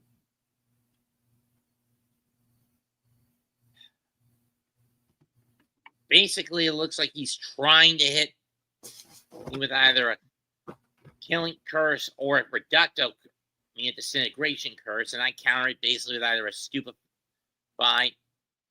or a leather corpus curse. I don't know how it played out or remember it all that much. Well, looks like, I mean, is this how it started, or is this how it ended? This looks like a stalemate because he looks like he's intent on ending you, and you look like you can't be bothered. You look like you're falling asleep mid-battle. Was he that much of like not a fight for you that you're just like, okay, let's get this over with? It was more like you look like you're bored as shit. Tell you the truth. Wouldn't any Slytherin Ravenclaw be bored with the Slytherin's usual tactic of their stupid belief in blood purity, which has led to inbreeding, decline of resistance to any diseases, both magical and muggle alike, and finally sterility of the bloodline? Are you saying that Beastbreaker's force is weak? No, I'm saying the only reason the pure-blooded wizards had that kind of smug superiority is because they knew their kind were dying out. No, but I'm just talking about this particular battle. I mean, it looks like you can't be bothered. Like he's like he's really trying, and you're just like, all right, let's get this over with, dude. I gotta go. I got a 2:30 appointment. You know, like you and Hermione in like the closet. No, it's more like I had to do some charms course with Professor Flitwick, and he was in my way. Professor Flitwick? The little goblin is the Ravenclaw headmaster. Oh, okay. I haven't seen the roster of cadre. Basically, he's the charms professor at Hogwarts. Charms professor? Charms class. Okay, gotcha. DB says, kick his ass, Mets.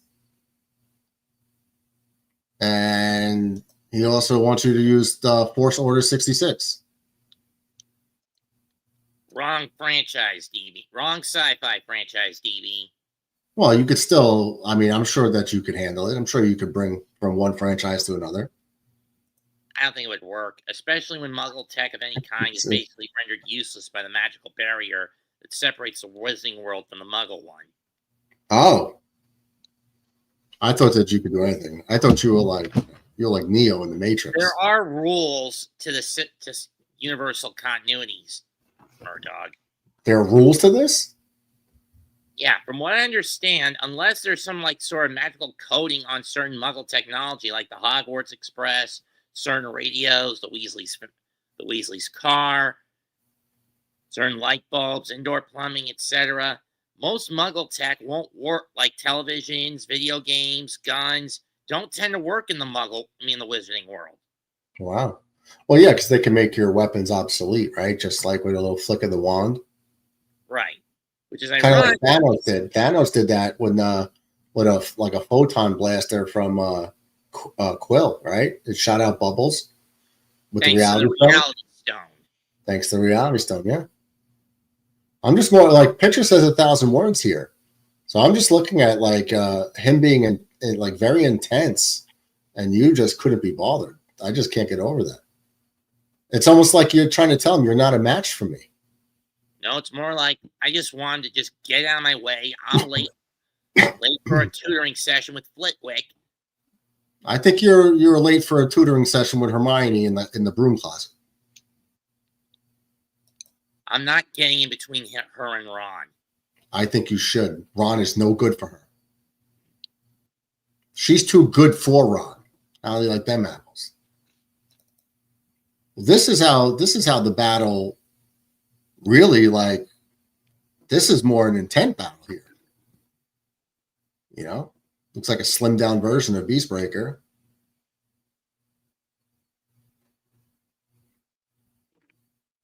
So it's like after this battle, it looks like I think this is how it started, right?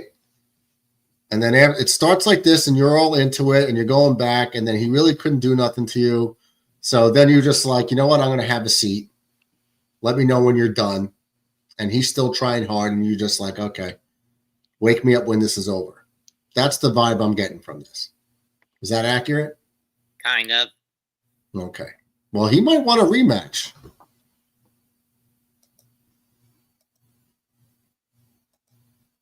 You might want a rematch, Mets. You ready for it? Got my wand in the closet. You got to take yourself out of Hermione first, but Not think that you'll be kind ready. of wand. I mean, Huh? not that kind of wand. An actual custom-made one. I'll go grab it. I don't pull it out that often because I don't have the cosplay necessary for it. You're going to go get your weapon of choice?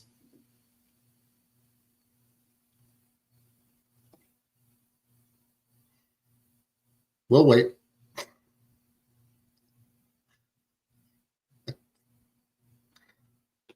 Let's see this. Wrapped it for me a few years ago at a convention. Wow. Who made that for you? A guy who specializes in wand making. Chestnut, 11 1/4 inches. Wow. Is it imbued with anything? Anything special? Supposedly unicorn. Is it like a unicorn horn? Unicorn hair, mane hair. Oh, unicorn mane hair. Okay, I was close. Unicorn tail hair. I can never remember which one it is. All right, so it's like a kick-ass wand, though. Either way you slice it. Yeah. Granted, I only asked for this because that's what a Pottermore quiz suggested my wand type would be. I think with something like that, you just got to go with your gut. I think the wand chooses you. True. You think that wand chose you? I think so. Right there. It looks good on you. Just about right. But again, I don't bring it out all that often. Oh, you got a sleeve for it like a golf club, huh? Like you got like its own protective sock. Hope that's not the same one you put on the doorknob. It's not. Okay. Just checking.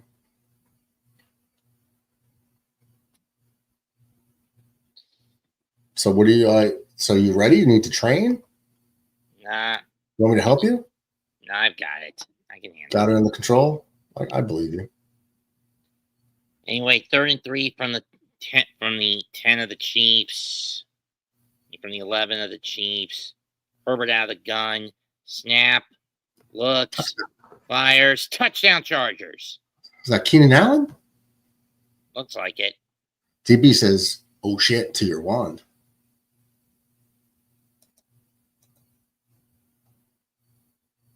Keenan Allen back with the Chargers. Touchdown. Where was he last year? He was with the Bears. Can I ask why they have? He's a bit old now. He's like in his early 30, like 33 or something, right? Right. Oh wait, I forgot this was in Brazil tonight. Yeah. Oh, the salsa in the end zone. Score a touchdown. I'd be doing like the salsa, like it. Wouldn't you? Maybe a little merengue. Can you salsa? Not really. Have you tried? I've tried imitating the Victor Cruz style salsa. Oh, we got to see that one day. I'm sure you're pretty good. You could do Victor Cruz. Come on. It ain't even that much. He just does like a little shimmy. It's not even that much. It's all in the hips. It's all in the hips. Got this, kid. You got it. I mean, next thing you know, there's gonna be that troll from the Happy Gilmore movies. What troll? You know, the one that was basically in Shooter's pocket calling Happy a jackass. Yeah, that was Eminem. That was in the second movie. I don't remember who was in the first one, but he's dead. He just died like 3 months ago. Something like that. Does that make you happy that he's passed? No, I just found it. No, I just found the character funny. Oh, the character funny. Okay, you jackass. No one figured out that the guy was in Shooter's pocket for that whole charity tournament to throw Happy's game off, and then listen, he drove. Him and Bob Barker. He drove a punch buggy on the course to take him out. Jackass. Yeah, I liked when he went to what are they going? Red Lobster. And then Western City. Shooter, you want to go to meet me at Red Lobster? My treat. He's like, nah, kid. Price is wrong, bitch. Mets, would you have fought Bob Barker on the putting green? No. Or the driving tee? No. From what if that was around the time he had been trained in Chun-Kuk-Do, then no. He was trained in Chun-Kuk-Do? Chun-Kuk-Do. You know Chuck Norris's martial art? I never heard of it.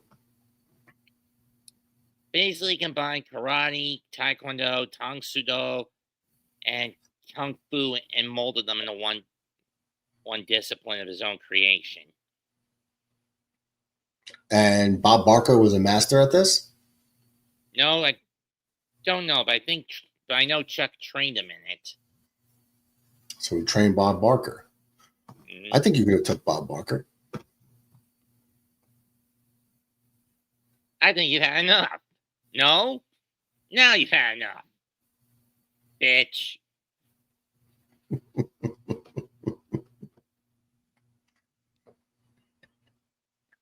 Then there was the whole gator that bit Chubbs his hand off. Gator. Well, he took his head, right? The one-eyed gator? After Chubbs tore one of that bastard's eyes out. Yeah. No, Happy went and killed the gator eventually. And then he killed Chubbs just by scaring him with that trophy. Yeah, he fell out the back. He fell out the window backwards. Remember the gator that got your hand? I got his head. Yeah. Is that your favorite movie? Not really. It's just pretty quotable for me. If Carl Weathers hadn't died, I would have met him at a horror convention. How would you have addressed Carl Weathers? Would you have addressed him as Chubbs or Apollo Creed or the one from Commando or Predator? Alien. I'm sorry. Or the one from Alien v Predator, or whichever one alien film he was in. No, he was in Predator, the first Predator with Schwarzenegger. I would have addressed him as any of them, but of course I would need someone to get me a gator head and then show it to him.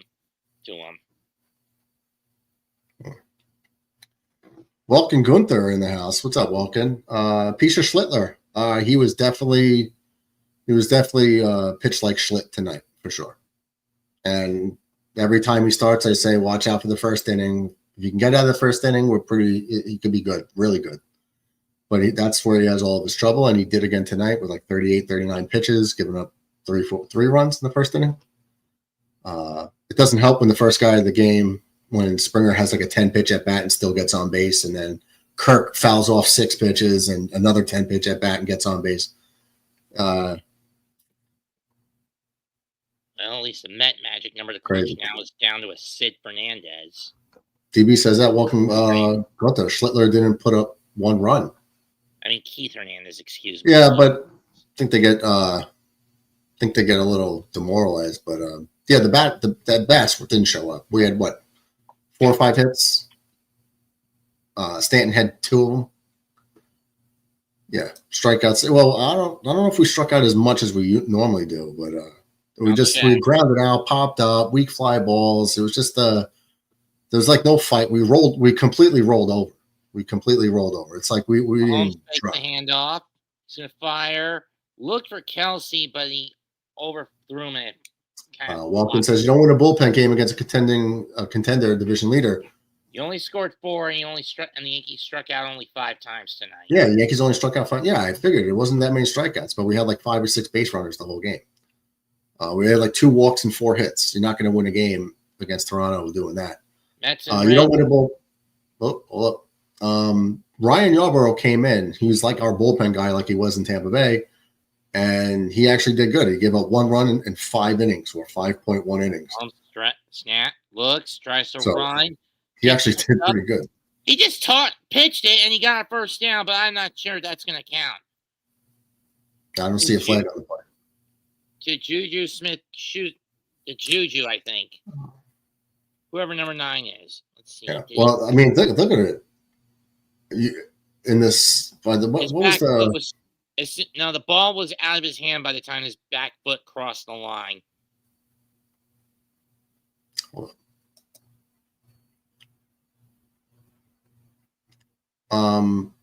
Toronto scored 5 of their runs. Did not score again until the 8th inning. So Yarbrough went 5 1/3, only gave up 3 hits, 3 strikeouts. He gave up the 1 home run. That's it. So if Yarbrough started and he was in 5 1/3. So if we're in the top of the 6th inning, 1 out, and they only gave up 1 run, we're kind of sitting pretty at that point. Yarbrough did his thing. And then look at the Met game. They scored no walks. They scored runs in 3 of the first 4 innings, but then were held scoreless. Peterson gave up 3 runs in the 4th inning of the 4 runs he coughed up in the 3rd inning, in the 4th inning alone. Which led Yankees had 6 base runners. Mets left 9 on. 4 hits from the Yankees, yeah. Yarbrough should have started. Yarbrough was effective before he got hurt. He was very effective. So I have no problem with Yarbrough starting. I think the Yankees bullpen is so suspect that they'd rather him just be in the bullpen just so they have a more reliable guy to go to in pressure situations. Paul Blackburn should not be on a major league roster. That's number 1. I do not want to see Mark Leiter Jr. in any game that matters. 3rd and 4 from the 42. Weaver's been shaky.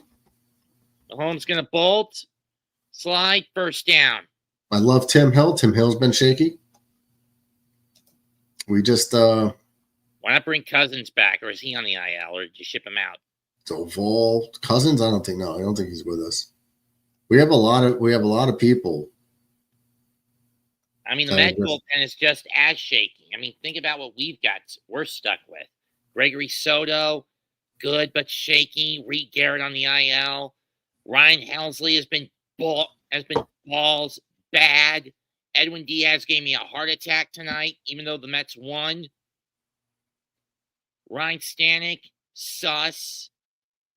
Catch by Kelsey. There you go. 5, and I'm going to get some fantasy points. Touchdown. There you are. You're going to get at least 10 points on that one, I think. Plus, how many? Plus 3 because he went over 30 yards on it. No, I'm saying like you. If it was it's what is that 30 32 30 no 37. 32 37 okay, so you're gonna get 9.7 37 40 you're gonna get 10.7 points just for that one catch alone, plus 6 for the touchdown. Yeah, in total you're gonna get 1 for the catch. They're going for 2. You're gonna get 3.7 points for the yards, and you get 6 for the touchdown. So there you go. 2. Well, that doesn't help you because Bucker is not going to get the extra point. So, and it was swatted down anyway. But you still got but you still picked up over 10 points on one play. Threw it to Kelsey and he caught it, but Kelsey's on the sideline. Yassine wants to know what has a lot of eyes that can't see. A human brain. Okay.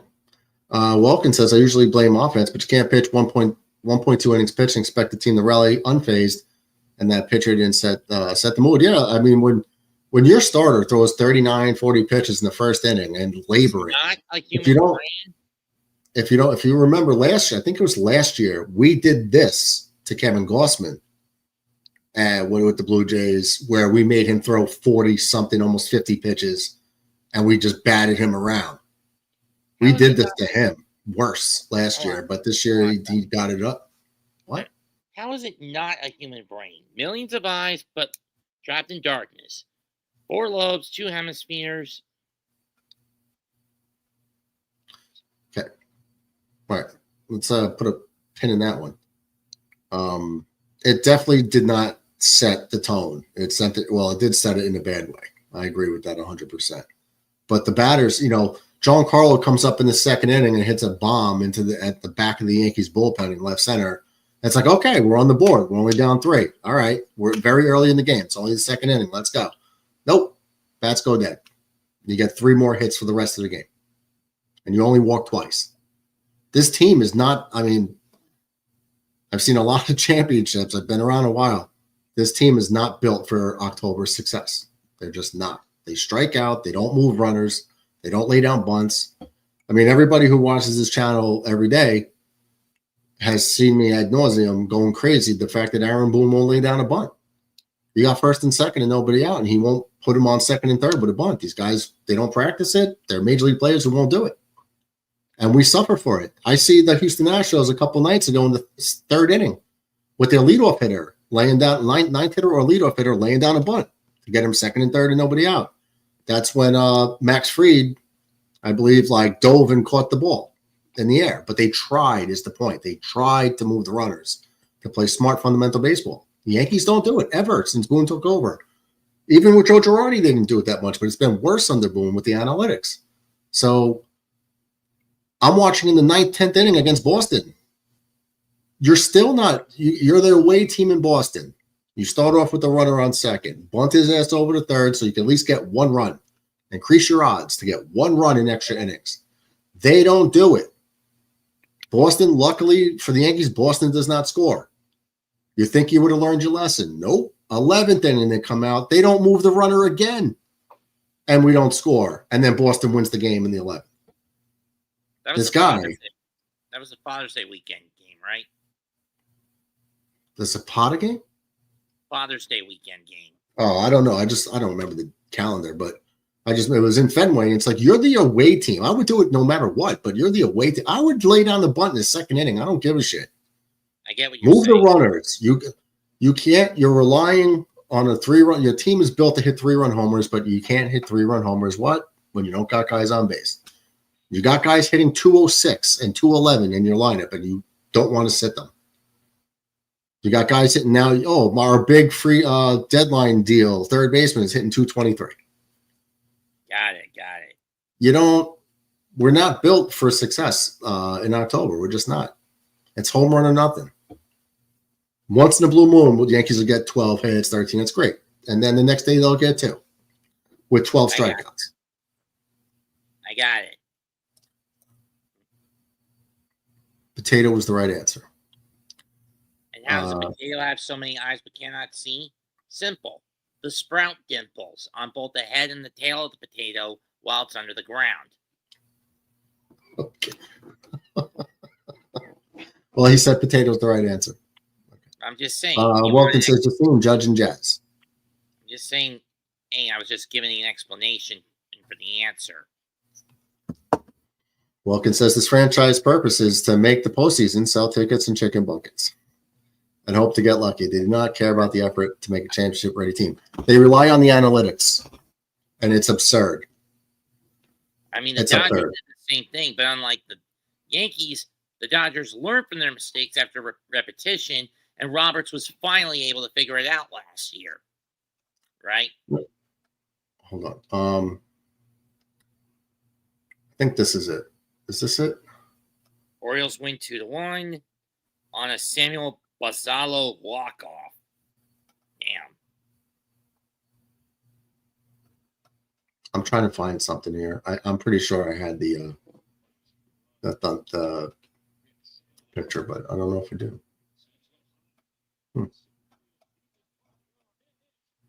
Let me start back from the beginning.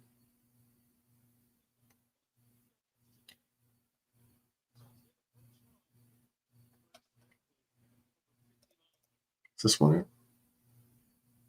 Okay.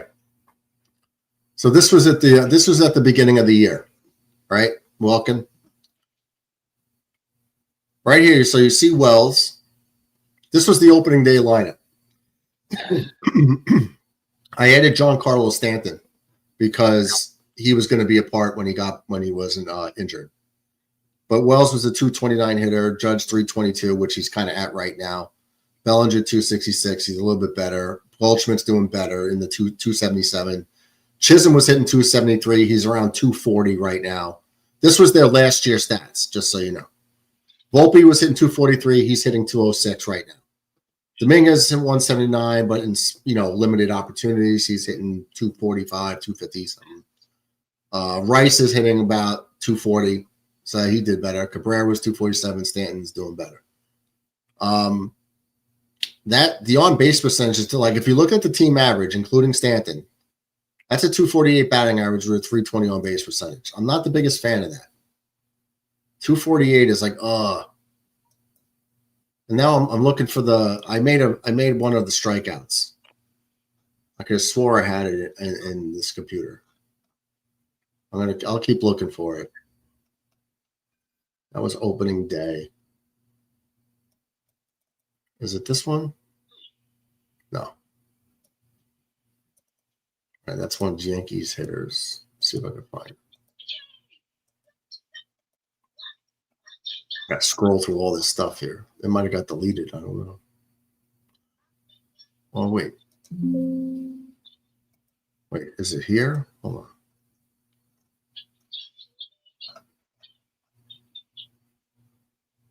No, it's not there. That's all Jet stuff.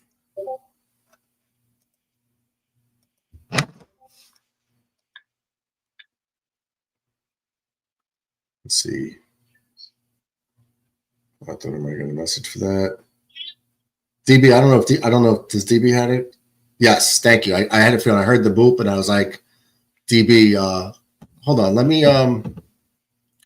give me a second to download something so I can put it on the screen. It might have got deleted, but I'll re-download it right now to show you, Welkin. Thank you, DB, for sending it.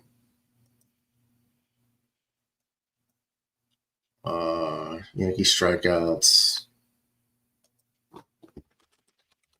12 games. Okay, just give me a second. Probably about 15 seconds. It'll be ready to go.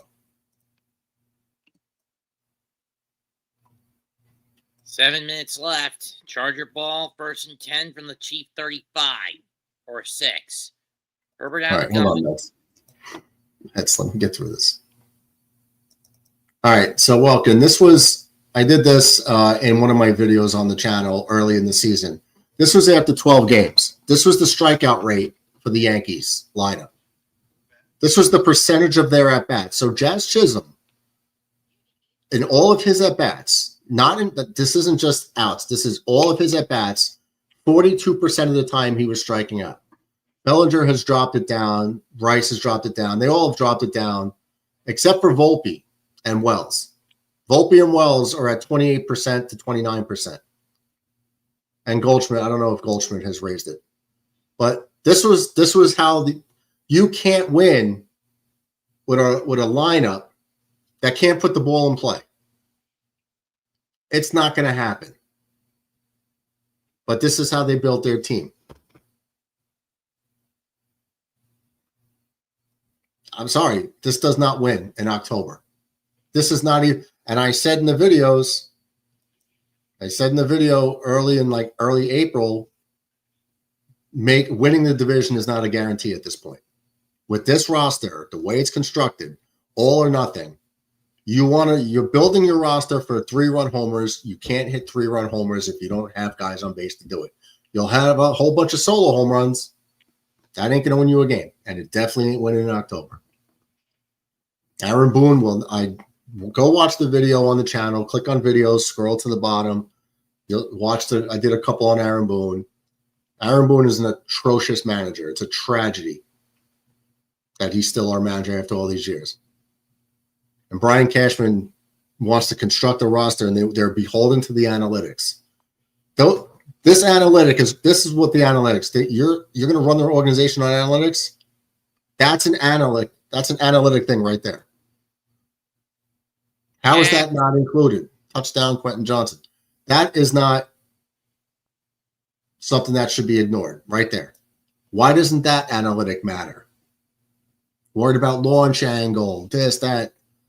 Dude, you think because you got guest hitters like Jazz Chisholm is a guest hitter and he throws his bat through the zone and he runs into 25 to 30 homers that he's all of a sudden this great player. He's guessing up there. Do you trust him with the game on the line? I don't. Nope. He's not hitting. He's guessing. Well, it's now tied at 3 in Fort Worth, in Arlington. Well, I think a group of Yankee fans that actually care about batting goes over. That's what I've always cared about. That's what I've always cared about. I'll bring up something else for you just to further this point.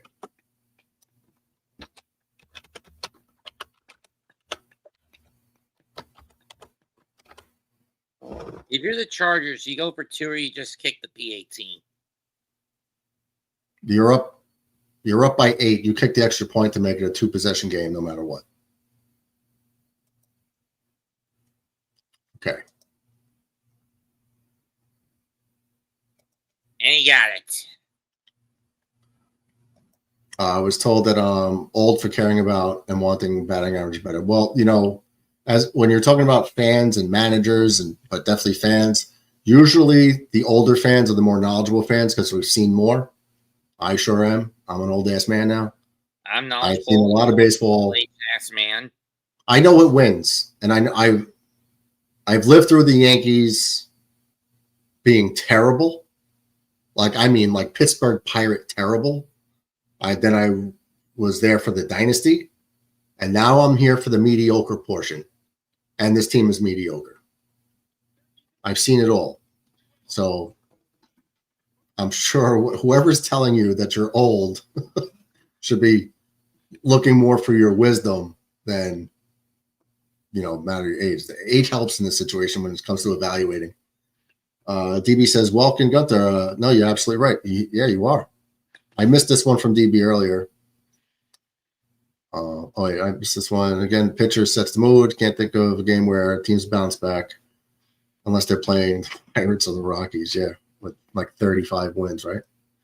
Why can't the Yankees rally? Because, they can, but it's unlikely because their approach. They're not trying to – it's like what drove me crazy before they banned the shift. They banned the shift, but they're still shifting, if you guys haven't noticed. The shortstop or the second baseman will be right on the bag. Not over it. They're right on the line. It's essentially a shift. And the hitter still won't go the other way on the Yankees, but other teams do it against us all the time.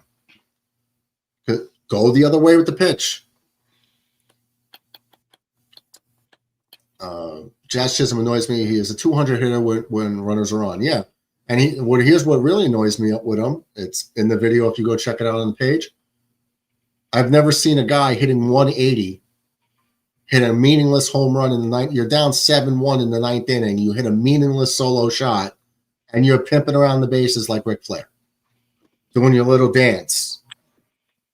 You're down 6-1, 7-1. You hit a solo shot, dude. You're hitting 180, run around the bases.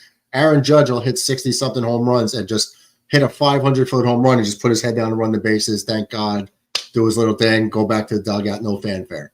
This guy is hitting 180, strikes out 42% of the time. It's a solo shot that means nothing, and you're flossing around the base pads. That's not the type of Yankee I want on my team. DJ in the house. I'm back. I'm the oldest one here. DJ, we had to dig you up. I can't believe you're still like, what? But I have a question for Welcome. Since he's new, a lot of people in the chat have heard me go through this a bunch of times. The best team in the history of baseball is the 98 Yankees. They're better than the 01 Mariners because the Yankees beat that 01 Mariner team 4-2 in the ALCS. They didn't get the deal done. 98 Yankees did. Who led the Yankees in home runs and how many did he hit? Tino with 28. Well, Mets, your name isn't Welkin, Mets. I know you know the answer because I've done this on the channel. Tino Martinez led the Yankees with 28 home runs. That's it. Best team in history had a guy lead the team with 28 dingers. So let's take a look at it here. I'll go full screen. Here's the home run list. Tino with 28, Bernie 26, O'Neill 24, Strawberry in 101 games and only 295 at bats hit 24. Brocious 19, Jeter 19, Knobloch 17, Posada 17, Curtis and Spencer with 10. And then you got all the bench guys. Spencer, Raines, 10, 5, 3 for Chile, 3 for Girardi, blah, blah, blah, right? Uncle DJ in the house. What's up, Uncle DJ? What's up? What's up? What's up? I see the Going through Yankees this real got quick. beat, huh? Yeah, hold up. But let's look here at the batting averages. I don't know why did this do that. Why did it got lower for me? Well, let me try this.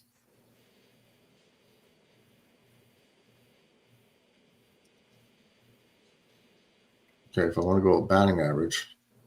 Okay, it's going lower. So I'll just go to home runs. All right, so Tina Martinez, 28 home runs, 281 batting average, 355 on base percentage. I'll take that. 28 home runs, not from the first baseman, no problem. Bernie, center fielder, 26 home runs, 339 average, 422 on base percentage. Outstanding. Paul O'Neill, 317 with a 372 OBP. Brocious, your starting third baseman, hitting 300, 371 OBP. Your shortstop, hitting 324 with a 384 OBP. Your second baseman, the worst average on this team in the starting lineup, your worst average is 265 with a 361 on base percentage. Your worst hitter that year was Chuck Knobloch. Jorge, the catcher, switch hitter, 268, 350. Chad Curtis split time. He did play in a lot of games, but his at-bats. He seeded a lot of those at-bats. But whatever, 243, 355. Spencer came up that year and hit those 10 home runs in September with 373. Tim Raines off the bench, 290. Chili Davis off the bench, 291. Look at this Tim Raines, 395 on base percentage. Chili's at almost 400 himself. Homer Bush, the pinch runner guy, still hit 380 with 421 OBP. Joe Girardi, a light hitting catcher, 276, 317 on base percentage. Like, Real Sway, what did he do? This is crazy. And that's all. And the home runs. You had 1, 2, 3, 4 guys in the 20s. It could have been 6.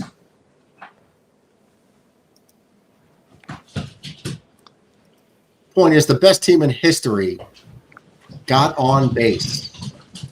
They got hits. They worked walks. They moved runners. They played fundamental baseball. And they just beat the shit out of everybody every damn game. After that they started out on the West Coast that year and lost to Anaheim and the Angels and the A's, I think. They were like 3-6 or something like 3-7 on the road trip. Came back from that and just ran through everybody for the rest of the year. Can I add something? That's how you win. Huh, DJ? Yeah, if you notice, Jeter had 119 strikeouts and O'Neill had 100 strikeouts. But yet Jeter hit 324 and O'Neill hit 313, something like that. Well, yeah, 320s. They may strike out, but they're still getting on base. Yeah, but they strike out. No, they could strike out here and there. That's fine if they had strikeouts. Yeah. But they got a lot of hits. They worked their walks. They moved runners. They put the ball in the air for sac flies. They played smart baseball. They weren't trying to hit everything into the upper deck. That's right. They just hit the ball baseball hard. They stole bases. They moved runners. They played good, solid, sound, fundamental baseball. And that's really what it is. He says, I only like flashy players if they're good. My favorite newish player in the Yankees is Grisham. Grisham was a throw-in with the Juan Soto trade as a defensive replacement for us that we needed help defensively in the outfield, center field especially. And they wanted to get him off San Diego wanted to get him off the books. So we took him, and he's having a career year for us, well, at least power-wise. My favorite newish Yankee, I like Ben Rice. That his barrel rate, hitting the ball hard, is at the top of baseball. He's up there, I believe, if I'm not mistaken. Ben Rice hits everything hard. That's what you like. I miss Bernie. Yeah, Bernie was a heart and soul man. And that the core four plus one is it's not fair to Bernie. The Yankees aren't the Yankees without Bernie. Jays honestly resemble more of the good Yankees. Yeah, you got guys that they can hit homers, they get base hits. Blue Jays are a better team right now. Oh. Fire Steve towards the end zone, down to 5 is number. Down to 4 is number 5 of the Chiefs. Who is that? Yeah, it looks like Hollywood Brown. What a throw, Mahomes. Mahomes is running sideways out of bounds, man. He put that on the money. Yeah. Kid's arm is special, bro. He's special, that kid. Even if they might not have as long as you have this kid under center, you have a shot to win. Right? The gun. Look for the swing. Cardinals play some excellent defense. DP's a Broncos fan, wants the Chiefs to lose desperately. You know which team actually has the most Sunday night football games this year? Wilkins says, well, I got to prepare for road trip tomorrow. Good news is I can't watch the Yankees tomorrow. You could check on your phone, Welkin. Or you could just pop in here and hang out with us and watch the game with us. I do watch alongs. I don't do like every single pitch. Like we have fun and talk to everybody, but constantly updating what's going on, especially if there's nobody, talking. You can follow along that way, but good to see you. Thank you for stopping in. Nice to meet you. Welcome to the chat. Make sure you hit the like and subscribe on your way out. In and out of the hands of Travis Kelce. He dropped it. Safe trip on your road trip. Drive safe. Have fun. What's that, Mets? Kelce dropped what would have been a touchdown. Yeah. He's Murder worried doing about his Collinsworth impression. What's that entail, DB?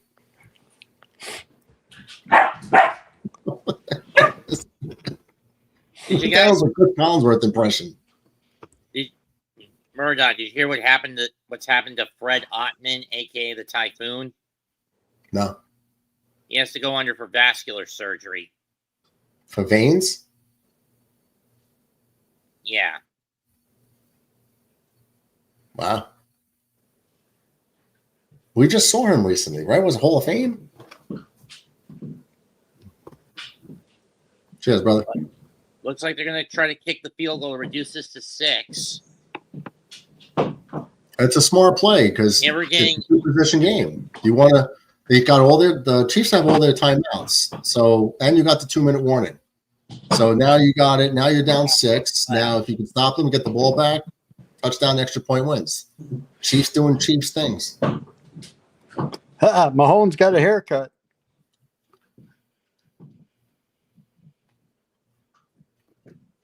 That's a pretty good picture on that YouTube. Yeah, very good picture. They're in charge of it, yeah. Will the referees come into play? No. So, who did what tonight in the game? Anybody do well? Stanton hit a home run. He had 2 hits. That's it. Yankees had 4 hits tonight, 2 walks. That's it. Struck out 15, 20 times? No, only like 5 times. Oh, wow. They were swinging at the first pitch constantly. Gaussman had like 96 pitches in the 8th inning. Like, work the count, dude. Yeah. That's another thing the 98 Yankees did. They worked the counts. Oh, remember back in the day, the Red Sox and Yankees, they'd play 4 or 5 hour games. 4-hour game in the 9th inning. 9th inning. Yep. Well, not even extras. 9th inning, it's like you're 4 hours in. Yep. Because they took pitches. Yeah.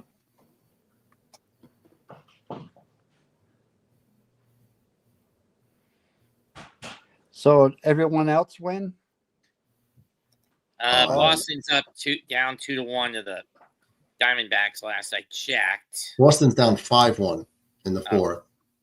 Houston and Texas are tied in the 10th. 1 out, top of the 10th, man on 3rd for the Stros. Kansas City, Cleveland beat Tampa 7-1. Kansas City over Minnesota 2-1. Seattle lost to Atlanta 4-1. Seattle lost again. Damn. Uh-huh. I mean, I was hoping they would overtake the Astros. Get rid of the Astros first. You wouldn't be facing the Astros at the season end today. You'd be facing Boston. No, but I mean, like, I'd rather see Seattle in the playoffs than Houston. So, but Seattle is a full blown collapse here in the last month. Again. Yeah. So Toronto seemed like they were collapsing too until the Yankees decided to play them for 3 games here. The Yankees were like a couple of games better than Toronto over the last 10. Dodgers lost 2-1. Dodgers ended up losing 2-1 to Baltimore. Boy, talk about a team in the. Talk about what? The Dodgers free falling. Yeah. Give me Rockies just won their 40th game, 3-0 over the Padres. Now the Mets and Padres are tied for the second wild card spot, but the Padres have the tiebreaker because they swept the Mets at the end of July. The Mets win? Yep. Barely.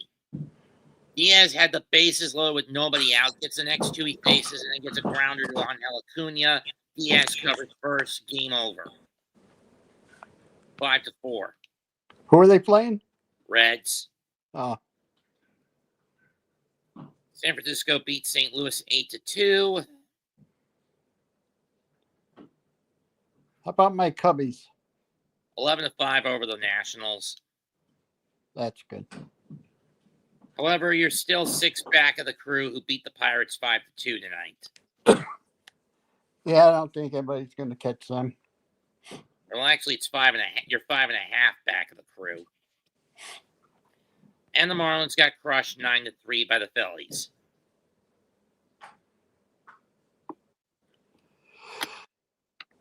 Oh, excuse me. How does it go by the loss column? So your NLT team is the Cubs? Yes, sir. I'm old enough to remember them when they just played day baseball. That's all. I just hate that they took national coverage away off WGN for the Cubs. Oh, yeah, definitely. Harry Carey. And then Chip taking for a bit before he got called down to Atlanta to be with his dad. Yeah. And then he got moved to St. Louis. So, did you ever watch any of the Cub games with Harry Carey doing a 7-inning stretch singing? No. When I first started watching Cub games in '98, by that point he was already dead. Yeah, It was Chip who was doing the game calls. You ever see videos of him? Take me out to the ball. Yeah. That was pretty good. Murdoch, how about you? What's that, sir? Did you ever watch any of the Cubs games when they were on daytime? Not really. If they were on TV, maybe, but not like religiously. And they didn't show them in New York. So well, I saw them there on WGN. Metz and I were just talking about that. we didn't have it. I mean, but Harry Carey. It wasn't like broadcasted in the New York market, just like the city market anyway. Yeah, Braves got more of that market because of the yes deal. And I always said F the Braves.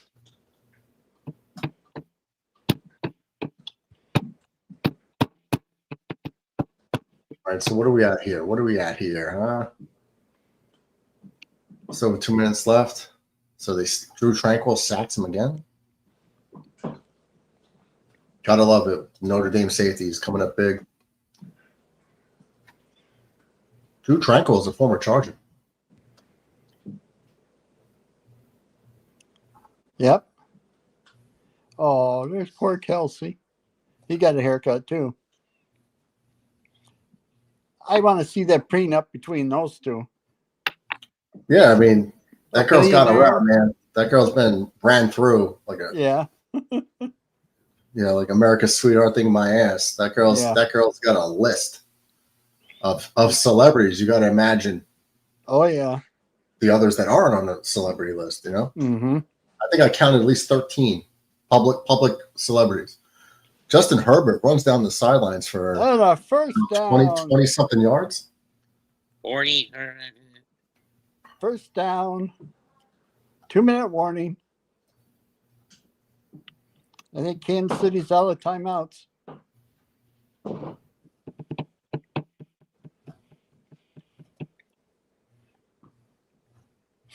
So I figured out how to do my fantasy football on my phone. So I got to be at the stadium at 10 o'clock. So I get to watch the 1 o'clock games. And before the 4 o'clock figured games, out how I to can do what? switch some players around. You figured out what? On my telephone. Swapping players for the 1 o'clock game and then swapping them out for the 4 o'clock game. Mm-hmm. And I'm sitting Josh for the night game because he always plays horrible against Baltimore. Okay. So you got golf in there. Okay. Yep. Okay. So one thing I was going to say to you. So like Infrared, right? Infrared's got Justin Herbert on his bench, right? Right. Justin Herbert's killing it right now. He's got 31.32 points. Infrared can't take Justin Herbert and now putting him in the starting line. He's locked. He's on the bench. You can't use him. You know what I mean? Yeah. You can't be like, oh, he's doing great. Once this game kicked off, everybody who was playing in tonight's game is locked in place wherever they are. Whether they're a free agent or they're on someone's bench or in the starting lineup, they're stuck until Tuesday. Yassine says Logan Paul's wife has ran through too. Really? So you have a list? Let me see the list. Can you take Herbert? Can I take out Herbert? No. Let's see, because I swapped. I took Josh out and I put the Goff Detroit quarterback in Goff. Yeah, I see it. And so if they're playing at 1 o'clock for say Dallas or Detroit is playing at 1 and Buffalo's playing at 8, and I didn't want Josh. Kimbrel got the. I could take the. Matt, let him talk. He's asking a question. I could take the Detroit quarterback and put him in for Josh, right? Even though now you have Goff, yeah. Right now that's what you have. Right. So if he's already played, I can't switch him around. That's right. No. I just once the kickoff happens, that's your quarterback for the week. You can't put Josh in up until kickoff. So so whatever you're thinking, like it's got to be before, up until their game starts. Once their game starts, it's a wrap. If you're doing it last second, if it doesn't take and the game got kicked off, it's not going to take. You like don't do anything like last second. You know what I mean? So like now I got 2 Chargers on my team, and I could swap them out for. You can't. You can't touch them. You can't touch them. They're locked where they are. Oh, okay. So I couldn't swap. Nope. Okay, now I understand. Tuesday, if you want to take them out of the starting lineup on Tuesday, feel free. But you can't. So they're on the starting lineup for all weekend. Yep, through week 1. Okay. Now the guys who haven't played, if you felt like it, then you can move those guys in and out. As long as they haven't played, you could do that if you felt like it. But that's it. Once the game starts, it's a wrap. Okay, because I was thinking I could move the 2 Chargers that I put up there, move them back, and put 2 players for like Atlanta in there or something. No, well, no, the Chargers who you had in the starting lineup, they're stuck with him. They're stuck until Tuesday. Yeah. They've already played. You had him in the starting lineup. They played. It is what it is. Okay. Well, this game's over. They're all hugging on the field. The Chargers are going to get an upset win. Or is it even an upset? I think a lot of us were definitely down on the Chiefs this year. I know I was. I was too. You know, back in the day with the Bills, went to 4 straight Super Bowls, they said that during the 5th year that a lot of players were really beat up and tired. And they came out the 5th year, and I think they only won 6 and 10.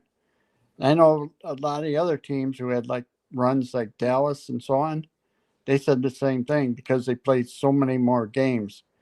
Like the 4 Super Bowl team, they practically played another season with all the playoff games they played. 27-21, Chargers get the W. Yep.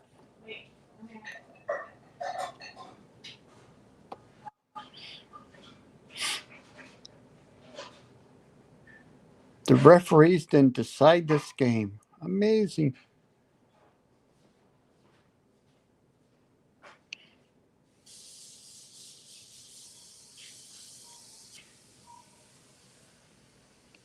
All right. It's stupid Carter. You know, they showed a replay. Prescott, he spit on Carter, and Carter spit on him back. And they threw him out. It hurt my Philly defense. It did. Your Philly defense only got you 4 points. Yeah, I know. Foul ball on the bunt.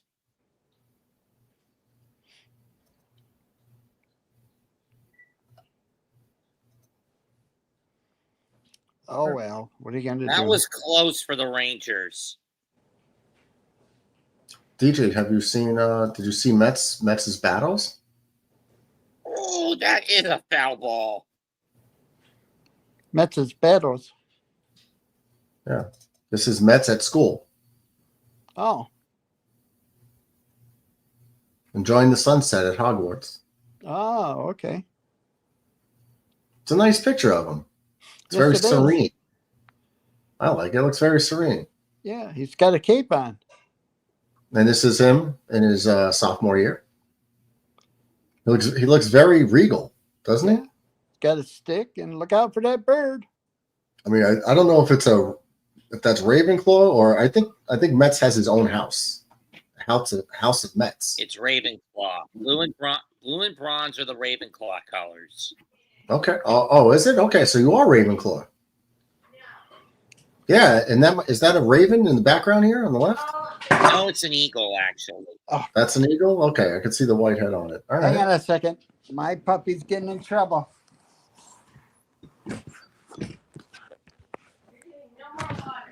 Phoenix Marie, quickly.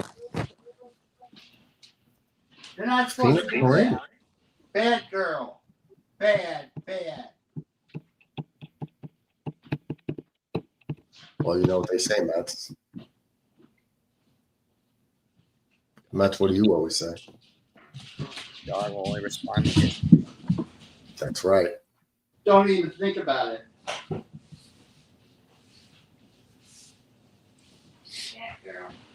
What's the dog doing? I'm interested. Okay, I'm back. Well, your screen isn't. There we go. I'm back. No one. We can't see it. Hold on. Oh, I got to start over. Can you hear me? We could hear you, but the screen is black. You might have to turn your camera on and off. I don't know what you did. Well, I saw you for a second. And now it's like, I don't know, looks like a cell phone lens.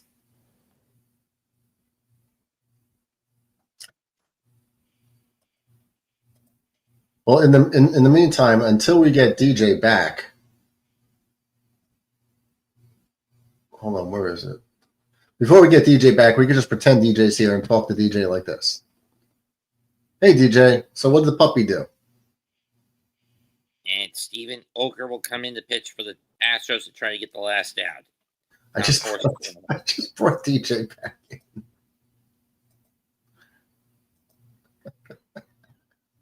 DJ, I was just messing with you. The second time I was messing. First time we couldn't see you for real, and then he called in backstage. But I was just trying to get your picture up here since you're a new Jet fan. Since you renounced your Canadian Bills card.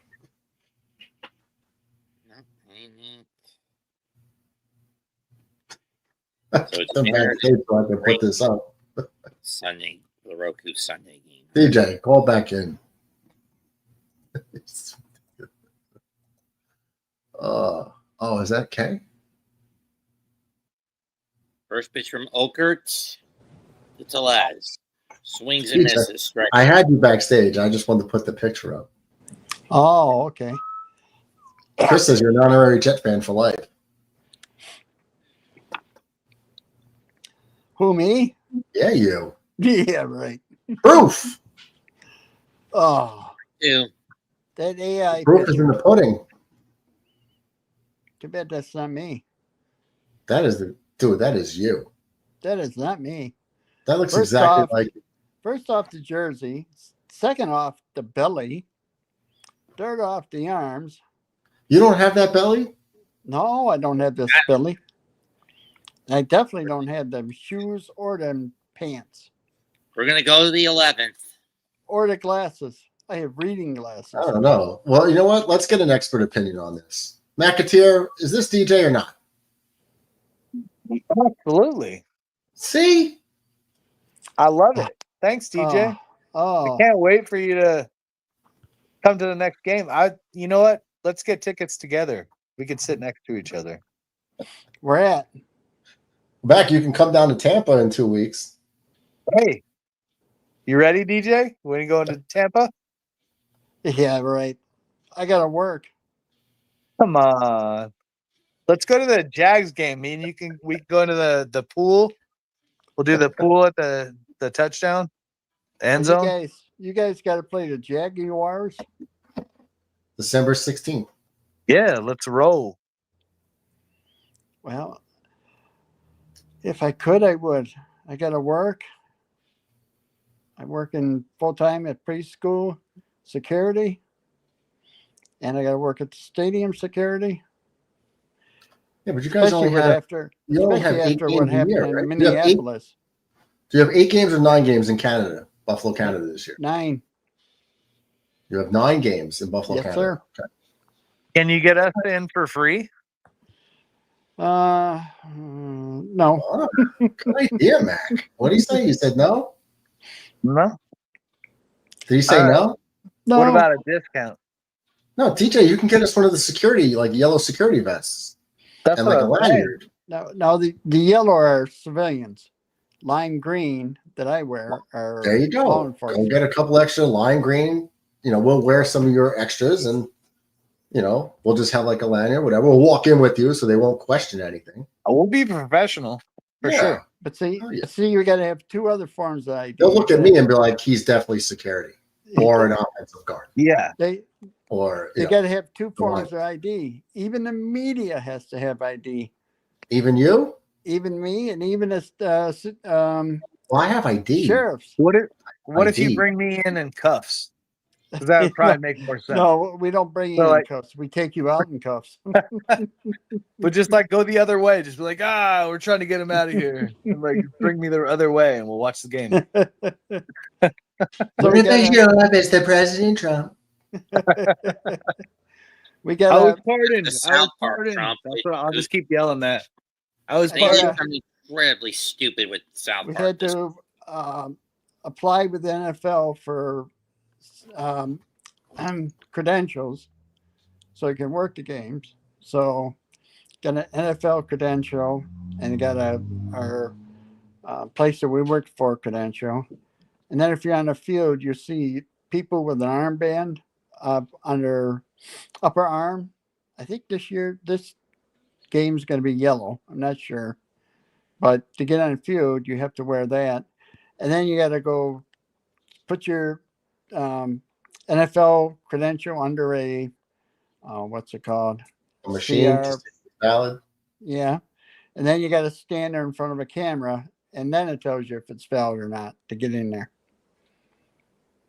Could you get me in for streaking? Like, I just get me in, and I'll deal with the outcome. All you got to do is let me through the line. You know what I mean, DJ? That's McAteer's fantasy you football. turned your back on accident. Well, You're gonna have to streak at like a I'm not- Chargers game. I'm not on the line. That's where all the civilians are at. I stand back of the line. So when some idiot tries to do something, then I tend to him. Okay. Do you know anybody on that line that could get me in for streaking? You got to go through that line, then you got to go to another line, and you got to punch your ticket in there. Who do you know in that line? Well, it changes every week. I mean, we can get them a really good gift. These are all civilians. A lot of them are college kids. Oh, wow. Well, there you go. You know, you could. I wonder. I think Tampa may have the same company I work for. Okay. I don't know Los Angeles or not. I'll have to check on that. You can go apply for a job in San Diego, anything like that. That would work. work. The stadium. I'd be in. And you take your application and put in if you can work the Super Bowl. And then, like the Bills get the Super Bowl, they take a certain amount of security from the Bills and send you down there. Okay. On their dime. So I take that. Won't happen. I won't get picked. The Bills go to the Super Bowl. That's okay. I'd rather watch it on TV. Oh no! Yeah. Xavier Worthy is out. Travis Kelce.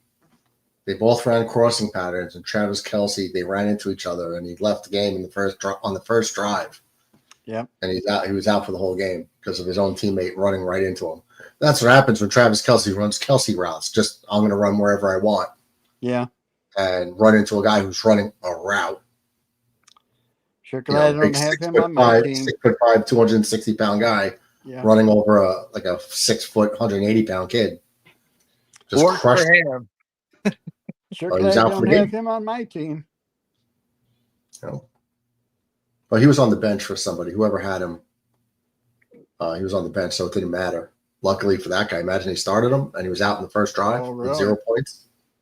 I'm glad I had a Marion Hampton on the bench. I thought he was their starting running back, and I don't know what the hell happened, but he got me like 3 points. I know. Well, that's because I left him for you guys to overdraft him, and you did. Who's Hampton? I appreciate it. Thanks for the help, Murdog. Look, man, people will start reading all the hype in the articles. I'm sure. Like, no, don't do that. Don't do it. I'm sure all you guys started looking things up and reading everyone's articles and buying into the BS. Again, you go draft these people when they're telling you to. I didn't do that. I had a piece of paper that I was writing things down on. Yeah, but people listen to everybody else's opinions, and then they decide to make that the gospel for how they draft. Like you can't just do that. Like you're setting yourself up for failure. You could do it, but you're setting yourself up. So I wouldn't do that. There's a couple things that I wish I would have done that was in my head and I waited on taking a chance because I was happy with what I did already. That didn't work out for me, but I was already happy with what I'd done. So I was like, this is kind of like cherry on top stuff. Infrared in the house. It's the England King. What's up? I had Herbert as my backup behind Lamar. Yeah, and you just put 30-something points on your bench. So. Thank you, Bubba. I appreciate you. I was hoping that would happen. That's okay. This is my first year this way, and I'm still learning how to do it. So it's okay.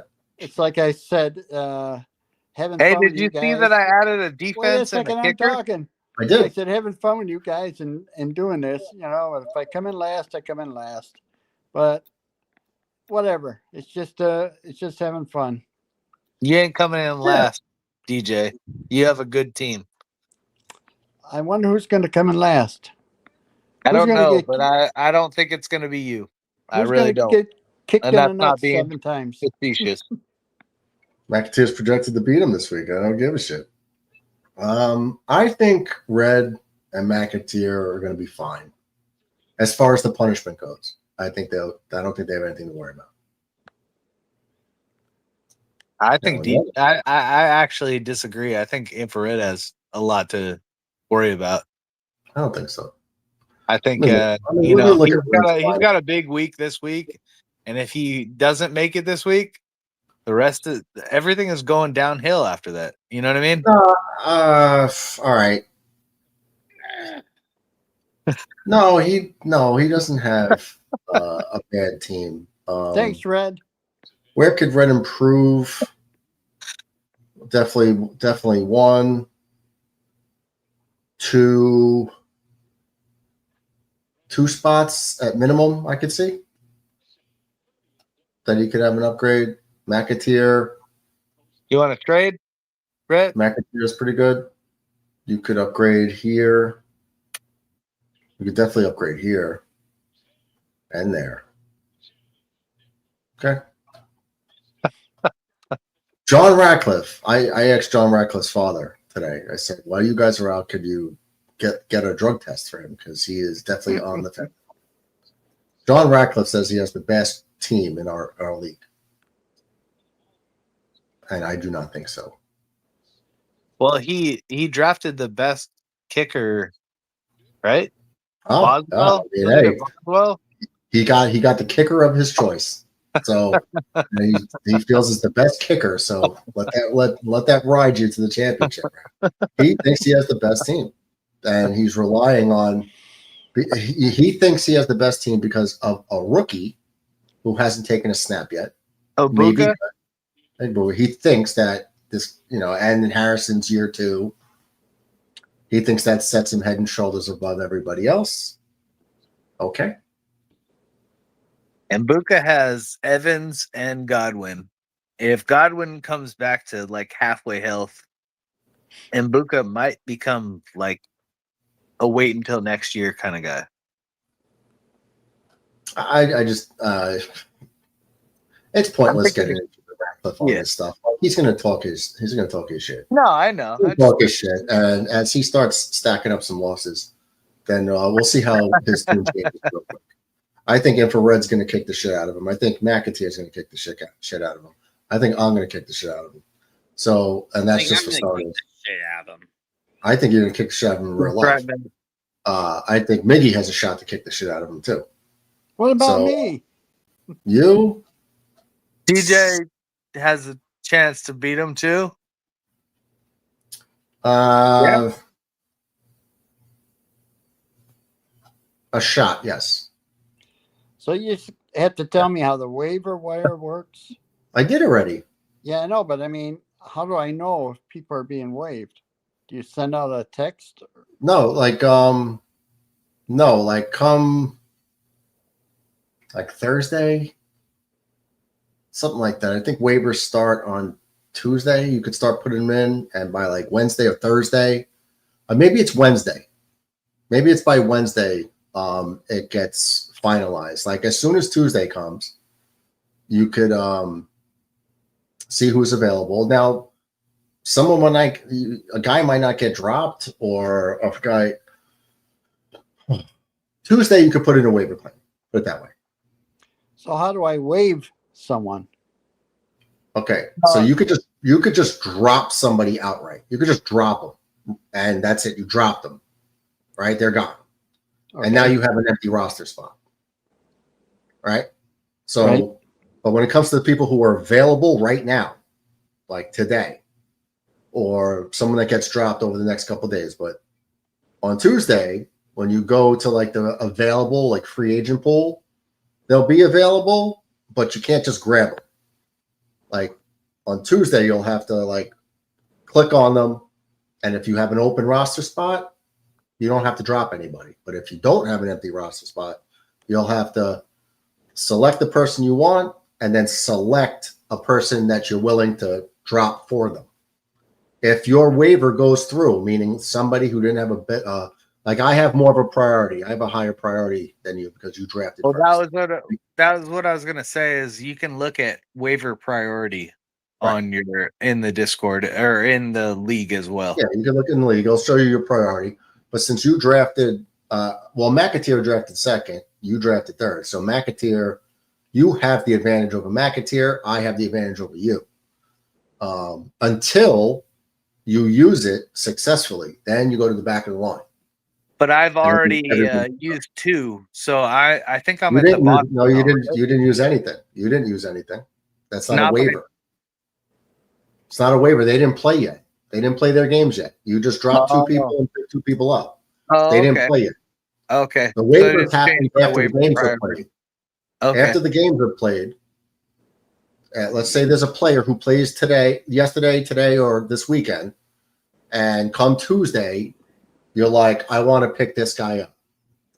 You go find him in the free agent pool. You click on him. You're not going to get him yet. You click on him, and you select somebody you're willing to trade places with him, right?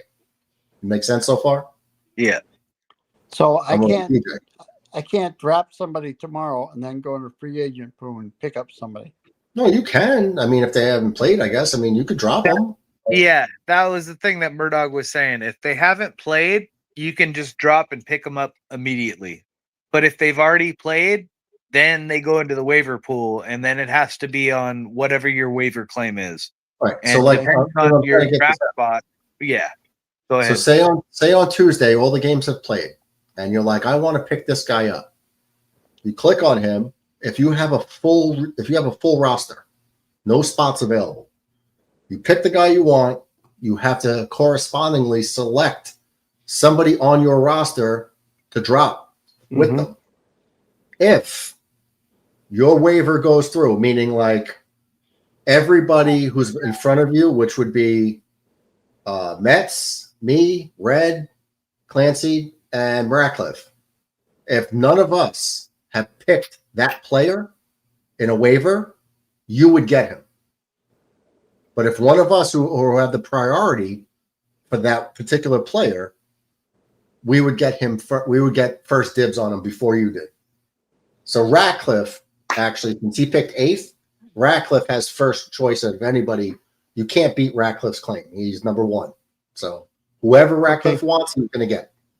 If he wants somebody. But then if Ratcliffe is the only person, that does a waiver claim that goes through, Ratcliffe goes to the back of the list.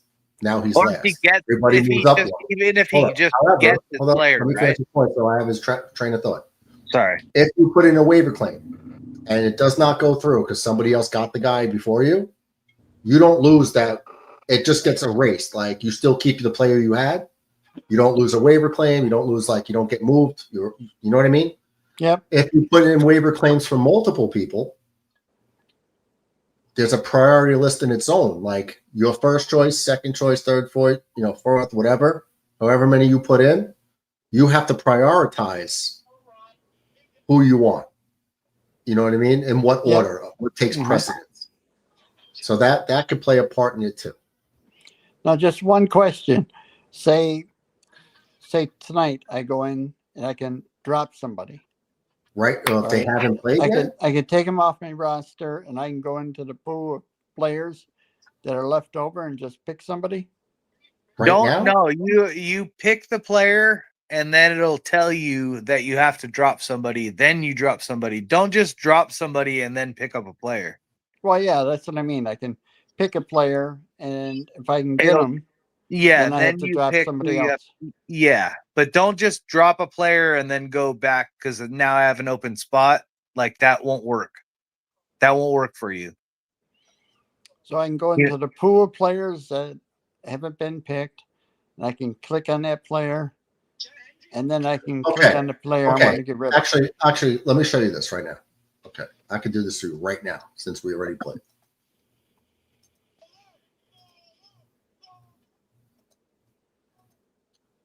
Chrome to okay. So you see this right here? Can you make it bigger? Oh, I can make my screen bigger. Okay, go ahead. My screen's bigger. Okay. Hold on, let me go full. Okay. So let's just look here, right? Receivers. You see this? You see this Jahan Dotson? Yeah. Okay, you see this green circle with the plus sign? Yes. This is where you go to add. So if I click on this, it'll put Dotson here. But here it says, if successful, this waiver claim will be reflected in your lineup for week 2. Okay. So I would have to see now I have all these dots. I have to pick somebody because I have a full roster. I have to pick somebody in his place. So if I get Dotson, whoever I select will have to will go in his place. Right? Is he injured or hurt or something? All right. So look, Dotson played, right? Yeah. Right. I'm just saying, DJ, that's how you start the process of adding somebody is that green circle. Yes, I With the understand. plus sign. And when you're on your roster, the red circle with a line through it, like a minus sign, will be to drop the person. Okay. Okay. So you see right here, here where it says manager. Yes. Okay. You see where it says W? Yes. September 10th. That W means waiver. This guy right here, Adehi, by whatever free agent. FA means free agent. You Yeah. can get them. You can get them right now. If it's FA, you could take them right now. If they have a waiver, see, these are Cowboys and Eagles that have just played, and the Chargers people and the Chiefs people are going to join this list. Right now, if you want one of these players from the Eagles, you have to wait till September 10th, which is 5 days from now. Yeah. So you could put the waiver claim in right now, but it won't happen until the 5th. So the W means waiver. Yes. And it shows you the date that they're available to be claimed. You can put the claim in whenever you feel like it, but it's not going to go down until it. Make sense? And Makes if you sense. don't have the So top if I waiver wanted funding, you might not Nelson, if I wanted Nelson Aguilar, if I push the little green thing there. Yes. Well, Nelson Aguilar is not on a current roster. That's why the emblem is NFL, not Cowboy or Eagle. Yeah, or so he's Niner. a free agent. Yeah, he's a free agent. You wouldn't take him because he's not on a team right now. But yeah, you could just click on Aguilar. But since your roster is full, you would have to drop somebody in a corresponding move. Okay. So I would click on him, and then one of my players I'd click on. Right. Again. So, look, I'll click on Nelson Aguilar, and then I'd have to select somebody to get rid of. Out of his team. Yeah. I have to get rid of one person. See, look. Okay. Adding Nelson Aguilar requires you to drop a player to make room for him on the roster. Okay. And you just hit the circle to drop a player. Right. You hit the circle. Like, say I wanted to drop Jalen Hurts for him. He's trying to get you. It's already got Nelson Aguilar required, right? It's already got him here. See, he's right here. Yep. So now I click the circle for Jalen Hurts. Now I click continue. Okay. And Jalen or whoever hasn't played, whatever, they'd be gone. They'd be gone on the 10th. No, I'm sorry. Right. Well, if it was a guy who hasn't played right now. Okay. What's the red thing next to like Jalen Hurts there? Oh, I think that's just like news or information about what they did. Doesn't mean sometimes it's about injuries. Sometimes it's just a little information. Always click it. Either way, if it's your team player, click it. Find out what's going on. Good click or it or bad. ticket. Yeah. Tyler Bass is went on the injured reserve list. Well, like game day, you need to know who's playing.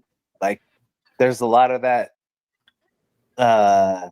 kerfuffle where the team doesn't want to let people know. They're like, it's a calf injury, but he's fine. Like CMC this week, like everybody's like, oh man, he has calf injury. Oh, he's worried about it. He's not worried about it. Like a lot of there's two different sides of that, and CMC is fine. So whoever has CMC is probably going to have a good week this week, unless they, go with the news and they decide they want to sit him because they're worried about his calf injury. I'm not. If you pick them Yeah, in so your what you would need to do for him is if his game is at 1 o'clock or 4 o'clock or 4:25, you're going to have to, like, the NFL has to put every team, I think it's 90 minutes prior to your kickoff. So if it's a 1 o'clock game by 11:30 or 11:45, something like that, they have to publish the injury report. Yeah. I don't know. Sometimes they get away with saying it's a game time decision, but they have to write, nothing for healthy, Q for questionable, D for doubtful. If they have a D, they're not playing. If they have an O, they're ruled out. They're already ruled out. So officially, they can't play them. If they're ruled out, they can't play them. Doubtful, it just lets you know, like, I don't think he's going to play. Of course, there's a percentage of chance, of 1%, 10%, whatever. And if he plays, is he going to play at full is he going to be like the same guy? You know what I mean? Like, so there's a lot of like. Yeah, is he going to be less than his normal self? Is he going to be limited? Yeah. Is he going to play? I think it's So 90 minutes before kickoff. You have to. All right, so if it's 90 minutes before kickoff, you check for the gambling to see. reasons. To be honest with you. Oh, for sure, and I do it every week. So That's what me and Murdoch are saying is like make sure you're checking that stuff closer to the game day to like make sure your starters are actually playing. Make sure you're confident in who you have starting because like it happens all the time. You'll have a quarterback that like you don't want to get rid of because he's really good and he's like doubtful, but he might play. Like, don't do it. Like, don't like get that other guy or your wide receiver. He's doubtful, but he's a great wide receiver. But TJ, don't play doubtful people. Okay, if there's a D, don't play them. Yeah, just stay away. It's not. They're probably not playing. They're covering their ass in case something happens that they decide to play him. They're just covering their ass, like in case they shoot something in his ass and they're like, "You're good to go." And he's good for like a quarter. Whatever the hell they're doing. But if there's a D, they're probably 95% of the time or 99% not playing. Yeah. But they leave the glimmer of hope that they have the option to say, "Nope, he's playing." Yep. He was doubtful, but we were just doubtful. It wasn't set in stone. Out is out. Doubtful is probably out. Yeah. And questionable. A lot of times, questionable people play. A lot of times, that's the people when you have to like they play. really dig into like what did they do through their like through the last week of practice. Like were they just like dressing up but they didn't play at all? They probably not going to play. Like Keenan Allen. Keenan Allen had a Q tag, right? Keenan Allen was questionable. And he caught a touchdown. Yeah. And he caught a couple of he played the whole game. He had caught his passes, played a normal whole game. But he was questionable coming in. Questionable guys usually play. Yeah. They might be limited. They might say, you're going to play half the snaps today. You're not going to play a full game. We're going to take it easy on you. But you're going to play some game. You're going to play something. But just stay away from D's and O's. Definitely stay away from the D's. You're a married man. Ditto. Just D's. Listen, I'm the boss. I'm the boss. I don't know about that, Deej. I don't know. I think maybe the puppy's the boss. I don't know. What'd your puppy do there? Oh, yeah. Did you hear puppy? He does the sleep. DJ's the boss. She just grabbed a bowl of water and took off with the bowl, spilling the water all over the place. Typical German Shepherd puppy. Pick it up and just run away with it. And now she's typical German Shepherd. I don't know why they put their paws in the water and they like digging in the water for some reason. She's doing the same thing with her bowl, just brum brum brum brum. Then you go to get her and she Rangers runs just around the house. walked it off. 4-3. What's Against Oh, Matt, you're there? Astros. Where are you at? nice. I'll see you. So then she runs around the house leaving big paw marks all over the place. Nice. So poor Marianne has to come on and clean it. What'd you say, Mets? Game-winning single by Harris. Okay.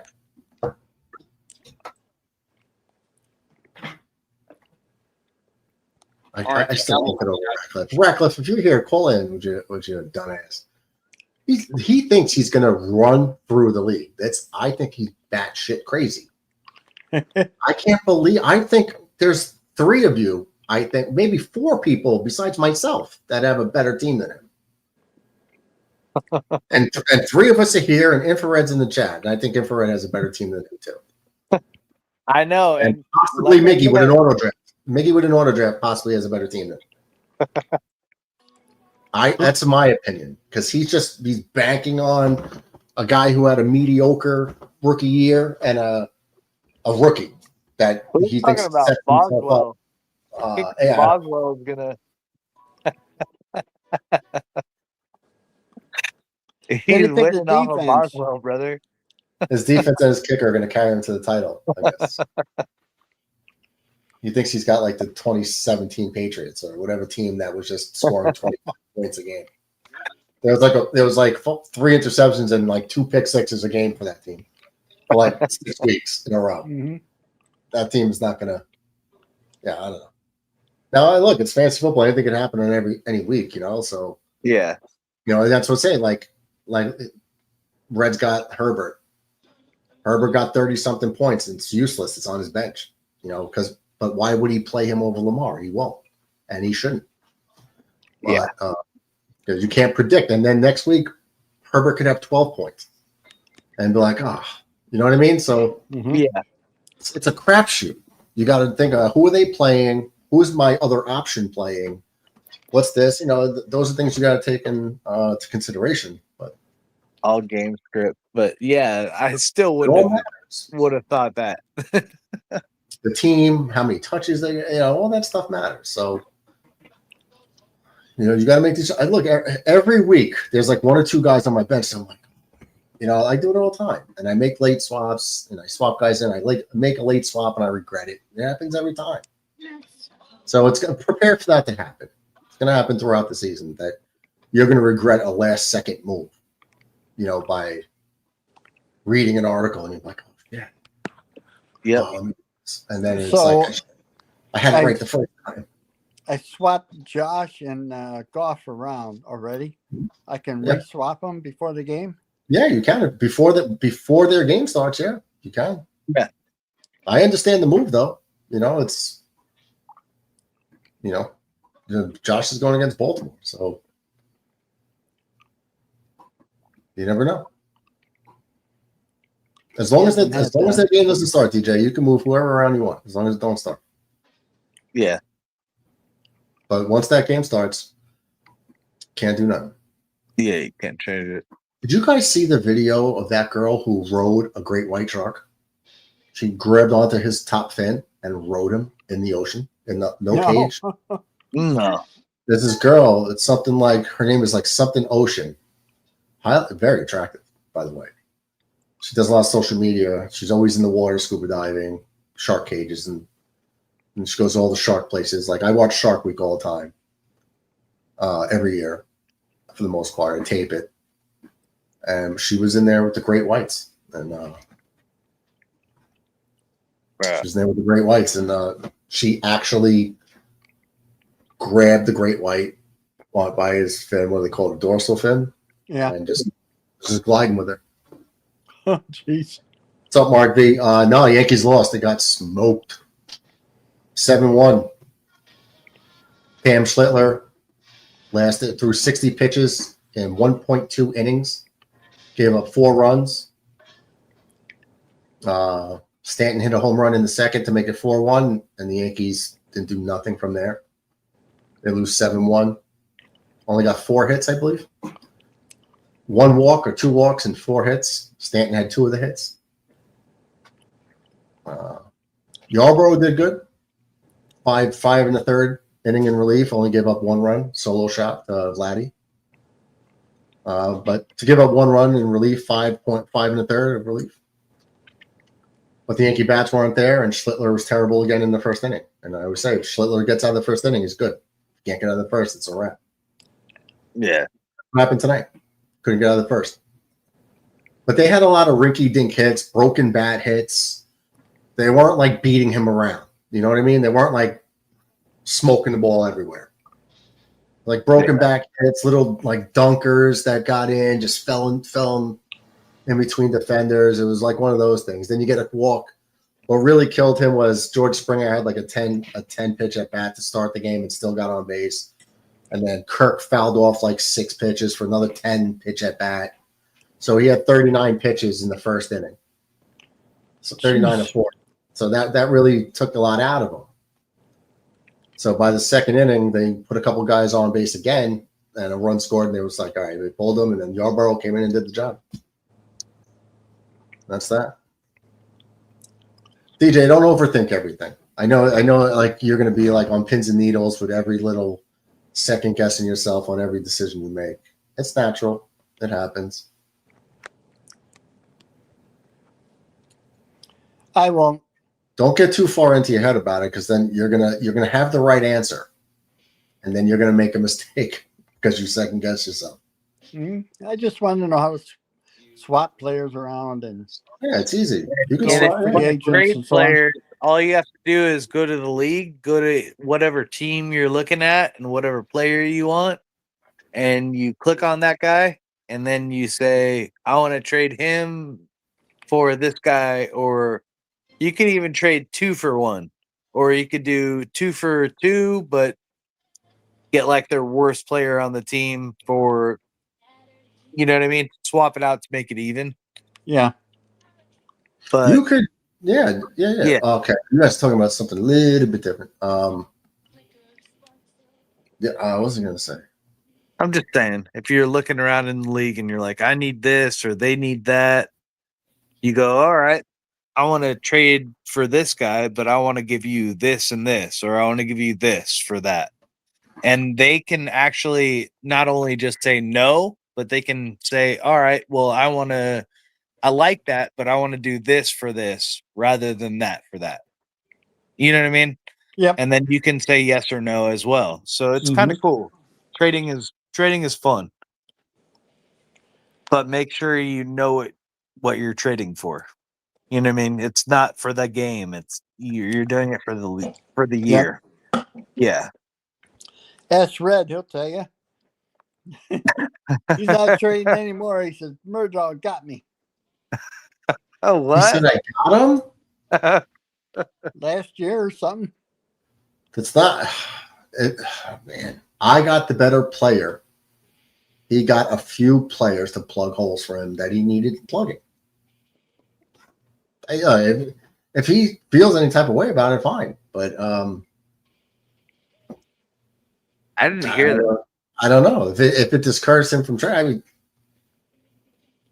I would have to say he offered a trade. We talked about it. I think we altered it to like help him out even more. I had pieces. I had disposable pieces, so to speak, and it could help him. They weren't really helping me, but they would help him for sure. I don't. Yeah. But whatever. He doesn't want to trade. Like he's stuck. You agreed to it. That's the thing. Like you looked at your picks and looked at what he was giving you, and you said, "Yeah, that works for me." Once that happens, you can't go back and be like, he got me, and I. There was no like bamboozling. I said, "Listen, I said I'm getting the best player in this trade because I have a few pieces that I'm not really. It's not going to end my season. It's not going to hurt me so much, but it could definitely help you because your alternatives on your team are trash compared to what I can give you. I can upgrade you at spots, which is how I like to trade. So if I can help you at a spot or two and get something that helps me, it's perfect." Where did Red get in the draft after that? After that, how did he end up in the? He made the playoffs, right? So, You did help him. I feel like I did. Yeah. Would he have made it to the where he was without those picks? I don't remember if he would have I mean, I don't know. Yeah. Okay. Yeah, I don't I remember. get it. Yeah, it was a long time ago. I get it. I Yeah. don't remember helped him, but it was also like theory too. Like put it this way, I remember I gave him like two guys that were the number one running backs on their team. Okay. So they're going to get the touches. They're going to get the opportunity. Now, did they rack up 25, 30 points? I don't think so, but the opportunity's there. Yeah, better than what you had. Better than what he had. Right. Yeah. That's how I viewed it. To where I was like, honestly, I have better options on my team, so they're not going to play barring like 2 injuries, then I'd have to. But I was like, I could afford to part with them, and it helps you. That's how I look at it. To be like, all right, like helping each other. But I mean, if my guy outperformed what I gave him, what if it went the other way? I traded for McCaffrey one year, and McCaffrey played one the first time he got hurt. I traded for McCaffrey, so I gave up like a lot of capital to get him. Yeah. And so they got good players, like a couple of good players, and I got McCaffrey, and he got hurt again the first game and out for the year. Yeah. No, I traded for guys that were hurt, anticipating their return, and never come back. And I lose the trade. Yeah. It was a good idea. It just didn't work out for me. You run a risk. Like I was running a risk, and it backfired. So that's so be it. Right. It was a fair trade, when all things considered, but it just didn't work out the way it was supposed to on my end. It worked out for the other guy. But that I ran that risk knowing full well. Yeah, and the other way around has happened too. Or yeah. Trading and drafting, trading, all that's an inexact science. So you just kind of it makes sense, and you're willing to assume the risk of this guy's this guy's that. It's a lot of things to take into account, and if you could do it, you could do it. If you can't, you can't. That's why you try to find a compatible partner. Yeah. I like to make a lot of trades that are just beneficial to both, but everyone has their own thought process. Like what I think is a fair trade, you might think it's not. Right. So you just keep trying to hammer out a deal until it makes sense to what both of you are like, okay, I could do that. Yeah. That's it. Or you say I'm done and you don't do any trade at all. Like that's also awesome, DJ. Like yeah, you don't have to figure out anything, but usually it comes to some kind of I don't know, like you both are like, all right, yeah, that makes sense. But sometimes it's like, no, I don't agree with you at all. Like this guy's way better than that person, and I'm not going to give up this person for that. And it could bite you in the ass. Yeah. Because that guy might not do anything the rest of the year, and you're like, oh, I could have traded him for somebody. Or it could be like, oh yeah, I told you so. So inexact science, man. Not at all. So, do you notify someone in Discord or on the site? You could send them a trade on the site, or you could I have the Discord, so you could talk to them. You could talk to them privately. You could talk to them in the chat for the football site. It's up to you. I mean, I would probably personally do it. Like if you want to trade with me, if you have an idea, I would do that. Mm-hmm. Yeah, and if they don't respond to you, like if you send me a trade and I just don't even respond to you, come into the chat and be like, hey man, I sent you a trade. You didn't even respond to that. Like, what are you talking about? Blah blah blah. You could decline.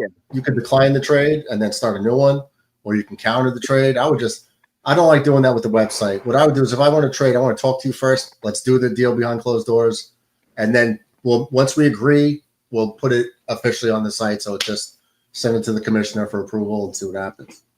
Blitz in the house. What's up, Blitz? Played Blitz's song today. Hate the Yanks, but I'm a Murdoch fan, so I'm a bigger fan of you. DJ, that Blitz Good BK music, when I played his songs yesterday. Yeah. That's the artist. That's the singer. Ah, okay. Hello, Blitz. I got to hear your songs last night. Yeah. Sound pretty good. There's Very only good. one problem though. You need to make your songs about the Buffalo Bills. Blitz, he's a Canadian Bills fan, Blitz. You know, 'Cause Blitz, you don't have to hear that. It's okay. You did a great job. I think you did great music. And you Yeah. don't have to include the Canadian Bills. The Canadian Bills. But well, your poor Jets have gone 14 years without making it out of the regular season into the playoffs. You know what, DJ? I'm not sorry about saying that. How old are you? Right now, you're what, 47? yeah, Blitz, we're converting DJ. Did you see him? We're converting DJ into he's a Jets fan now. I think the music helped. That's not even me. See him standing on the Buffalo Bills jersey right there. That's Uncle DJ. That's AI. Welcome to the new Jet fan. Thank you, sir. He still drinks syrup, and he still says sorry, but he says he's a Jets fan. He's not sorry. What are you talking about? Go Bills! He says, I'll make a song about them in French. That's what he likes here. Parlez-vous français, Uncle DJ? Oh, oui, oui. The French Canadian women are A French Canadian what? Woman. A woman? Whoa, man. The French Canadian woman. Who's that? Celine Dion? Any of them. What about her? They're hot. Ooh, don't tell Mrs. DJ that. She might be on the couch. Yeah. Oh, you tell him I'm the boss. Yeah. You say that now. If she was sitting in front of you, you wouldn't be saying that. Sure, I would. You said she went to bed. I think she's brushing her teeth now. Getting ready to go. Mac, I don't believe him. I think DJ's like, yeah, dear, whatever you say, dear. Okay, dear, I'll be right there, dear. Listen, I have a feeling I that think he the bullies couch DJ. is in the. Is in I the keep her on a dog leash. She goes from the kitchen to the living room. I feel like that couch, that chair right there, is in the basement, and there's a sound barrier, and To the she is not hearing any of this. DJ's talking from his panic room. Scared of the wrath of the wife. Blitz says, I've seen the women at those Bills games. I question if they're hot. Well, DJ does security at the Bills games. What do you think, DJ? You see a lot of them every day. Oh, yeah. Are they hot or not? Oh, yeah. Mm-hmm. They're hot coming out of their igloos? They're hot. All bundled up? Yeah. They're hot. No bunnies. They get all tanked up from the tailgating, and they get so hot they just hardly wear anything. Frostbitten nipples. Yep. They're hot because they have menopause. That's so true. They got like the fevers. That's so true. They got the what do they call it? Heat flashes, right? Or hot flashes? Mm-hmm. Yeah. What did a jet woman have? A jet woman? The Jets. Good woman. Do I have to play my girlfriend's video? He's a Jet fan now. Oh, God almighty. DJ's like, oh, yeah, play it. We don't need my wife about that. We don't need any vocals. DJ does like, I don't know if it was you or Madsen. I couldn't hear her. He's like, you weren't supposed to be listening. That's what I said. It. I said I can't hear anything, and DJ's like, "You're not supposed to be listening." I don't think anybody was listening to what she said. Just like, I was trying. Okay. But your daughter did a good job, Sean. Thanks, man. Appreciate that. I didn't know if she wanted to hang out because when she was done, I put her backstage and she was standing there. And I was like, oh, does she want to hang out in the stream? And then she like walked away, and then I could see you from her camera. I could see you in the background, like at the computer. So it's like, I was like, should I just get her out of the studio or leave her? I didn't know because she was. Yeah, she already got what she wanted out of it. So Did she like, enjoy it? and I didn't even know what it was. She said, "I'll let you know after the stream." She wants to get her septum pierced, and I was like, "Oh, thanks, yeah." She I wants was to like, get her "Can't be." Yeah, she wants to get that. Like, I was like, "Why do you want to get a bull ring? Weird bull ring? thing. Weird thing out of your nose." Like, that But looks why so what stupid. did the stream have to do with that? that was my punish. Like, basically, she said, "You owe me something." And You'll let her get the septum ring if she I does. do it, what it is. And she said, "I'm gonna get my septum pierced." And I was like, I already talked to It was mom. a trade. It was a transaction. Yeah. And Permission it was or participation. without me. Yeah. What? Yeah. How's she supposed to pick her nose? That's what Very I said. careful. I did. There's gonna be boogers hanging off the end of it. Like, you're gonna have all kinds of weird stuff you got to deal with. I was like, why are you doing this? Yeah. I already told my other daughter she wanted to get her earlobes, like, because she has piercings in her ears. She wants to expand them. Oh. And I said, just wait till you're 18 and I'll get a tattoo with you. She said, okay. I said, all right, cool. Like, I'd rather you have a tattoo than these weird expanded earlobes that once you get a job, they're going to be like, oh, you can't wear those. So now you have these weird, like, hanging ears that, like, people have to see. Like, nobody wants to see that shit. It's just gross. Just When stop. I was working and we had to put somebody in the cell, they had to take all that crap off. One guy had a big earring on. He said, I ain't taking it off. I ain't taking it off. I grabbed it, pulled it off, put a little slice in his ear. Hey, you can't do that. You can't do that. I says, who says I can't do that? I It's did already done. Mm-hmm. I told you. I asked you how many times. We ain't taking it off like you and all that shit. Oh, PG show. PG show. It's a PG show. Hey, you caught yourself, DJ. Good job. Yeah. I said fudge. That's right. Or DJ's got quite the potty mouth if you haven't picked up on it, man. what's the word in German? Scheisse. That's shit. Yeah. No, the F bomb. Feek. You said that's why your girlfriend was there and she said the word. You said no, that's PG show. And then she started saying feek feek feek feek feek feek in German. Hello, Mats. Feek dich, Mats. That means. Feek dich. Hang on a second. I'll be right back. Okay, so we always get DJ's view of the ceiling. DJ's been a lot more active with his lady lately. What's that? I just said DJ's been a lot more active with his lady lately. Yeah, I think we've invigorated him. I think he feels, like he's like, I'll be back in like 10 minutes. Yeah. And then we hear about what happened in the last 10, 15 minutes. Well, I made another Geek Box montage. You made a what montage? The Geek Box. They're a wrestling reactor streaming montage channel. Oh, okay. I made the AJ Lee return cut. Okay. It's on your channel? No, it's on the Geek Box. I don't know what a Geek Box is. Hey, turn it down now. I love you. I'll send you a link to the video.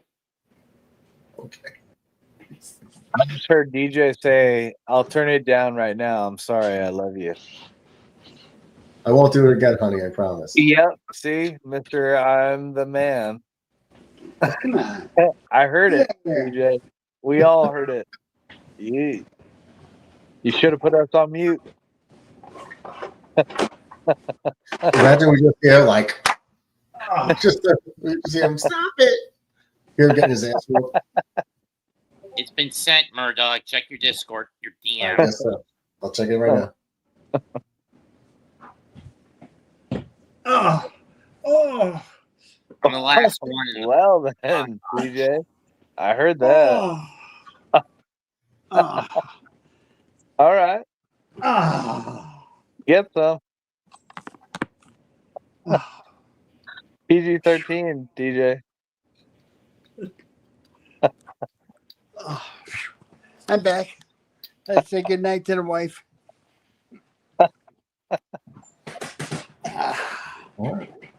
I hope you said goodnight for the rest of us. When is the wife going to come on and hang out with the boys? What's that? When is she coming on to hang out with the boys? Oh, I don't know. I just saw the ball bounce between Chisholm and Judge. That was terrible. The Judge is tipping himself, saying it's my fault. Yeah, he's taking responsibility, even though it's Judge's ball to call off. Yeah. Chisholm is running back going, I got it.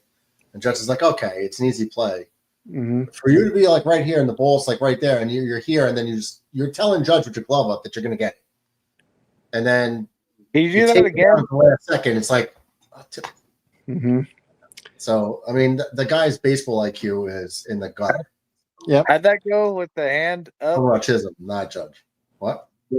What'd you do with the hands? So it was like one was up here. You did like something like this. What are you talking about? Just a minute ago. Something about the hand? Glove. Oh, okay. His glove. It was a pop-up in between right field and second base. Judge was coming in. Chisholm was going out. And the ball, they were like 2 feet or a foot away from each other, and the ball fell in between them. Oh, 32 feet. Because Chisholm made it look like he was going to get it. Hey, Mets, did you He see wants to that know, catch? do you think Judge had a play to get the runner at home plate? Which one? Oh, in the first Hang on a inning? second. Oh, I don't remember. The catch where the Reds stole the home run? Yeah. That was an awesome catch, huh? Reluctantly, I won't lie. That was an amazing catch by Friedel. Yep. I just saw the replay on TV. Y'all, I'm out. My kids just got back from the football game. We're about to wrap it up anyway. What's that? I haven't even eaten yet. I haven't eaten. Oh, yeah. Well, you need to get some food. I haven't eaten. DJ, you need to get back in the saddle. Matt, I think we need another food review from you soon. Uh-oh. I haven't heard from you in the food review category in a while, and I need some new ideas, especially because I can't do carbs. Give me some ideas with no carbs, Mets. No bread kind of thing, no tortilla, because that would help me out. I'm just saying. Are those your closing arguments? But what's that? Is that your closing arguments? That's my closing arguments. Okay, Matt, you got a closing argument? No argument. DJ? Go Bills. No, go. What time's the game on tomorrow? There's no game tomorrow. Tomorrow. It's Yankees. all college. Oh, 1 o'clock. 1 o'clock? Yankee game's at 1? Yeah. Let me just double check. Just to double check. Because I didn't even look. You're probably right, but yeah, 105. So there's a chance I'm not doing it. Yeah, I won't be here. We're going up to my Sunday. daughter's house tomorrow. Sunday, I definitely won't be doing it, so I might not be doing a game until Monday again. It depends if I do it tomorrow night. I might not do it because Sunday football. I'll be doing the Jet game. Yeah, JETS. Jets. Go tell them, DJ. Okay. BILLS. Bills. So, for DJ's Bills, I got.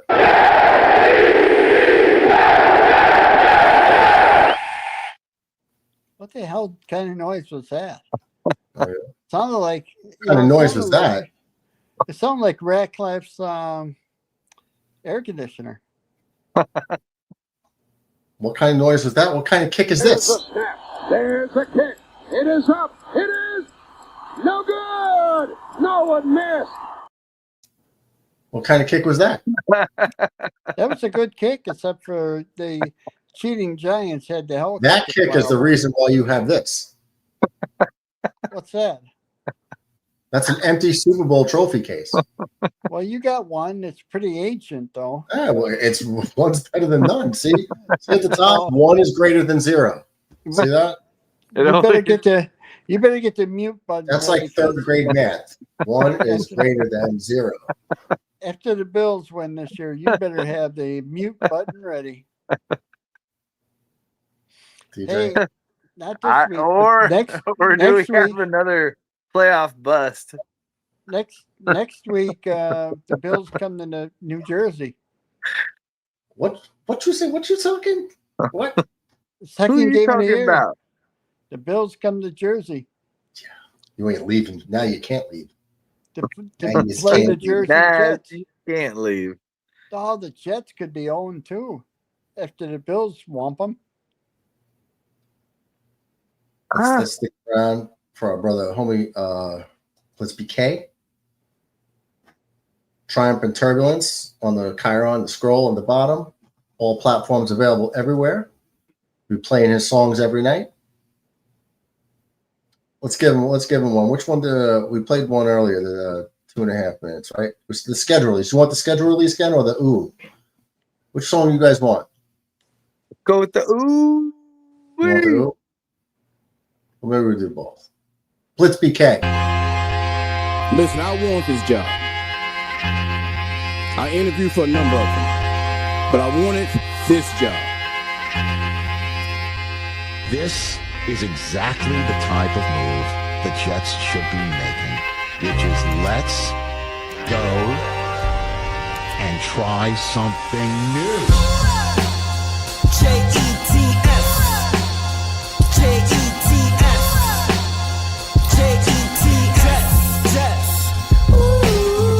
Hear that Jets engine revving, watch it go for 7. A new face in his team, Aaron Glenn the legend. Cut the fat, brought it back better than before. What we lack in talent, we bring it hard and more. Play the ball, turn it over, watch the offense score. Just been running the field, watch what we got in store. Wilson, Quinnen, and Hall, revenge of the poor O-line in the first, cause the trenches is war. Whether man and zone, we sure blitzing them more. 4-3 or 3-4, nothing stricter than law. Everybody got a plan till they hitting the jaw. They bleed like we bleed, everybody got flaws. Y'all smelling 4 wins, well I smell a little more. I predict a lot of favorites gonna fall to these dogs. I'm ready for the hatred when we surprise y'all. When it's time to play ball, we gonna kick in the door. Yo, JETS, JETS, JETS, Jets. Ooh, JETS,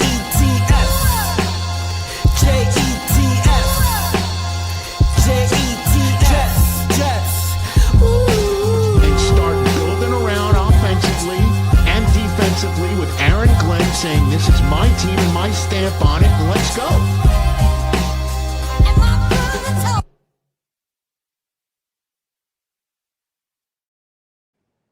Hell yeah. All right, bro. Let's hit the Fire. schedule release. I'll close it out with Blitz BK's other song schedule release, and then hit the outro. You guys good? Have a good night, y'all. Thanks. Have a good night, Everyone, y'all. thanks for hanging out. Hit the like and subscribe if you haven't yet. Otherwise, I crush you. You crash me. See if we'll be on tomorrow, possibly. He dies. And, Blitz is the GOAT, and everybody should definitely get his songs. They'll be played here routinely. Truly like a ridiculous talent that somebody's going to have to recognize it, somebody in a position to do something. Yep. And we'll try to push as much as we can because the guy is just that good. And he deserves it. Agreed. So we'll end it with the other song. This is the schedule release one that we played earlier today too, and last night. And then we'll kick the outro. Now you the man. Hey guys, remember when the Bills won the Super Bowl? Yeah, on like Madden 24, I think somebody will blow with them, right?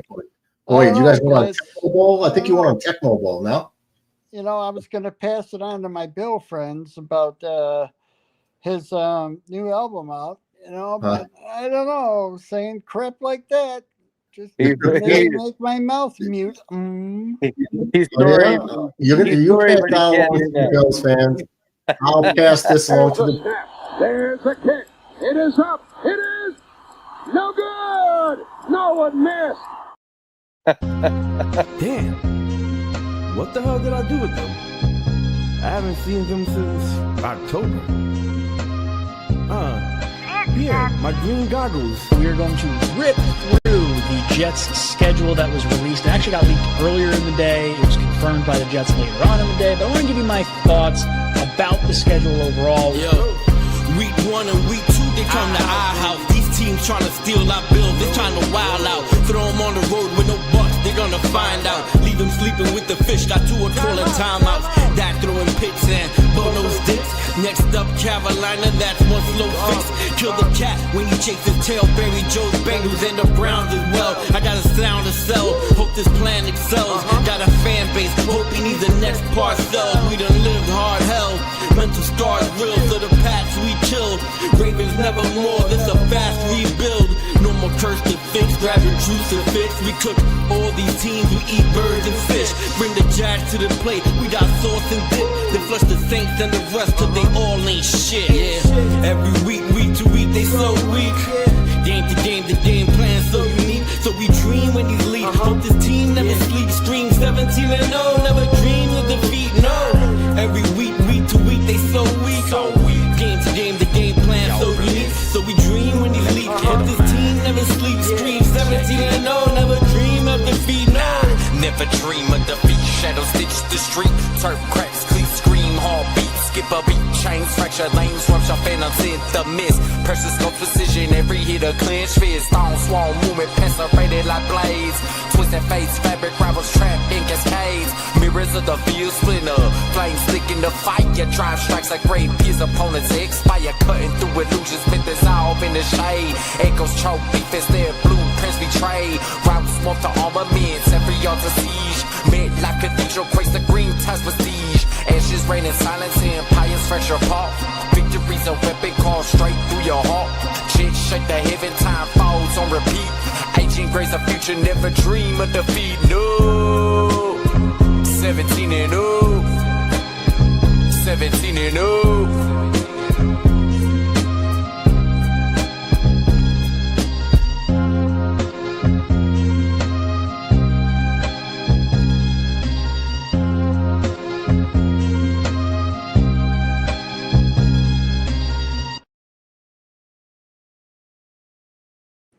Hell yeah. The GOAT himself. DJ, you could take that and shove it up your tush.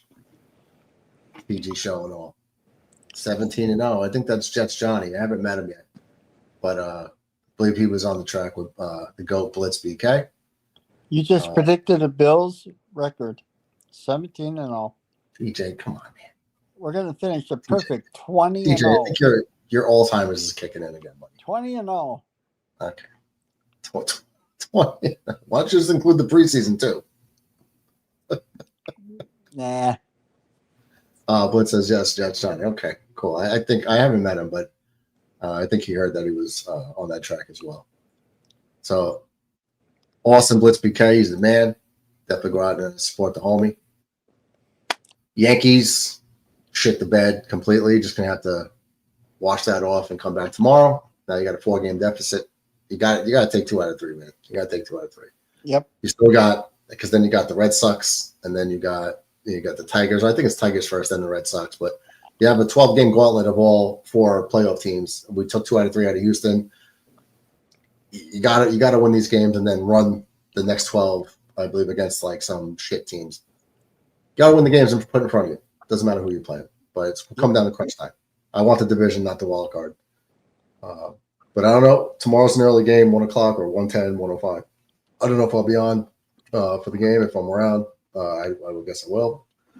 Either way, DJ, take care. Comb your hair. Definitely see you guys on Sunday for the Jet game for the watch along.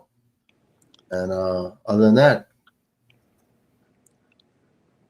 go Yankees. Go Bills. Go Jets.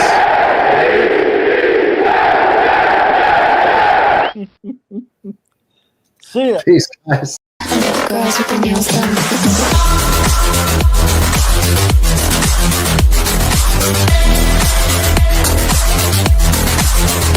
Girls with their